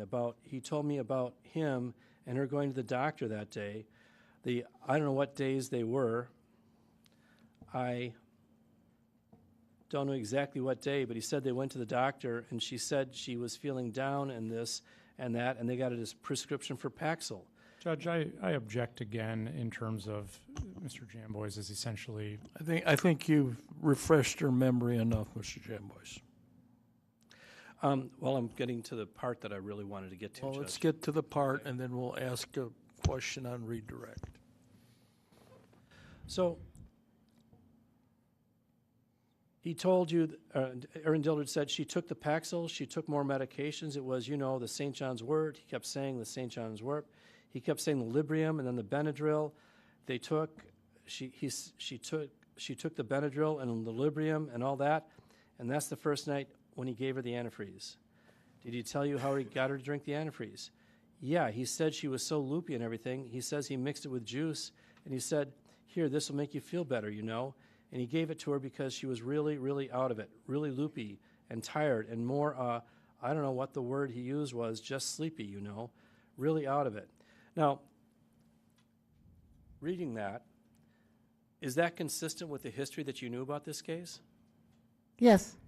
You had heard Mark Jensen had said this in his earlier statement to Detective Ratsburg, correct? Had said what? That Mark Jensen had told Paul Ratsburg that she, on that first night, she was really loopy and tired, the first night after she'd gone to see the doctor. Yes.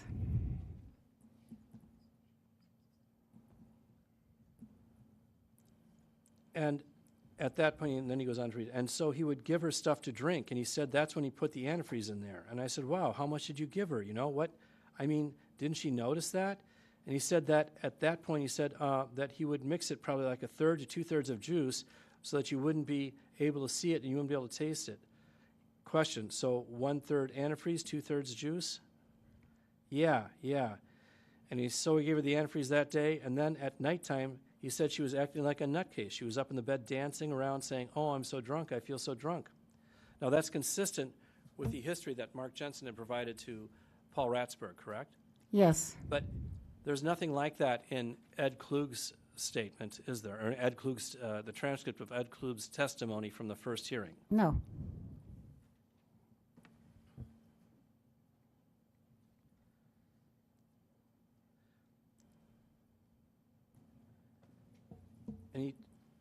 And then he told me about how he went to the internet to show her that Paxil was a side effect of drunkenness. And he said, oh, look, it's just the Paxil. Don't worry about it, blah, blah, blah, blah. So now you were aware of the fact that there was evidence that Mark Jensen had actually printed out some internet information about Paxil or paroxetine. Yes. Paroxetine is the generic name for Paxil, correct? Yes. And listed as one of the rare side effects, possible rare side effects of paroxetine or Paxil. There is some reference to maybe vertigo or getting dizzy and things of that sort, Yes. but that's a rare side effect, correct? Yes. It's not a common side effect. No.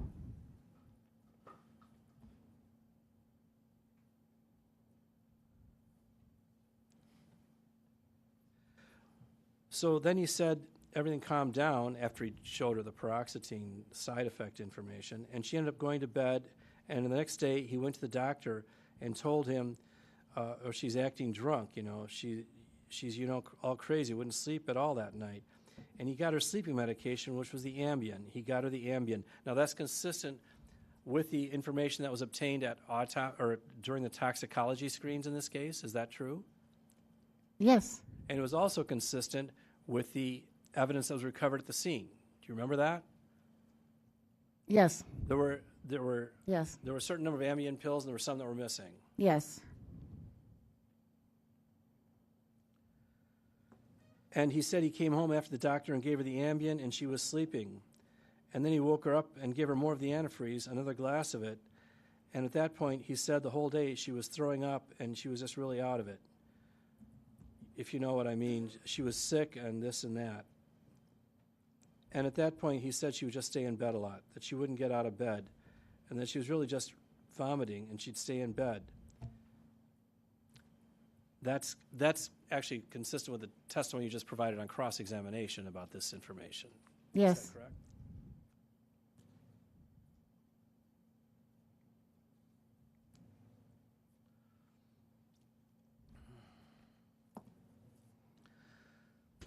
And then then he says, and he was like, wow, he didn't know if this was working or not because she was still fine, basically about it, He's like, wow, he expected it to be faster or something. And what I take out of the conversation, because he was more in, I don't know what the word too is, he was more concerned with time, it seemed like, that it wasn't happening as fast as he thought it was or something like that. That's what I got from the conversation. And then he sat with TV and watched TV with the kids. Now, you've heard other evidence in this case that's consistent with the history that Mark Jensen had provided to Paul Ratzberg, isn't it? That he was sitting up with the kids watching TV on the evening of December 2nd? Yes. And that's consistent with what the information is contained here. Yes. But Ed Klug had never said anything about that in the testimony at the first hearing, did he? No.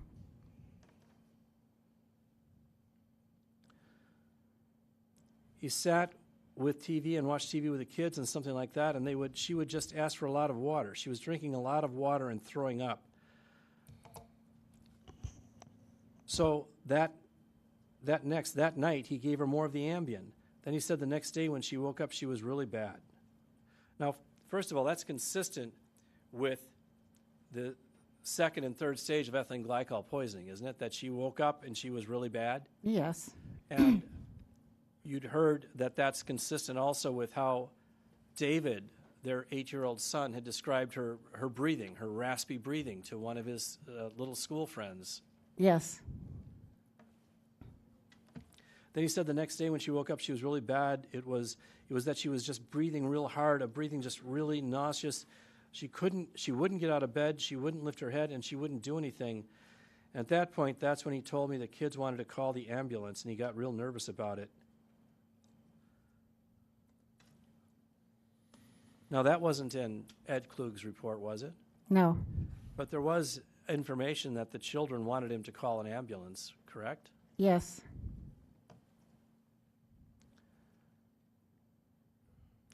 He said, he didn't know what to do at that point because, I can't send her to the hospital. And so he said he told the kids that if mom isn't better by the time you get home from school, we'll call the ambulance or we'll take her to the hospital. Now, that wasn't anywhere in the transcript of Ed Klug's testimony, was it? No. So he took her to school, and at that point he came back, and actually he took the kids to school, but then he came back, and that's when he told me about him. He said he was worried because she wasn't breathing hard anymore. She wasn't raspy breathing. He didn't know what was going to happen at that point. That's consistent with your recollection of this detailed description that Aaron Dillard was providing about the manner in which Mark Jensen murdered his wife? Yes. And that's consistent with the evidence in this case, isn't it? Yes. That's consistent with third stage of ethylene glycol poisoning. Yes.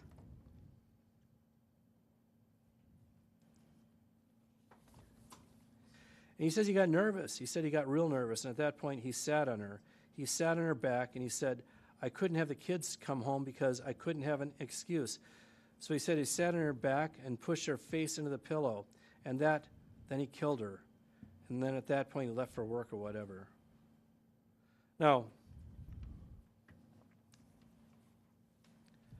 there was nothing in Ed Klug's testimony at the first hearing that was suggestive of anything like this, was there? No. However, you were aware, because of your examination of the autopsy records, the autopsy photos, and the crime scene photos, you were aware of certain information that was precisely corresponded or correlated to this description of the murder of Julie Jensen. Yes. Now, what were those items that you found that you found from the autopsy report, the autopsy photographs, and the crime scene photographs that precisely corresponded to this description of the murder of Julie Jensen? There were the toxicology findings, the position of the body at the time it was discovered, certain injuries on the body, and I think I said the autopsy findings. Now, there was significant discussion on cross-examination about gastrophoresis and a lot of other big, as you call them, doctor words. You know all those doctor words when you were reviewing the autopsy report? Right. And when you were reviewing the photographs and the crime scene photographs and the autopsy photographs? Right. When you were reviewing all the police reports in this case and the witness statements? Yeah. And knowing all of that information, what you knew prior to your testimony at the first hearing, and even at the first hearing, what was your opinion? Did you have an opinion to a reasonable degree of medical certainty as to the cause and manner of death of Julie Jensen? Yes. And what was that opinion? Ethylene glycol poisoning, homicide. And so the cause of death was ethylene glycol poisoning, and the manner of death was homicide. Yes. And at that point, had you ruled out possible asphyxiation? No. No. That's what you knew up to the first hearing. Then between the first hearing and the second hearing, you'd read of Aaron Dillard's report. Yes. You'd read this statement that I just read to you. Yes. And you read Aaron Dillard's letter to Gretchen Rosenke. Yes. And there was a high level of consistency between the letter and this statement. Yes. The letter was only 6 pages long. The statement was about 35 pages long, or the interview was 35 pages long, correct? Yes. But there was no significant inconsistencies between them. I don't think so. And there was a great deal of consistency, could tell me whether or not, was there a great deal of consistency between the description that was provided by Aaron Dillard and the physical evidence that you reviewed from the crime scene photos and the autopsy photos? It was consistent. And was it consistent or inconsistent with the toxicology results? Consistent. And with respect to missing toxicology reports or losing toxicology reports by the St. Louis Forensic Toxicology Lab, was this information consistent or inconsistent with what you knew of the history about the St. Louis Forensic Toxicology reports? Consistent. And there was nothing in in Ed Klug's prior testimony at the first hearing that made any reference whatsoever to certain missing documents. That's from correct. the St. Louis Forensic Toxicology Lab. And based upon, whether it's based upon, after Aaron Dillard had proposed to the defense team that they should request that all of those substances be retested, you learned that, in fact, all of those substances were retested, weren't they? Yes. At the defense request, Yes. consistent with Aaron Dillard's recommendation. Yes. And none of this retesting none of this information about these missing reports from the St. Louis Forensic Toxicology Lab was available from any source other than Mark Jensen at that point to Aaron Dillard. Is that true? Yes.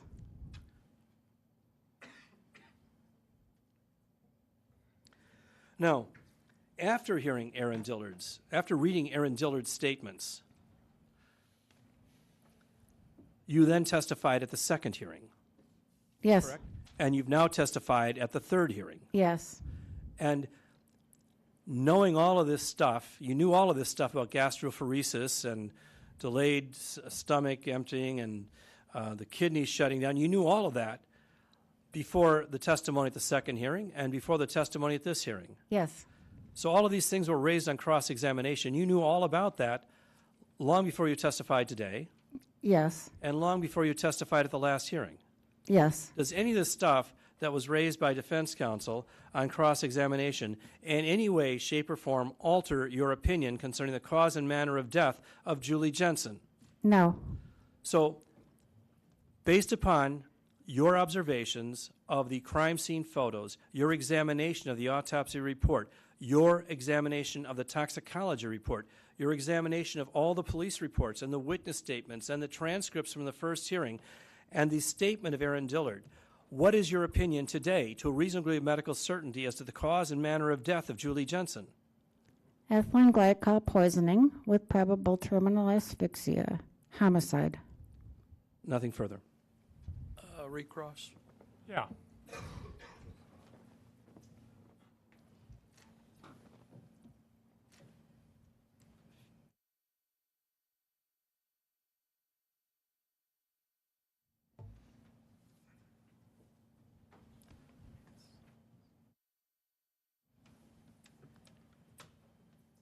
Librium is a benzodiazepine, right? Yes.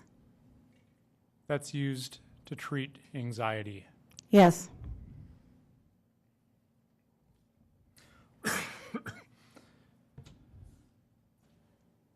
You just testified that it's your opinion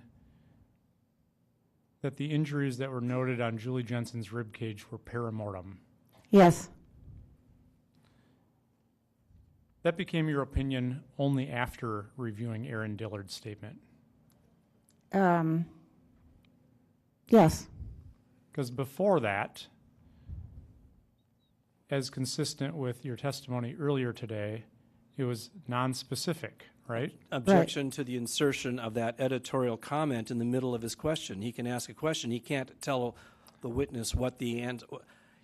I think First of all, that- what she said earlier is something that the jury may remember, but defense counsel can't assert that fact into the middle of his question. She just agreed to that fact by saying yes. Ask the question. Did you forget the question? No, I think I said yes. You answered, yeah, you said that it was nonspecific, right? Yes. Could have been postmortem. Could have. Could just be congestion. Could be.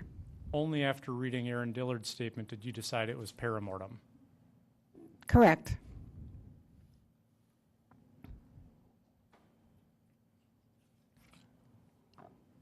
Do you remember testifying in 2007? Yes. Vaguely. The first hearing we've been talking about? Yes. There was a big issue in terms of a mistake that had been made with the findings by the St. Louis lab, correct? Objection. This is outside the scope of cross. I didn't hear him ask anything about something This being is all wrong. in That's terms just of outside the this scope is of reading. all- I can't listen to two people at once. This is all in relation to this issue about lost papers from the You St. could Louis ask lab. that question in that area. Go ahead. That's what I'm getting at. You didn't use that exact word, so let's go. Well, I had to set the context, but I'll get to it. All right. By the time of that hearing in 2007, things had been retested. Yes. What was lost were police reports that had been sent to the St. Louis lab, correct? I'm not sure of the exact content, Samples were never lost, to your knowledge. to my knowledge. That's correct? I don't think they were. I don't recall. Did you review all the discovery in this case? I reviewed what was provided to me.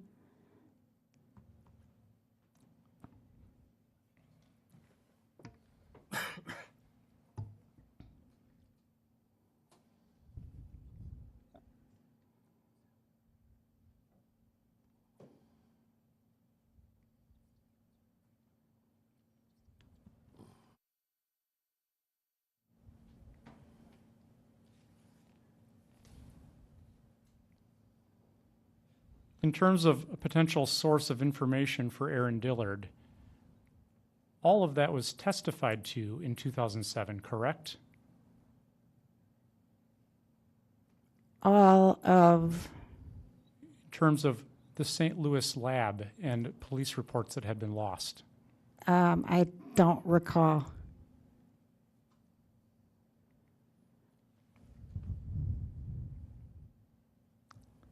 You testified a number of times on redirect that the information provided by Aaron Dillard was not contained in the Ed Klug transcript, correct? Yes. And then on a handful of times you said that it was consistent with what was said in the interrogation by Detective Ratzberg. Yes. You've read that interrogation, correct? Yeah, at least part of it.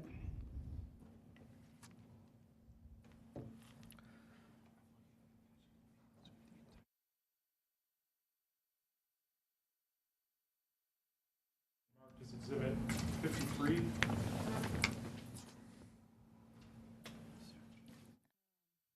I think what I have was not this thick.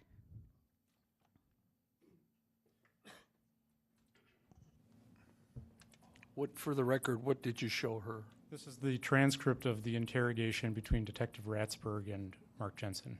Thank you.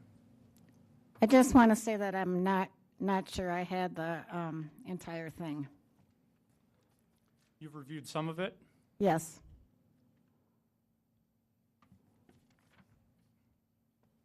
I may have had the entire thing.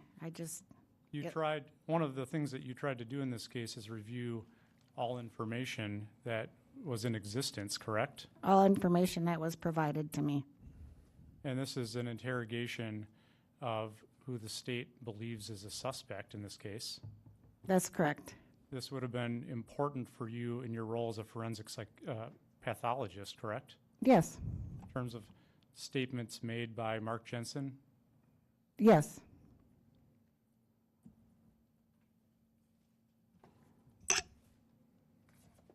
You were just asked a lot of questions about information that Aaron Dillard provided that was not contained in the Ed Klug transcript.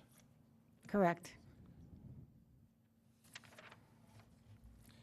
And that's information describing the autopsy findings, correct? Yes. The Ed Klug transcript doesn't talk about the autopsy findings. I don't think so. If you turn to page 75 to 76. Counsel, what are you looking at right now? Exhibit 53. Ed Klug's transcript? No, the interrogation with Detective Ratzberg. Page 76 to 75 to 76, starting at line 24 to line 3 on 76. It's Detective Ratzberg. Tell me when you're there, I'm sorry. I'm there. It's Detective Ratzberg that says her arm was actually here. I'll show you how she was. Okay, her arm is actually across her body like that. Okay, and it's an unnatural position. Do you sleep when you're on your side with your arm across like that? Do you see that? Yes, I do recall reading this. If I could direct your attention to page 98 to 99, lines 25 on 98 to 16 on 99. Okay, Counsel, I'm sorry. I need to, what page are you looking at? Page 98, line 25 to page 99, line 16. Please let me know when you're there.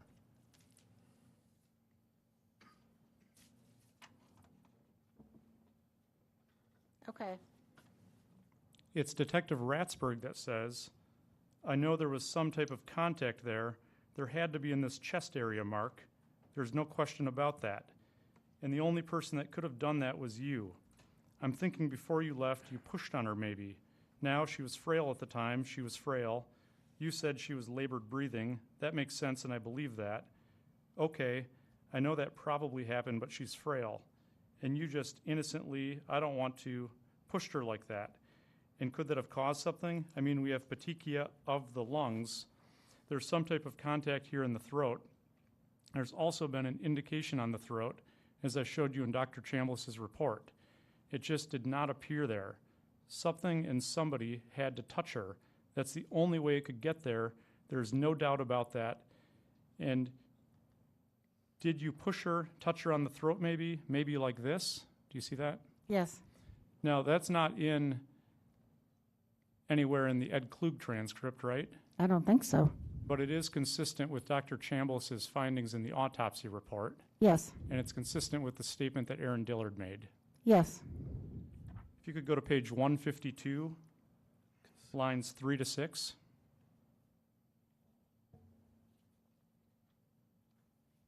Page 162, 152, 152, line 6, lines 3 to 6. 3 to 6.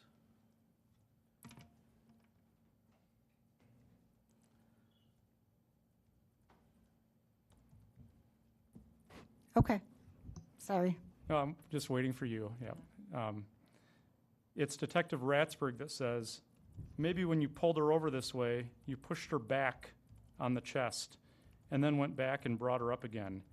You know, you would have pushed her back. Do you see that? Yes.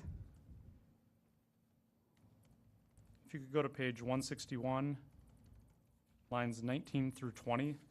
Page 161. Yes.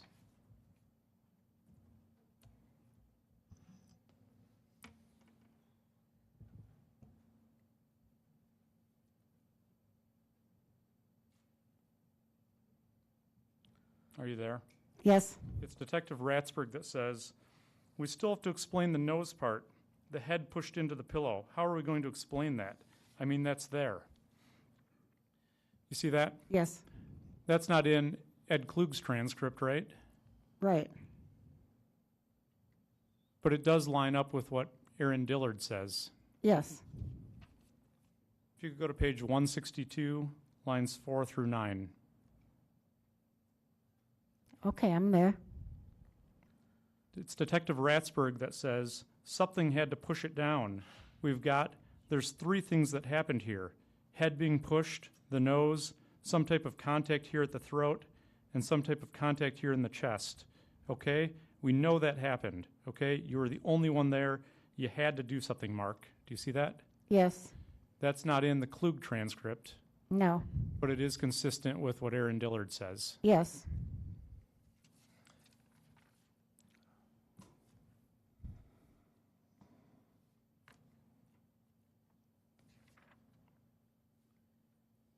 I had asked you on cross-exam about potential sources of information for Aaron Dillard's statement, correct? Yes. I'd asked you that whether it was well known that this was an antifreeze poisoning case, Yes. that there were newspaper articles Yes. about you, Yes. and you volunteered that it was your understanding that Aaron Dillard also had access to the Detective Ratsburg interrogation.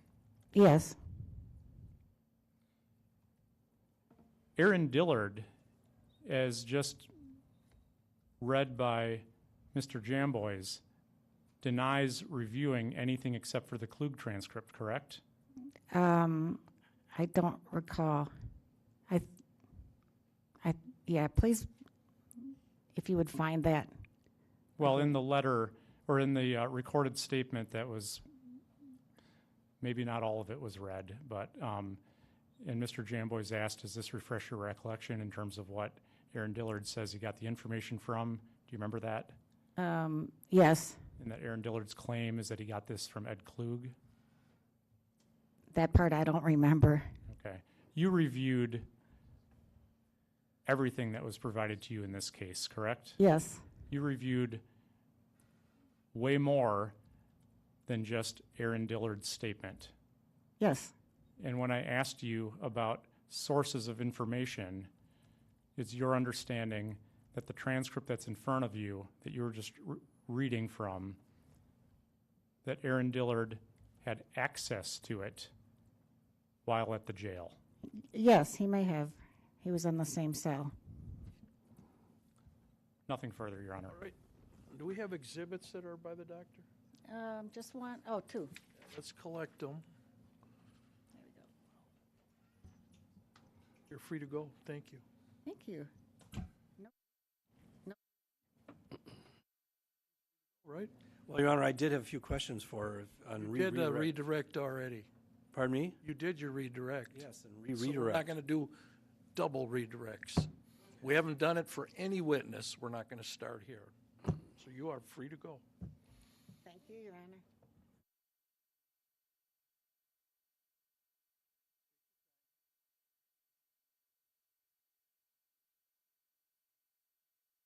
Your Honor, we need to review the exhibits and make a decision about, make sure all the exhibits have been moved into evidence. Let's go And- take our break right now while the attorneys do that.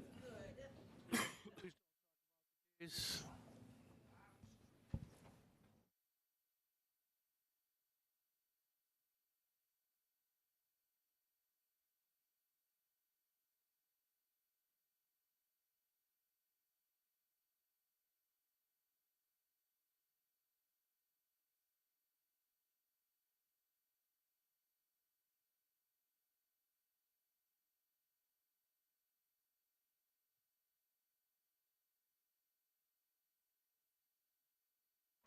Kim, we're off the record.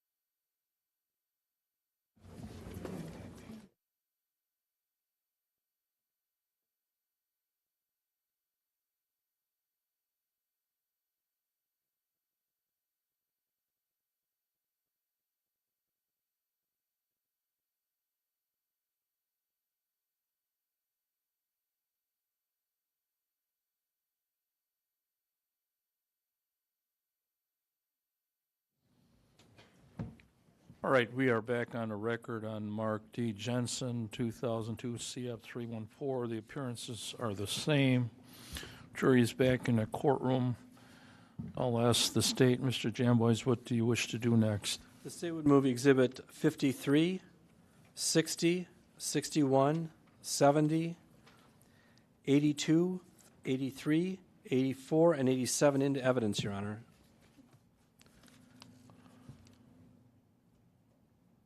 Do you have all that?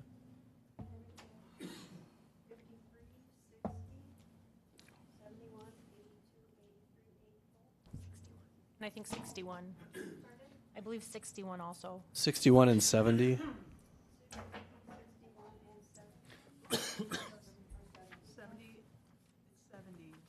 was already. Oh, I'm sorry. 71 was already received. So 60, 61, 70, 82, 83, 84, and 87. All right, And those will be 53. received? 53 also received? Yes. I would also ask that Exhibit 59 be received. All right, that'll be received at this time also. Okay, so we have all the state's exhibits that they wish to move in, correct? Yes, Your Honor. So what does the state wish to do next? At this point, Your Honor, the state rests. All right, the state is resting, folks. Their direct portion has been completed. With that, the defense, do you wish to call a witness, Ms. Krause? Yes, Judge, we'd call Jolene Bly. All right. And Judge, when we take a break, we will have a motion outside the presence of the jury. Your motion's preserved. I know you called a witness, but I will preserve your motion and we can hear it. Thank you.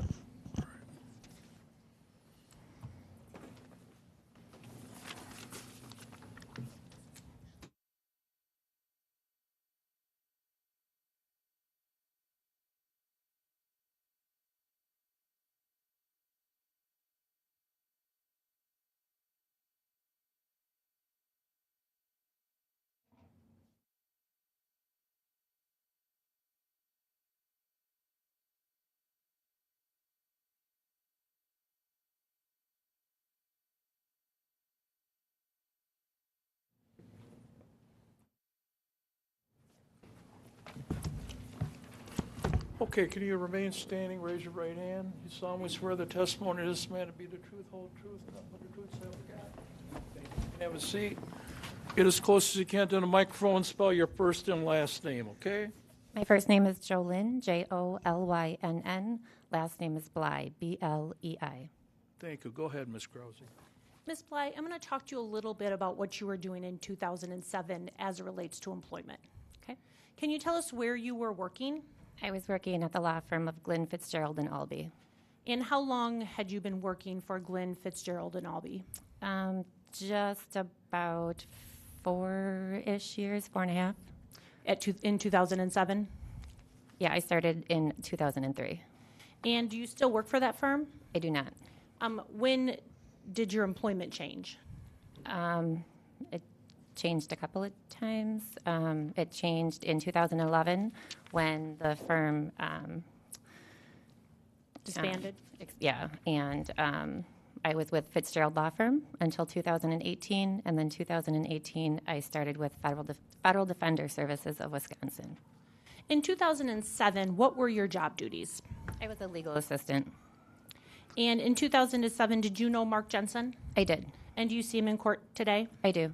And can you just identify what he's wearing? He's wearing a dark-colored suit, dark-colored tie. All right, the witness has identified Mr. Jensen in open court. Continue. How did you know Mr. Jensen at that time? He was a client in our office.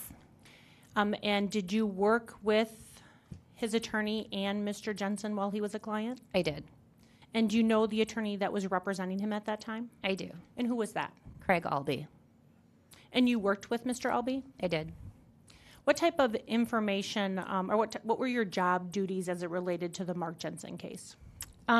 Reviewing discovery, going through the case, organizing the case, working with Craig, doing any duties that he needed done, drafting correspondence, mailing things.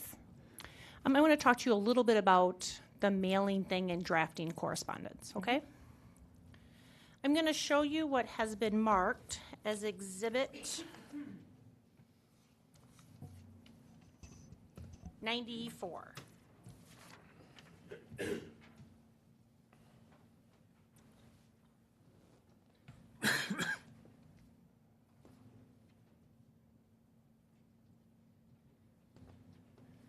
Do you recognize that document? I do. And what is it? It's a letter that I would have typed to Mark Jensen. How do you know you would have typed it? My initials are at the bottom, CWA-JMB. And that just means that you're the one that typed it for Craig Elby? Correct. And is it on a specific letterhead? It is. It's on the Glenn Fitzgerald and Albee letterhead that we used. Is it signed by an attorney? Signed by Craig Albee. And what was the purpose of this letter? The purpose of this letter was to send Mark some materials from his case. And does the letter identify what materials are being sent? It does. I'm going to refer you to item number 1 on that letter. And what does that say? Testimony of Ed Klug. Now, just to be clear, can you tell this jury when you wrote that letter? It was typed on August 10th, 2007. So based upon your knowledge of the case and all the help you had been doing, this was after the first hearing in the Jensen matter?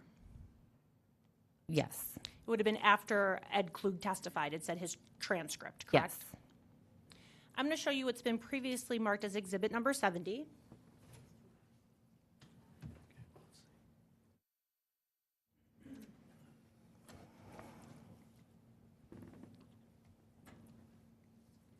Do you recognize that as Ed Klug's transcript? I do. And does the date correspond with the letter that you sent? There's no cover sheet. Let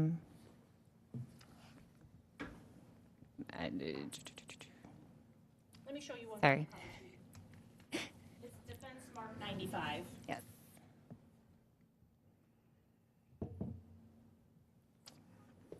Does it have a date of Ed Klug's transcript or the testimony? It does. And what date is that? Monday, July 30th, 2007. And is that the transcript that was included on August 10th? Yes, it is.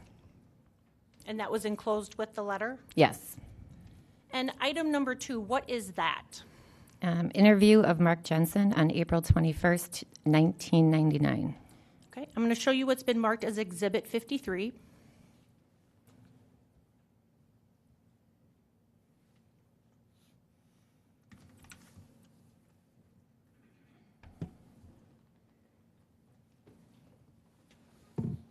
Can you tell me what I just handed to you, Exhibit 53 is? It's a transcript of an interview of Mark Jensen that was conducted on April 21st, 1999. So does the transcript that I handed you, Exhibit 53, correspond to the letter that you sent Mr. Jensen? Yes. And that would have been the document that you included in with that letter? Yes.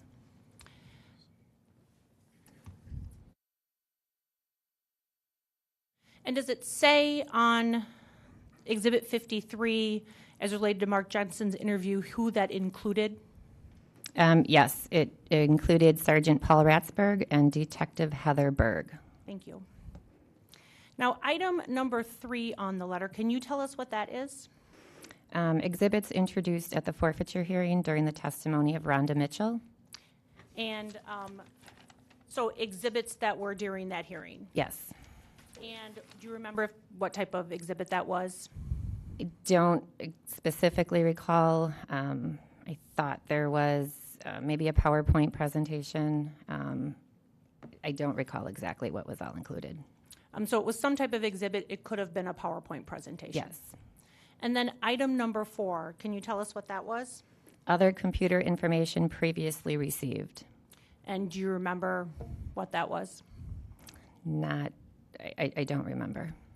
Now, prior to July of 2007, Mr. Jensen would come into the office. Correct. And would he get the materials from his case when he came in? Yes. Is that generally when, like, police reports would be given to him or witness statements would be given to him? Yes. And after July of 2007, Mr. Jensen was no longer out of custody. Correct. So if Attorney Elby wanted to send or wanted Mr. Jensen to have materials, how would Mr. Jensen get them? We would mail them to the jail.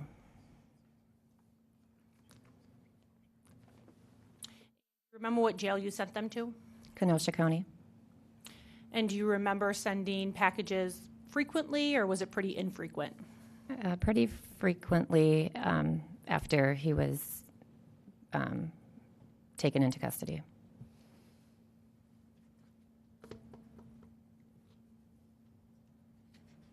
Now, as a legal assistant, did you request records or jail records? Yes. And do you remember making a request of the Kenosha County Jail in the Mark Jensen case? Yes. I'm going to show you what's been marked as Exhibit 91.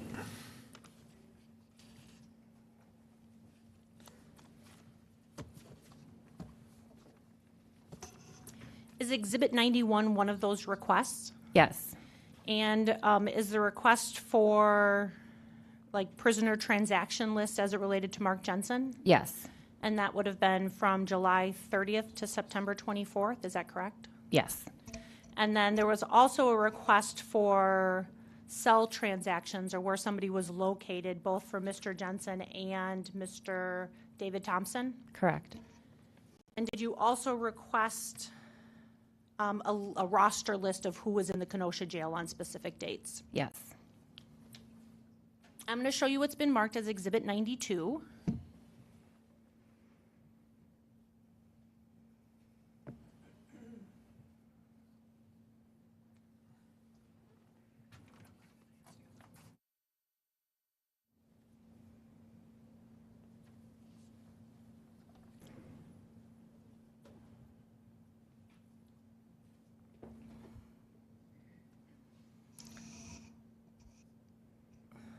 I'd like to refer you to Exhibit, I think, 92 I just handed you. Yes. That's a list of items or things that were sent to Mark Jensen. Yes. And does it say the dates at the top as to when those items would have been received? It does. And can you tell us what dates those are? July 30th, 2007 through September 24th of 2007. And if you look at an entry on August 11th of 2007, does it say what the jail received? 2 LRG large envelopes from attorney Glenn Fitzgerald. Is that consistent with the letter that you sent out on August 10th of 2007? Yes.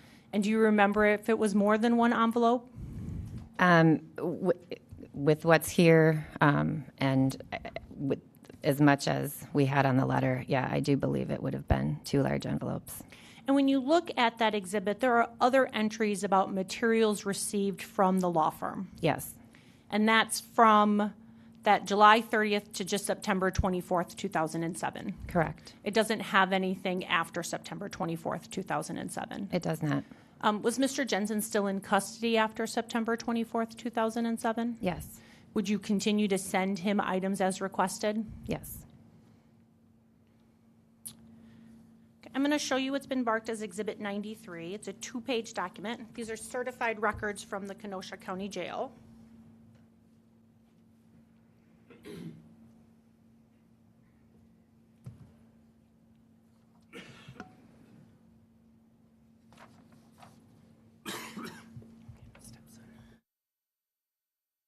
The first page of that document, can you tell me who that discusses?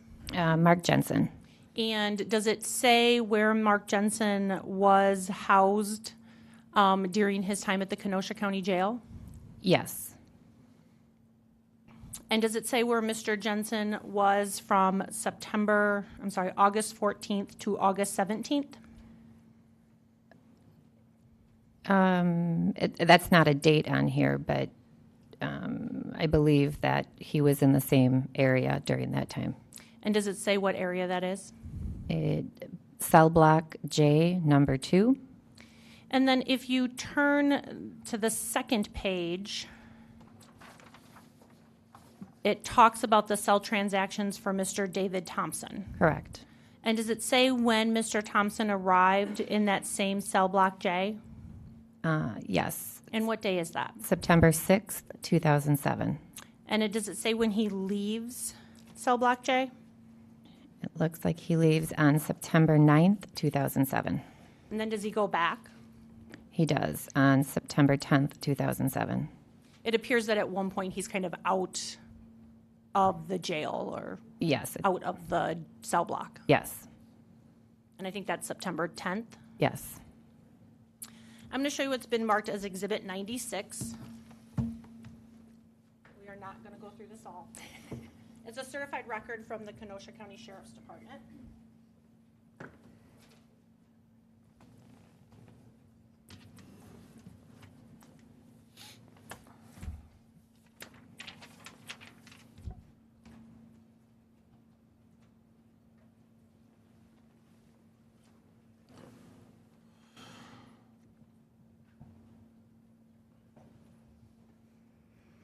Ms. Bly, I'm going to ask you to go to the August 14th, 2007 cell block J.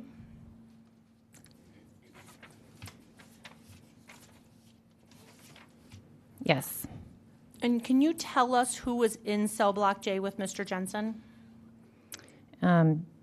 Joshua Jerkowski, Mark Jensen, Miguel Mendoza, Michael Smith, Christopher Watkins, Bernard Bush, Jason Whitner, Michael Hale, and Michael Ruiz. You don't see an Aaron Dillard in the cell block on August 14th.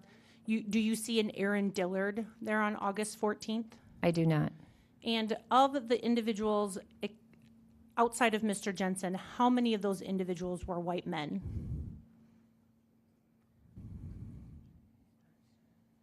Four. I'm going to ask you to go to August 15th of 2007, cell block J.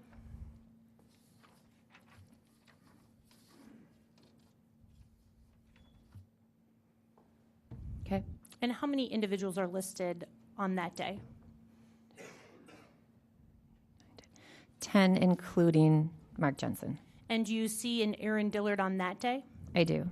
And outside of Aaron Dillard and Mark Jensen, how many other individuals are white males? 4. I'm going to ask you to go to August 16th.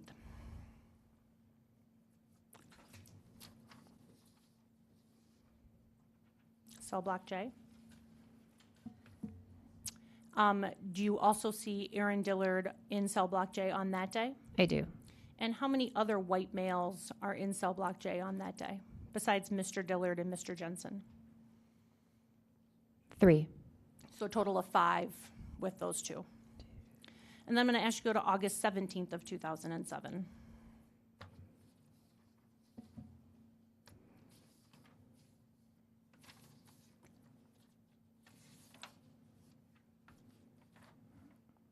Okay. And do you see a Mr. Dillard in cell block J on that day? No. And how many other white males are in there on that day? Including Mark Jensen? Not including Mark Jensen, thank you. 5. 5. Including him, it would be 6. Correct. And as you looked at those records, you didn't see David Thompson at that point in cell block J. No. I'm going to ask you to skip ahead to September 6th of 2007.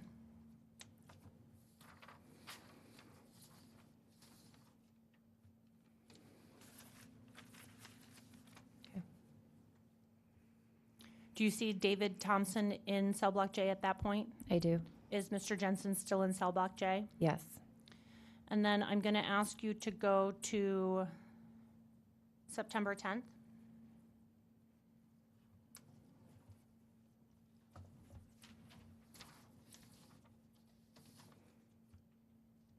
Okay. Do you see David Thompson in that cell block on September 10th? No. And then I think we had testified from the previous exhibit that he was there on the 11th. What about September 12th?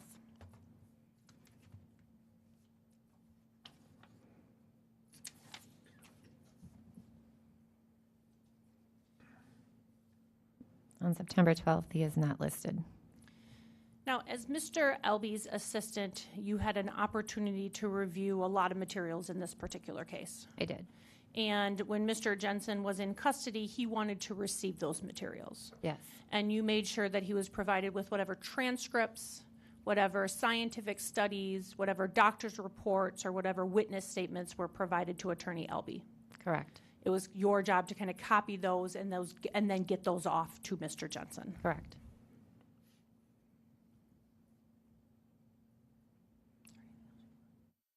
I have nothing further. Who's going to do the cross? I am. Go ahead, Ms. McNeil. So the exhibit that you've just been testifying off of in front of you, what number is that? 96.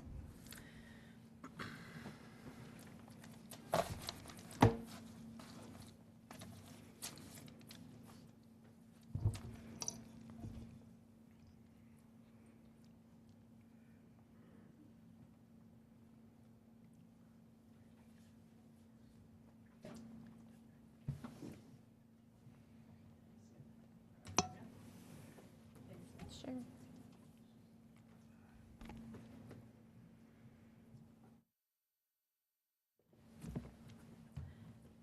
And so these are the jail records that you asked for certified copies of, is that correct? Correct. Showing where inmates would be located at various times in the jail. Correct. Now, in terms of how the jail works, an inmate might be moved during the course of a day, correct? I'm sure it's possible. Obviously, inmates are moved within the jail. Sure. Yes. And so where an inmate is in a record depends on when that record is during the course of a day, correct? I would assume so. For instance, if the record is created to reflect where inmates are at like 8 a.m. in a certain cell block, then that record wouldn't reflect any changes occurring after 8 a.m. If that's when it was printed, sure. Yes.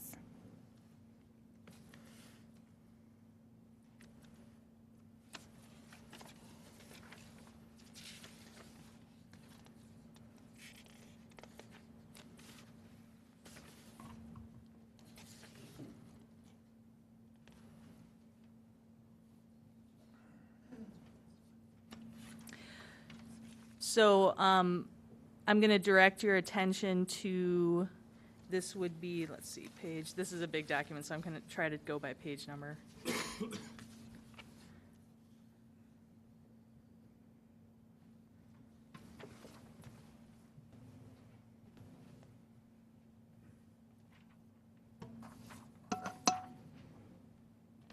So I'm showing you page 6 of that document, although again, it's a big document. So I think actually printed on the page in the upper right-hand corner would be page 4. Correct. But if we're looking at the pile of paperwork, it's page 6. Okay. And so then do you see at the top there, the top left hand where it says run 14-August-2007? Yes. And then it says 6:20? Yes. So it appears that when we're looking at that particular date, it's reflecting what the situation was at 6:20 in the morning? It doesn't say morning or afternoon. If I show you a different page, and I'm just going to go to, and again, this is in the big pile, so I can't really give you a page number, but I'll ask you what this page shows.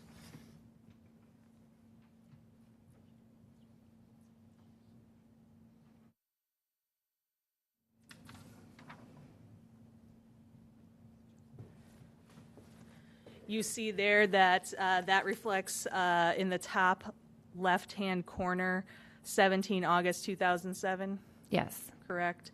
And then what cell blocks are shown on that page? Well, the first couple are cut off. The last one I can read is J. Oh, I'm sorry. H-I-N-J. And I'm assuming there's nothing listed above that.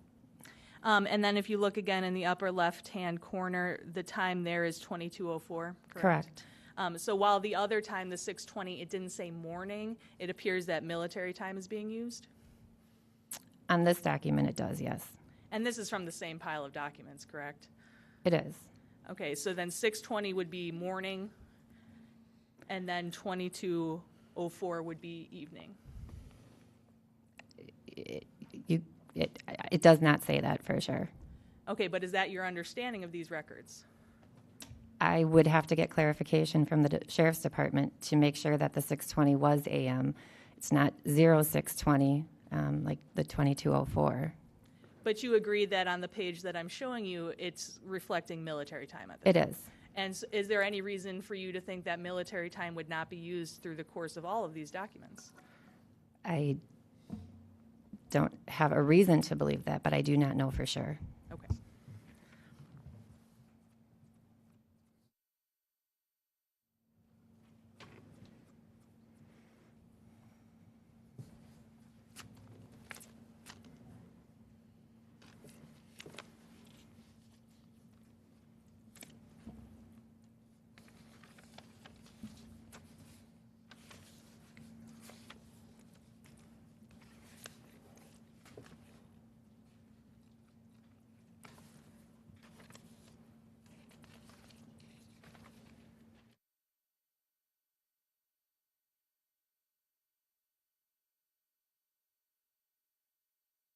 So you agree that Aaron Dillard was housed with Mark Jensen, according to these records, at least as of August 15th, 2007?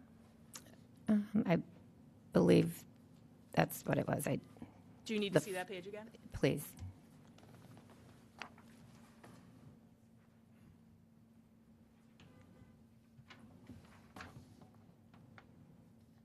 Yes, August 15th.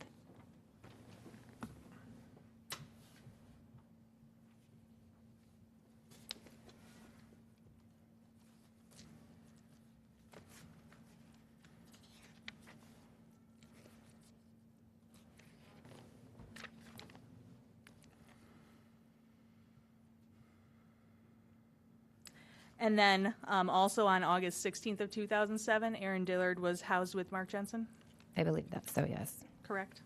Okay.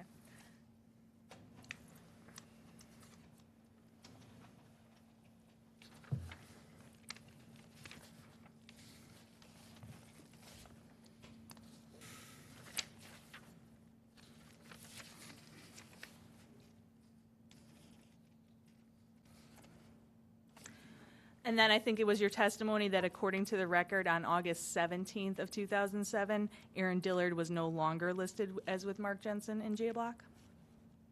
Yes. Okay. And I'm just going to show you that page.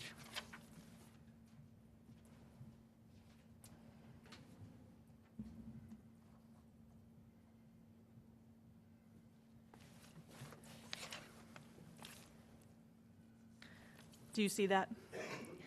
I do. Okay. And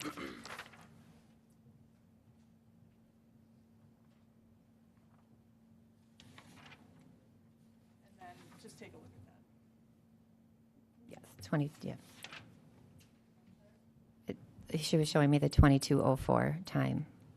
So then just to ask you a question off that, that page from August 17th of 2007 appears to reflect a time of 2204. Correct. And so in military time, that's 10:04 p.m. Correct.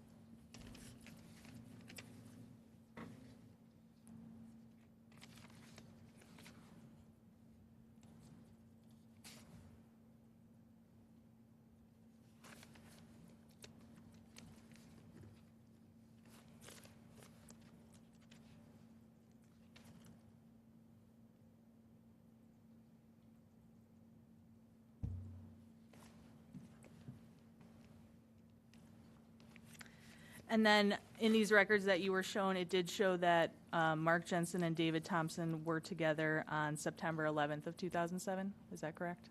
I believe that was one of the dates, yes.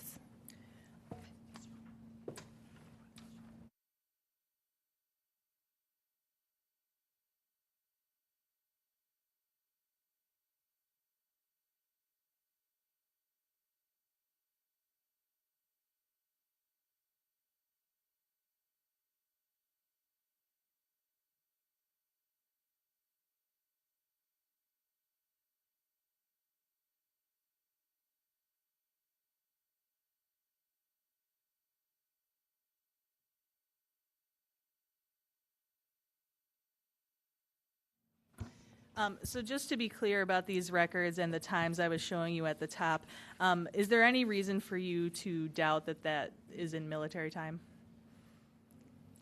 I don't have a, I can't say that for sure. And you worked at a law office for years, correct? Correct. And then police reports are almost always in military time, correct? Most of them. So you would certainly be familiar with that through your work at the law office. Correct. And again, the time changes to reflect military time at the top of some of these records, correct? The time changes to reflect military time? So the record I showed you showed a time of 22:04. Correct. And so the other time being about 6:20, I think it said at the top. You have no reason to believe that at one point the record is not in military time, and then within a day or two it is in military time. No. All right, I have. Thank you. Redirect. Just quickly, Ms. Bly, when you requested those records, you just requested the records of the individuals in those locations between those dates. Correct. And that's what the jail certified and sent to you. Correct. And the information that you provided is from those documents. Correct. Do you have any knowledge about how the jail works as it do not. relates to when they do their count? I do not. Or when they put the information from the count into the computer? I do not. Or when they update the transfers? I do not. Thank you. Anything on that, Ms. McNeil? No, Your Honor. All right, you're excused. Thank you.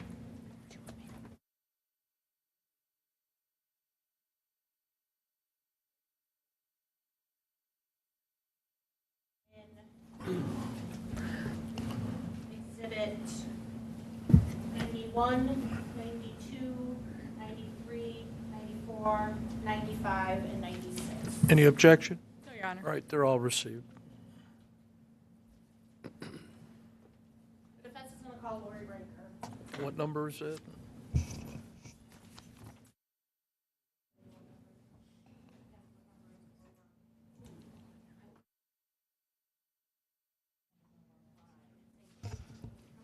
Thank you.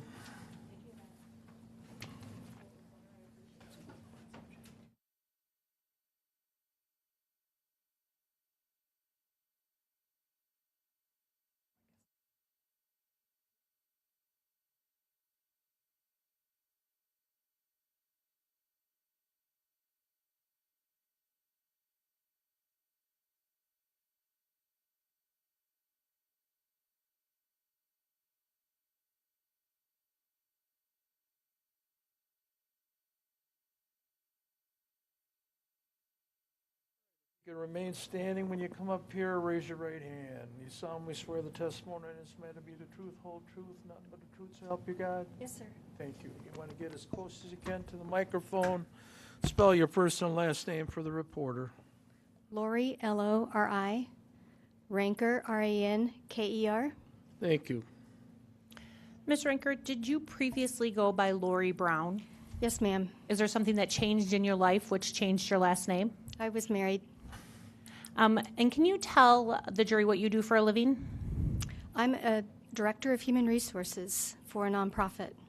And prior to being a director of resources for a nonprofit, what did you do? I worked at a law firm. And what kind of work did you do for the law firm? I was their law firm administrator. Are you a lawyer by trade? I am. Did you go to law school? I did. And what year did you graduate law school? 1990. Do you know a person by the name of Aaron Dillard?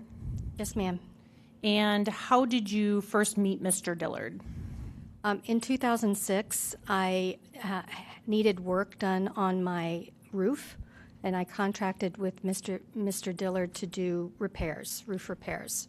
Prior to contracting with Mr. Dillard to do roof repairs, had you met him previous to that? He was an acquaintance. Do you remember if you met him on some type of personal site? I don't recall. That's fair. And did he, is that on? When he introduced himself to you, was it as Aaron Dillard? It was. And you said you contracted with him to do some type of construction work? Yes, I had a portion of my roof where the decking was, it looked like it was rotting and the shingles were coming off. And I showed it to him, and he said, I could fix that. I recommend that you have an entire roof replacement. I've got a crew of guys that are my team, and this is what we do. And I could fix that. He was very personable, very knowledgeable, and instilled a lot of confidence in me that he could effectuate the repairs. Did you contract with him to repair your roof? I did. Did you also have a personal relationship with Mr. Dillard? He was a friend. And during the time that you contracted with him to do your roof and during the time that you had this friendship, do you have opinion as to the truthfulness and honesty of Aaron Dillard? I do. And what is that opinion? I feel that he was not truthful or honest with me with regards to this project. I ended up being defrauded of. I'm objecting to this, Judge. She can offer the opinion that is appropriate, but going further than that is not. Why don't you rephrase the question? I asked as to what your opinion was as to his truthfulness and honesty. I did not feel like he was truthful or honest. No. And was that based upon both the personal and business relationship with Mr. Dillard? It was based on the business relationship with Mr. Dillard, yes. Thank you, ma'am. I have nothing further. We have any questions from the state? No, I don't. Thank All right, you. You're excused. Thank you. At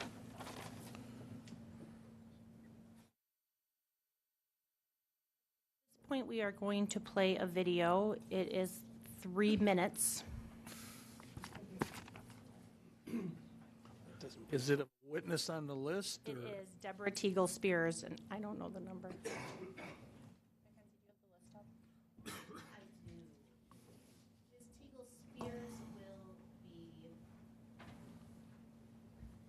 Number 27. Thank you.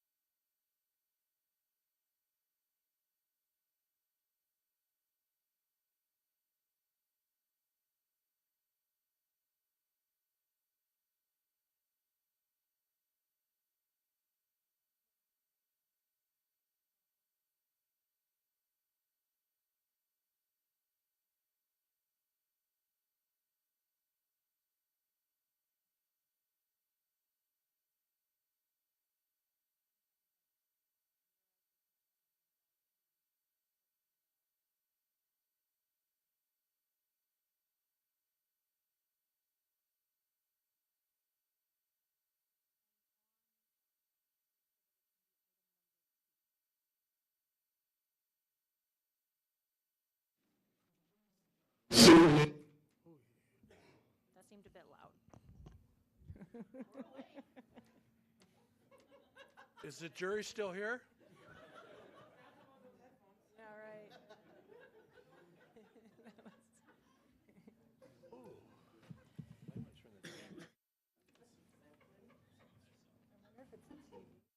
know. Let's just hit play and then we'll see how loud it is.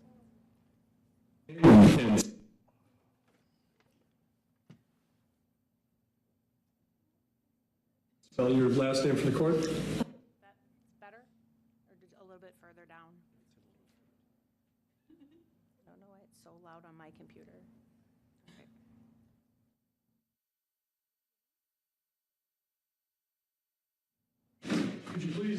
State your name and spell your last name for the court. Deborah Teagle, Tegel. And Ms. Teagle, did you formerly go by the name of Deborah Spears? Yes, it was my prior name, married name. You recently married and took the name Teagle. Yes. Ms. Teagle, do you know a person named Aaron Dillard? Yes, I had a brief relationship with him. Now, how did you meet Mr. Dillard? I met him out one evening. And did he introduce himself to you? He introduced himself as Kyle Resnick to me when we first met. He told you that his name was Kyle Resnick? Yes.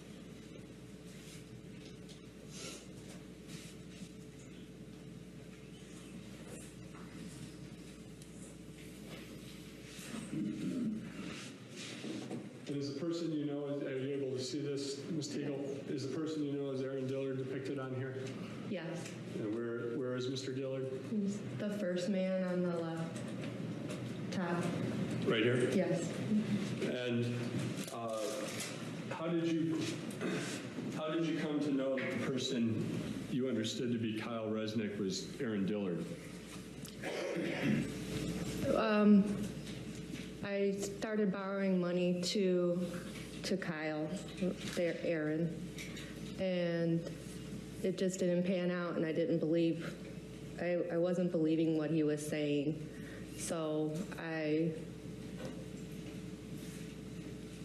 went into his wallet one day because things just didn't seem right, and I got his real name, and I found out his name was Aaron Dillard and got his address and ran a check on him and found out he wasn't such a good person.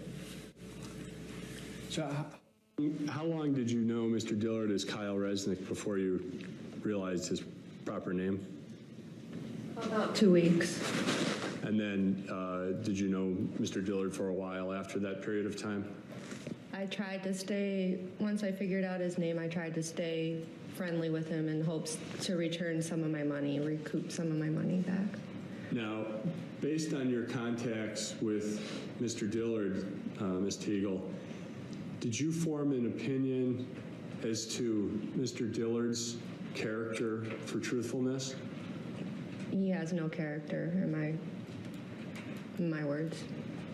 He's not a very truthful, honest person. He's a con man. He uses people and for what he can get out of them, and that I don't have anything very nice to say about Kyle or Aaron. Thank you, Ms. Teagle. No further questions, Your Honor.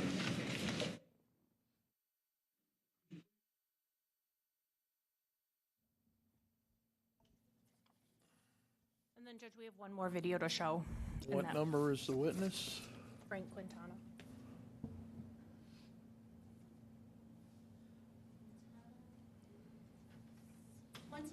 Thank you. Same exhibit, item number 3.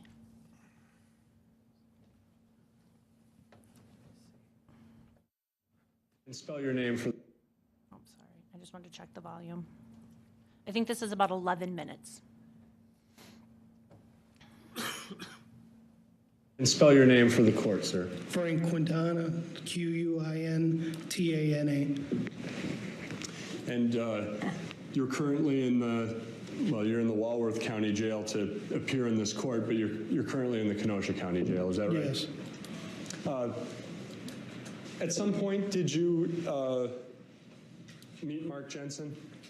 Yeah, in September. And was that in the Kenosha County Jail? Yes, it was. Do you know what dates you were in the Kenosha County Jail in September? It was September 7th to the 10th. And do you recall what cell block you were in at that time? The J block. You were in the J block? Yes. And did you have occasion to have conversation with Mr. Jensen during the time you were there between September 7th and September 10th? Yeah, I think I asked if I could use his paper, Kenosha paper. Just to read the newspaper? Yeah. Did you have any more substantial conversation than that you recall? Not really. Did you have a chance to observe Mr. Jensen in the cell block during the period of time you were there between September 7th and September 10th? Yes.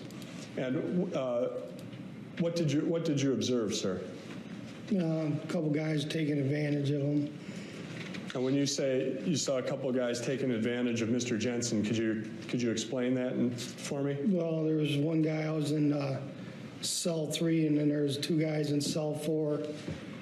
And the bigger guy, I believe was Thompson, kept pretty much bullying Jensen, asking him to make a bunch of calls for him, 3-way phone calls.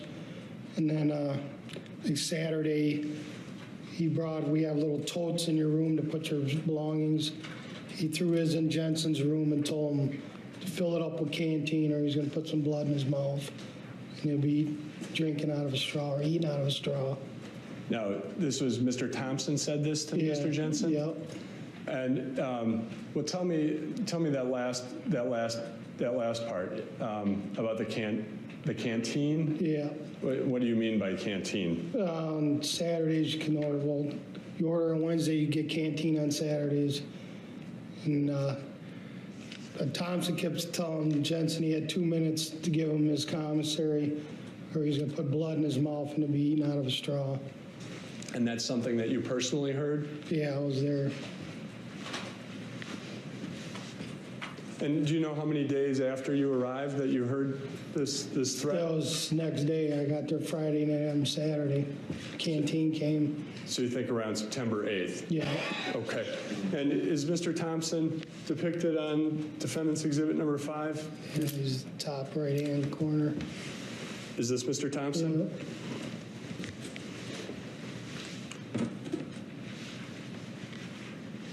And did you see Mr. Thompson engaging in intimidation of Mr. Jensen? From what I seen, yeah. Jensen was scared of him. Kept telling him, thought he was kidding when he asked about his canteen. Jensen went up to Thompson a couple times and said, "You're not serious, are you?" And he said, "Effing yeah, I am. If you don't do it now, you're going to get blood in your mouth and something about eating out of a straw or something like that." When Thompson threw his little storage container in Jensen's room, and Jensen filled it up and gave it to him. And what kind of stuff did he fill up the bin with? From what I see, it was just like chips and candy and stuff like that. And Thompson passed it around to some of his guys in there. Did Mr. Jensen make any effort to fight back or do anything? No. He looked scared to me. And with regard to the phone calls, did it appear that Mr. Jensen was doing that willingly or at the insistence of Mr. Thompson? Well, I noticed a couple times Thompson was getting mad that Jensen couldn't get through to make them 3-way calls from him. And he kept trying and trying. And was he engaging in any intimidating tactics? Well, he kept yelling at him from what I've seen. I mean, the blocks are real small. You have one little table where everybody sits at, so pretty much see what's going on. Did you make any effort to intervene and assist Mr. Jensen while you were there? No, I didn't want to catch a case. I didn't want to catch any more trouble. I told the guard when I left Monday that I believe they should get Jensen out of there because he was taking advantage of him. Now, on Monday, where did you go on Monday? I went back to STF, to Sturtevant Transitional Facility.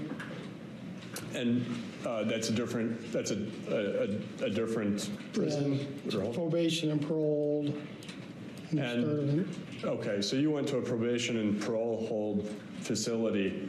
And when you were taken out, you had some conversation with the guards? Yeah, I don't remember what guard it was, but I told him I felt that he should get Jensen out of there because taking advantage of him. A couple guys were pretty much, Thompson was the leader of them.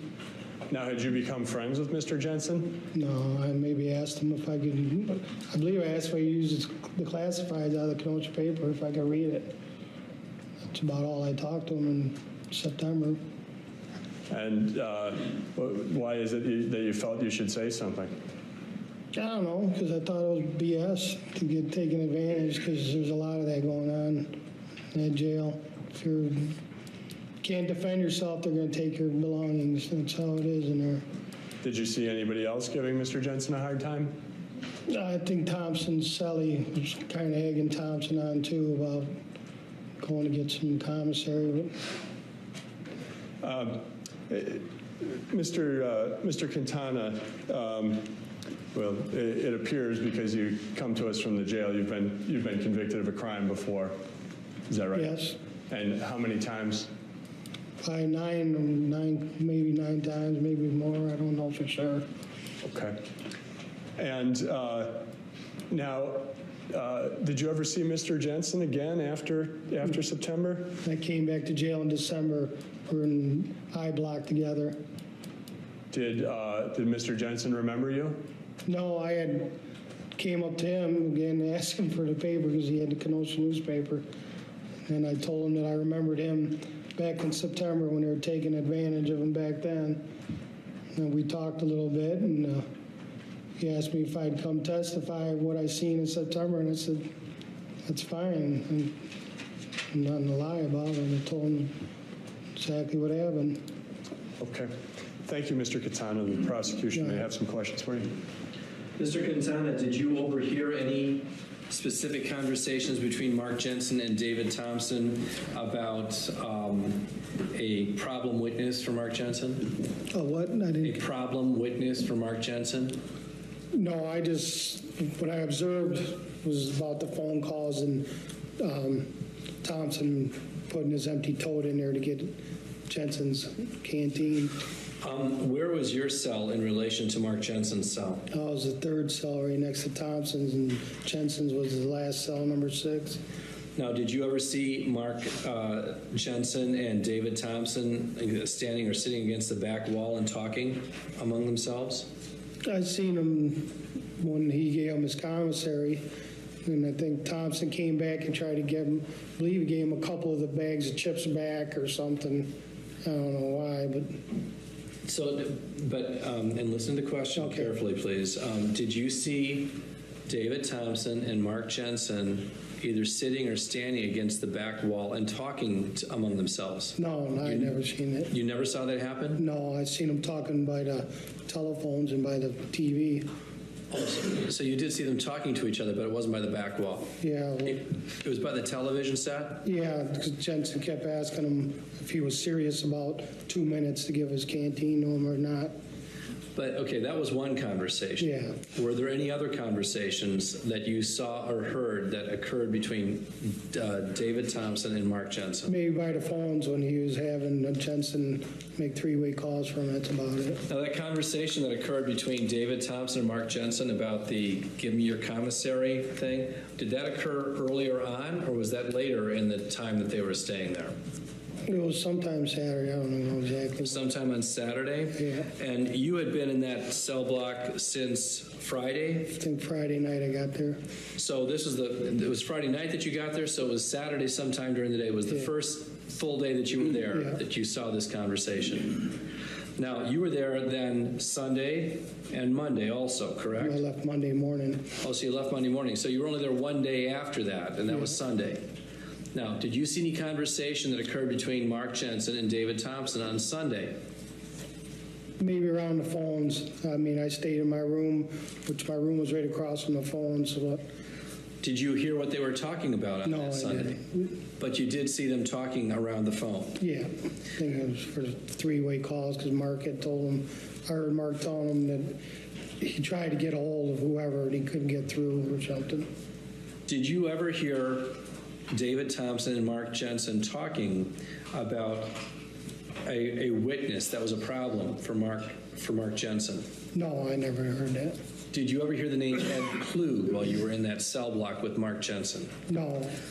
Did Mark Jensen ever talk to you about his case while you were in that cell block with Mark Jensen? No. Did you ever hear Mark Jensen talking to anybody else about his case while you were in that cell block with Mark Jensen? No, not really, no. Did you see Mark Jensen reading stuff about his case while he was in that cell block? I might have seen him going through his papers when I went. His cell was back by the windows. When maybe I walked by the windows, he might have been going through his court case. Well, so you did see him doing I've that? seen in his cell, I believe I seen him a couple times reading his court case. Did you ever see him talking to anybody else when he was going through his paperwork? Not that I seen, no. Did you ever see him show his paperwork to anybody else while you were in that cell block? Not while I was there, no.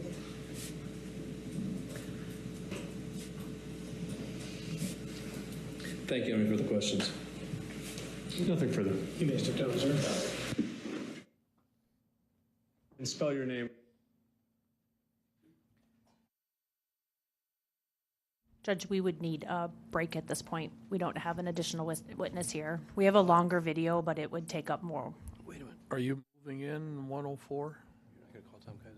I'm going to, yes, Judge. All right. There's 2 more videos.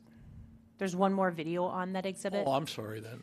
But it's a longer video, so I don't think. We have a legal issue that we still have to discuss, so we're going to do that now, so then we don't delay you at 8:30 in the morning. So we're releasing the jury? They are released. Please don't talk about the case. Come back at 8:30. They can be released.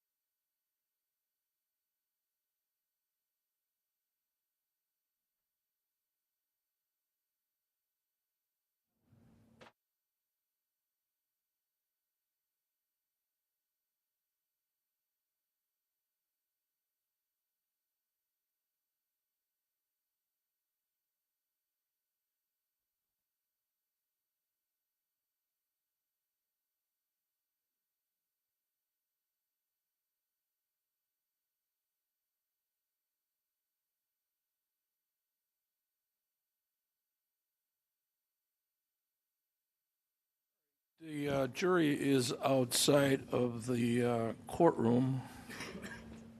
We, I believe, have a motion by the defense that was made before the testimony started for the defense. So you can make your motion, Ms. Krause. Judge, at the, Oh, I'm sorry, Mr. Perry. it's fine. She's the one who said there's a motion. I'm swear to God, she said the motion, so. You're right. All right. Are you going to make the motion I now? am, yeah. All right. This is at the conclusion of the state's case. The defense moves to dismiss insufficient evidence, insufficient credible evidence pointing towards establishing that Mark Jensen committed first-degree intentional homicide. All right. I am going to quote as to what the motion is. It's a motion to dismiss at close of the state's case. It says, motion must be denied if, considering the state's evidence in the most favorable light, the evidence adduced, believed, or rationally considered is sufficient to prove guilt beyond a reasonable doubt. So I have to give the state the most favorable light here. And I do have, for the record, 3 notepads already full. We had 38 witnesses for the state. And we will start out with the first witness in this case was Ruth Vorval, V-O-R-V-A-L-D. Vorwald, Your Honor, Vorwald. Thank you. She knew Julie Jensen. She indicated on December 3rd, 1998, she was driving north. She saw Mark Jensen on that day on Lakeshore Drive. Mark waved. It was in the middle of the morning, and she thought it was kind of unusual because Mark worked in Racine. We had Sharon Krause. She testified. She saw Mark on December 3rd, 1998. Indicated that Mark said to her that Julie was gone, showed no emotions. We then had Teresa DeFazio, who testified under oath. She indicated, Julie said, I cannot use the computer. She would show up every Wednesday to help at the school. There was a statement that Julie made that my husband is going to kill me. She also indicated she told Ms. DeFazio she found a list of drugs, issues of overdose. She also indicated that her husband, Mark, was on the computer off and on, looking up areas. She also indicated, she said that Mark would make it look like a suicide. Carrie Ashley indicated she called Julie December 2nd, 1998. Mark Jensen answered. Mark said Julie was sick in bed. She also indicated she saw Julie's items in the garbage. She also indicated she saw Kelly Labonte in the house within a month.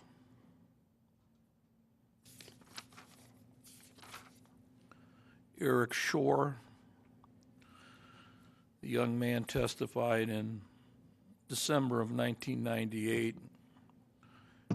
He heard David Jensen, the older boy, indicate information about his mother's health, indicated he was very concerned, said his mother was sick. She had heavy breathing. For the record, we talked about the actual breathing that was being mentioned under oath, and that his dad would not take her to the hospital. He also indicated he observed Kelly Labonte in the residence within a very short period of time. Laura Shore, that is the mother of Eric, indicated that she had information that Julie was sick. Angelina Martinelli indicated Julie was an excellent mother. She had the younger Jensen boy in preschool. Joseph Mangi, who at that time was principal of Bradford High School. Julie applied for a job there, sent the resume. They were going to hire her, and sometime December 1st or 2nd, he called Julie to tell her that she was going to be accepted for the job, and a male answered, and he said that was Mark Jensen, and the statement by Mark Jensen was, Julie's asleep. She'll be asleep for a long time, and there was a laugh. Kimberly Noble, she indicated that Julie was a happy person. She was a good mother. We had Exhibit 9. It was a tape of Tadeusz Wojcik, W-O-J-T. He talked about conversations that he had with Julie. She was very upset over things regarding the children. And one of the highlighted items I have as to his testimony, he said Mark, meaning Mr. Jensen, was chasing Julie around with a glass of wine, and there was a syringe on the nightstand.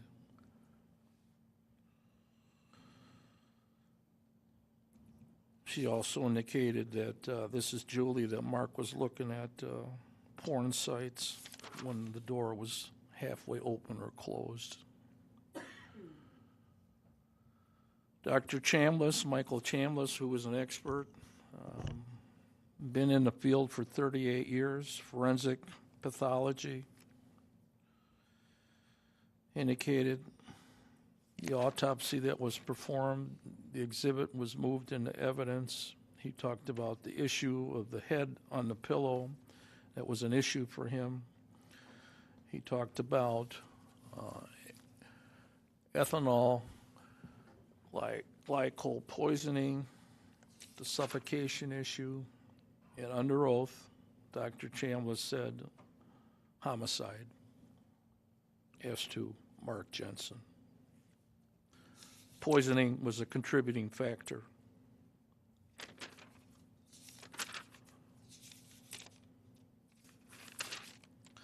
Edward Klug worked with Mr. Jensen.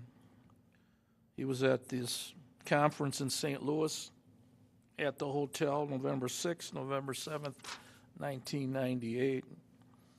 Conversation after a banquet, a night of drinking.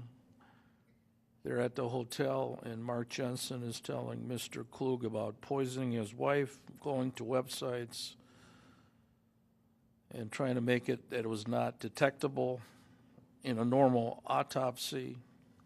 He would put it in her drinks, and that conversation Mr. Klug talked about.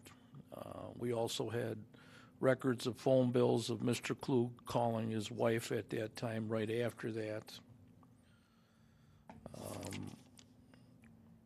Mr. Klug also told, under testimony, he told Ron Reck, W-C-R-U-K, I believe. We had David Naring talk, a broker who had worked with Mr. Jensen, talked about the conversation again with Ed Klug.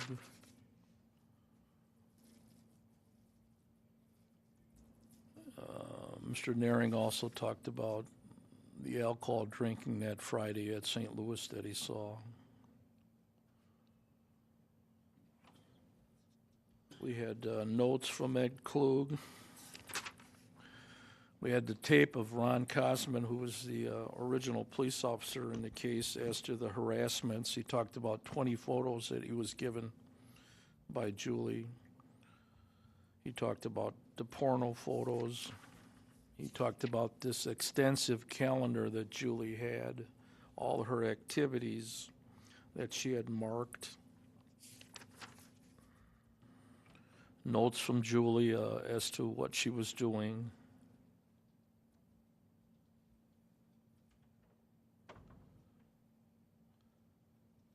Had some information about purchasing property in November of 1998.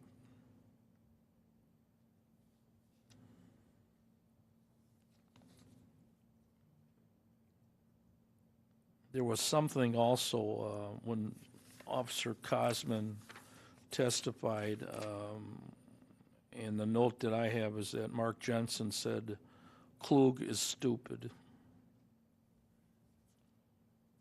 Also, there's a note that Mark Jensen said that Julie was crying about a miscarriage. She locks herself in a bedroom.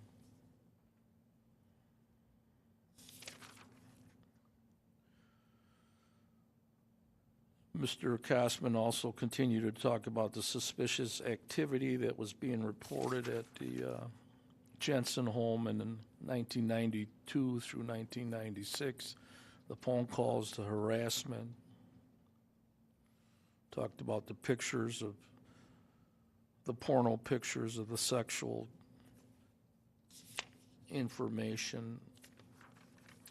David Naring testified,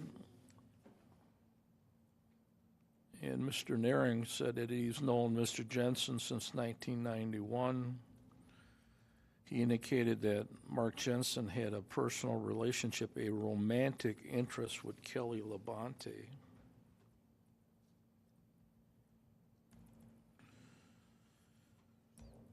He also indicated divorce had come up and Julie was having some issues. He indicated Mark Jensen was looking for drug interactions on the computer at work. There was a conversation between Mr. Jensen and Mr. Naring whether Kelly should be at the wake, when she should move in, that is Kelly Labonte.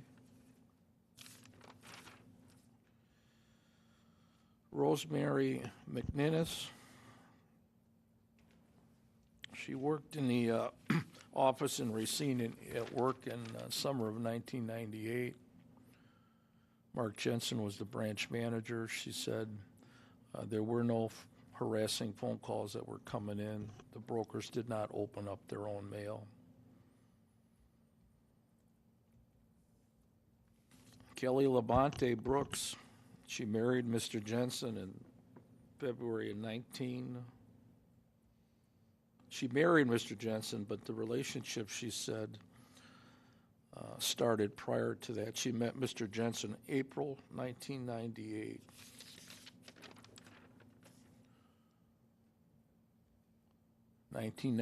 The summer, Ms. Brooks, also known as Kelly Labonte, was engaged to her boyfriend.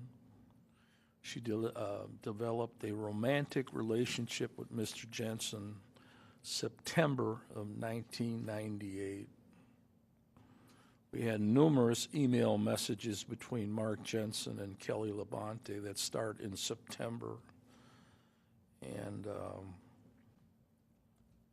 I would indicate a lot of those email messages are flirtation issues as to some sort of romantic relationship. There's no other explanation from all those emails. They used to have letter codes that they used. I want you, I love you, I miss you, on basically every email. And this starts in September 1998, prior to the death of Julie Jensen.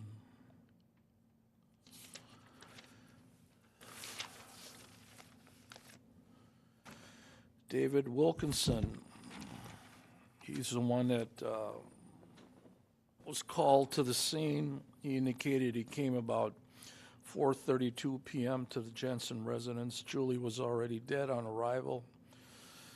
EKG was performed, nothing. The phone was off the hook. He looked at the photos of the deceased. He said he was dispatched 4:32 p.m. He arrived 4:35 p.m. at the house. Paul Rasberg, who was, before he retired, was a lieutenant, but he was sergeant of the detectives of Pleasant Prairie at the time in December of 1998. He responded to the Jensen home at 4:30 on December 3rd. He had the video that we saw of the house. He showed that. He had the consent of Mr. Jensen to search. He took the home computer into custody. He recovered the computer and the hard drive. He indicated he gave that to the crime lab December 13th, 1998. He also indicated that he recovered some sort of cigar box from the Jensen home also that items were in. He found a daily planner of Julie. It was received into evidence. The last entry of the daily planner is August 19th, 1998. He had photos of the crime scene. And he did the interview of Mr. Jensen that was recorded, that we watched. There's also a transcript of it. And what's interesting about that interview, he's asking Mr. Jensen about his relationship to Kelly Labonte. And the exact answer that Mr. Jensen said, Kelly is just a friend. That's it. He doesn't say, I've been having sex with her. She's my lover. We've been having a relationship.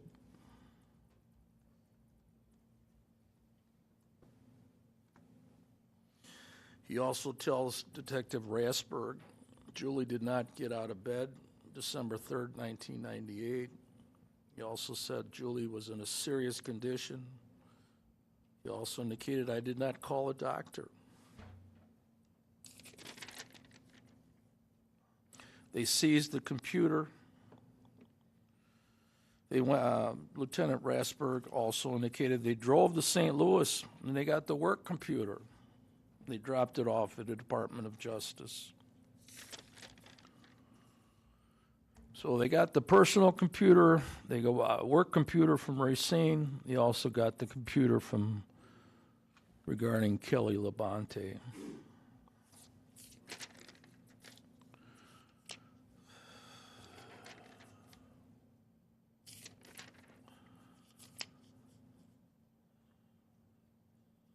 They also have information, and this is Lieutenant Rasberg indicated that they have evidence of Julie's voice, and it sounded drunk.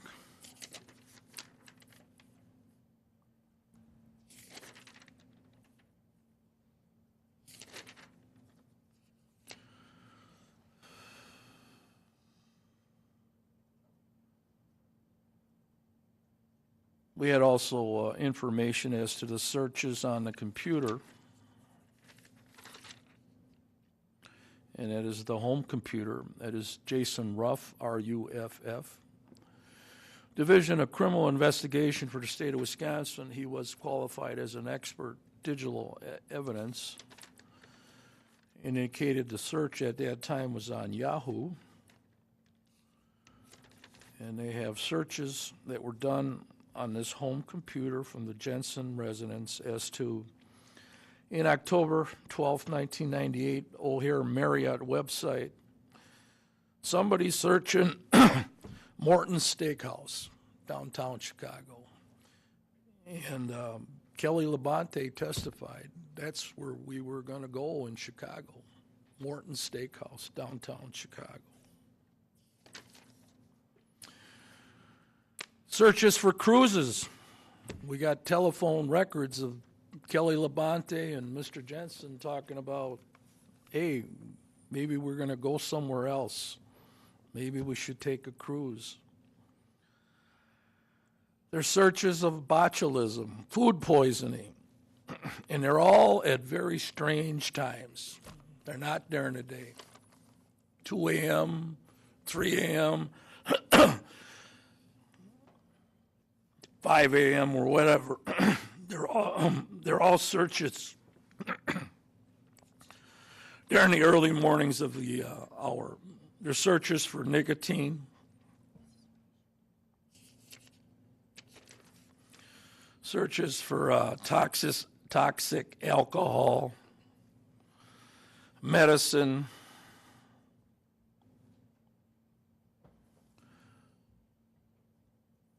ethanol, glycol, poisoning, medication, overdoses, poison websites, antifreeze. Even on December 2nd, the day before the death of Julie Jensen, 9:30 p.m., there's a search for antifreeze.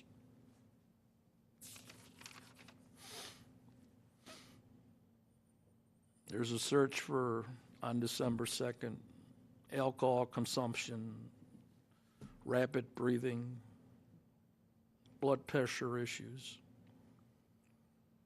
There's searches December 3rd, 1998, antifreeze poisoning,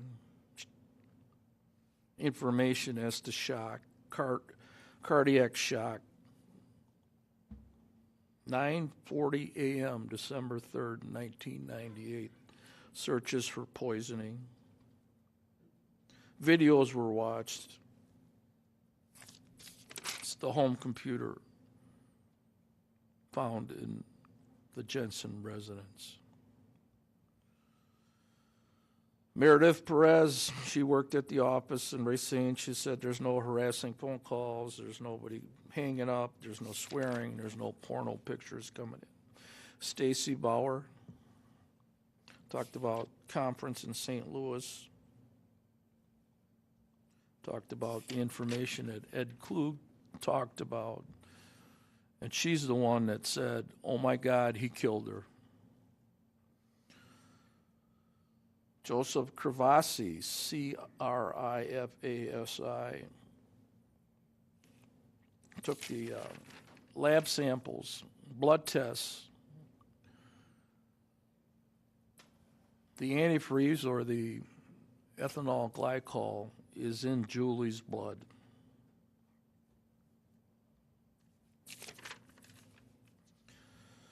Perry Tarica. He's the individual that had the affair with Julie Jensen. He denied sending harassing pictures, making the phone calls. He also indicated that Julie is one of the nicest people he ever met.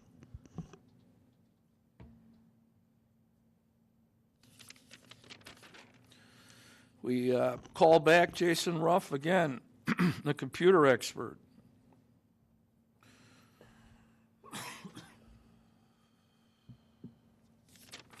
Talked about the searches again.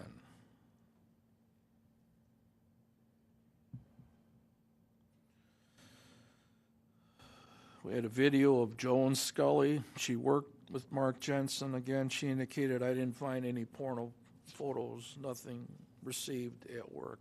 Marion Passetti, she was part of the book club. She saw Mark the day that Julie Jensen died. Mark Jensen told her he could not get his wife to the hospital. Said she had a bad reaction to medication. Never said anything about depression to her. Aaron Dillard. Obviously, there's a dispute as to his credibility, but he's testified as to what Mr. Jensen told him while they were in custody.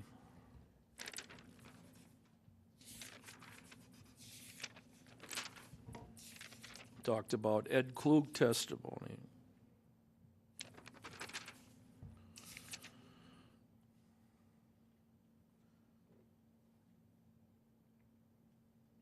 Ann Lynch, a teacher, she knew Julie Jensen. She worried about Douglas having to go full-time in the fall. This is late 1998. She indicated the marriage was in trouble. Paul Griffin, Julie's brother.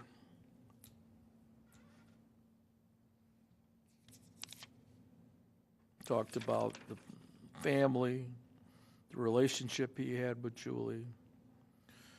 But we also have a recorded statement from Paul Griffin to Mark Jensen. And Mr. Jensen, in that recorded statement, he didn't know he was being recorded. Gives some different explanations as to what happened to Julie the last days.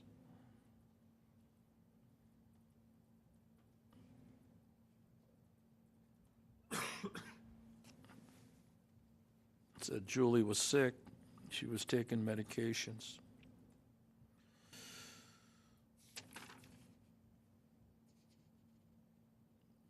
Mr. Griffin also indicated that he went to, which would be his nephew's birthday party, David, who was a young boy in 1999, January 21st. Kelly Labonte was there. This is, 3 weeks after the death of Julie Jensen? And Mark introduced her as a friend from work. And what did Mr. Griffin say? Kelly Labonte looked like she knew where everything was in the house. Very familiar with the house. David Thompson, interesting character.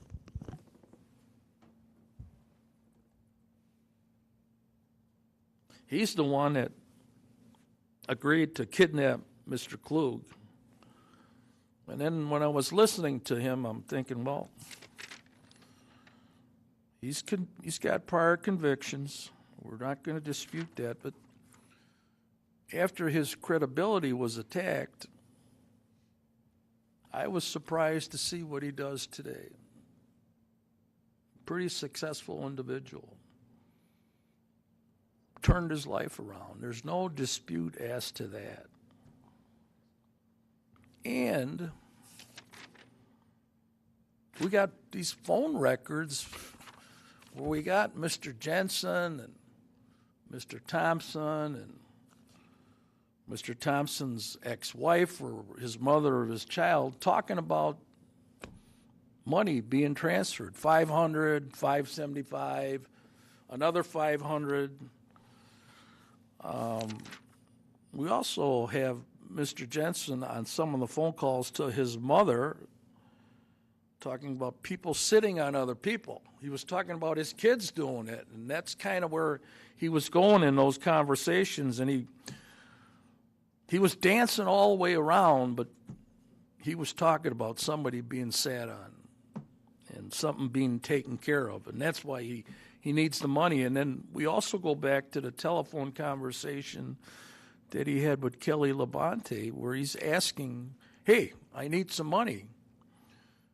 And unbelievable, it's $500. And I need to get it to my parents. And I can't tell you what it's for, but I'll tell you later. So Mr. Jensen's talking about Ed Klug and the sitting and this kidnapping with Mr. Thompson, his wife, and his mother. And they're all recorded.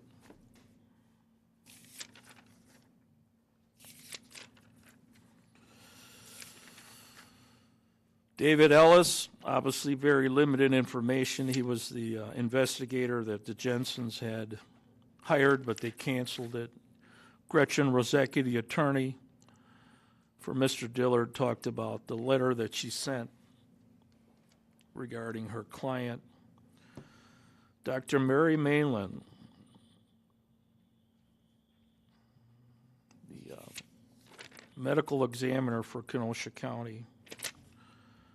She retired November 2020. Pretty impressive resume.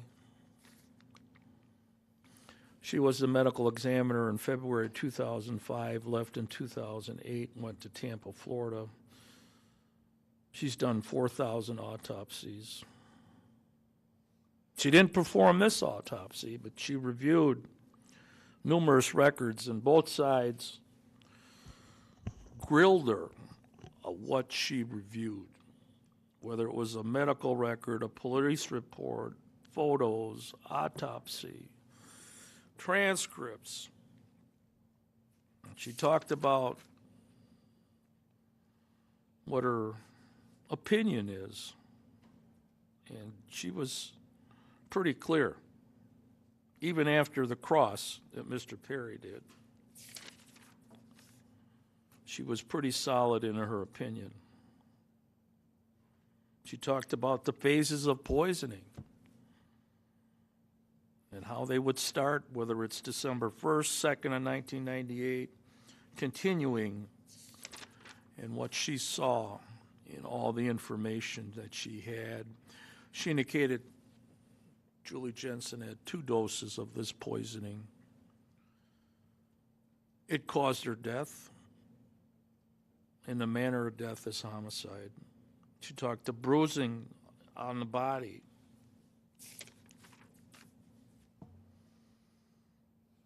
So she was pretty adamant. So I got 2 experts say homicide. I got lots of witnesses that put Mr. Jensen in not a good position. So I think the evidence considered most likely in the state's light, there's sufficient evidence here to prove guilt beyond a reasonable doubt at this point. So the motion is denied. Okay. Judge, I have one more issue. We have a transcript from Marvin Oakler that we're going to play. Is he a witness? He is a witness. All right, what number is he? Oh, man, I took that all down already. Marvin Oakler. O-E. Thank you. It says deceased transcript. Yes. So we have generally agreed on all parts that should or should not be played except for as it relates to him. The prosecution doesn't want us to play the part where Marvin Oakler talks about the Griffins. I have no objection to that. I'll make sure that that's taken out. But they also object to Marvin Oakler talking about his experience as a pastor at funerals. I think that's fair game based upon all the testimony of the prosecution's witnesses about Mr. Jensen's behavior at the funeral. How long is the portion about the pastor talking about funerals? Maybe 2 minutes. I'm going to let it in. It's been an issue brought up by the state's witnesses that Mr. Jensen did not look like he was grieving. There's numerous witnesses. So it's 2 minutes. We'll let it in. And you're not going to play the portion. That they object to as to the Jensen family? No, I don't have any issue of getting that redacted. When do you plan to play your videos tomorrow? Because we have 2 doctors testifying in the morning, not experts, but doctors, the afternoon. All right. So I would just request that the defense send me the new transcript of what it should look like, and then I can follow along with that. Do you have a transcript typed up of the video? I have his prepared transcript, and then I will get the video prepared. I didn't prepare it because we had to resolve this issue. We've just been highlighting the transcript, and that's completely sufficient. I just want to be able to follow along. Get her the transcript. Which doctors are you going to have tomorrow? The plan is to have Dr. Paul DeFazio and then Dr. Richard Borman. All right. In the morning. In the morning. Mm-hmm. Are they going to take up all of the morning, or are we going to go in the afternoon with them? I'm hoping it's just the morning. Okay. But we'll see. All right.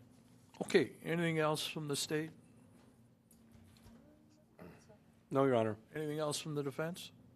No. All right. Thank you. The jury has left, right? They're gone? Okay. See you tomorrow, 8:30. We'll give the defendant a call.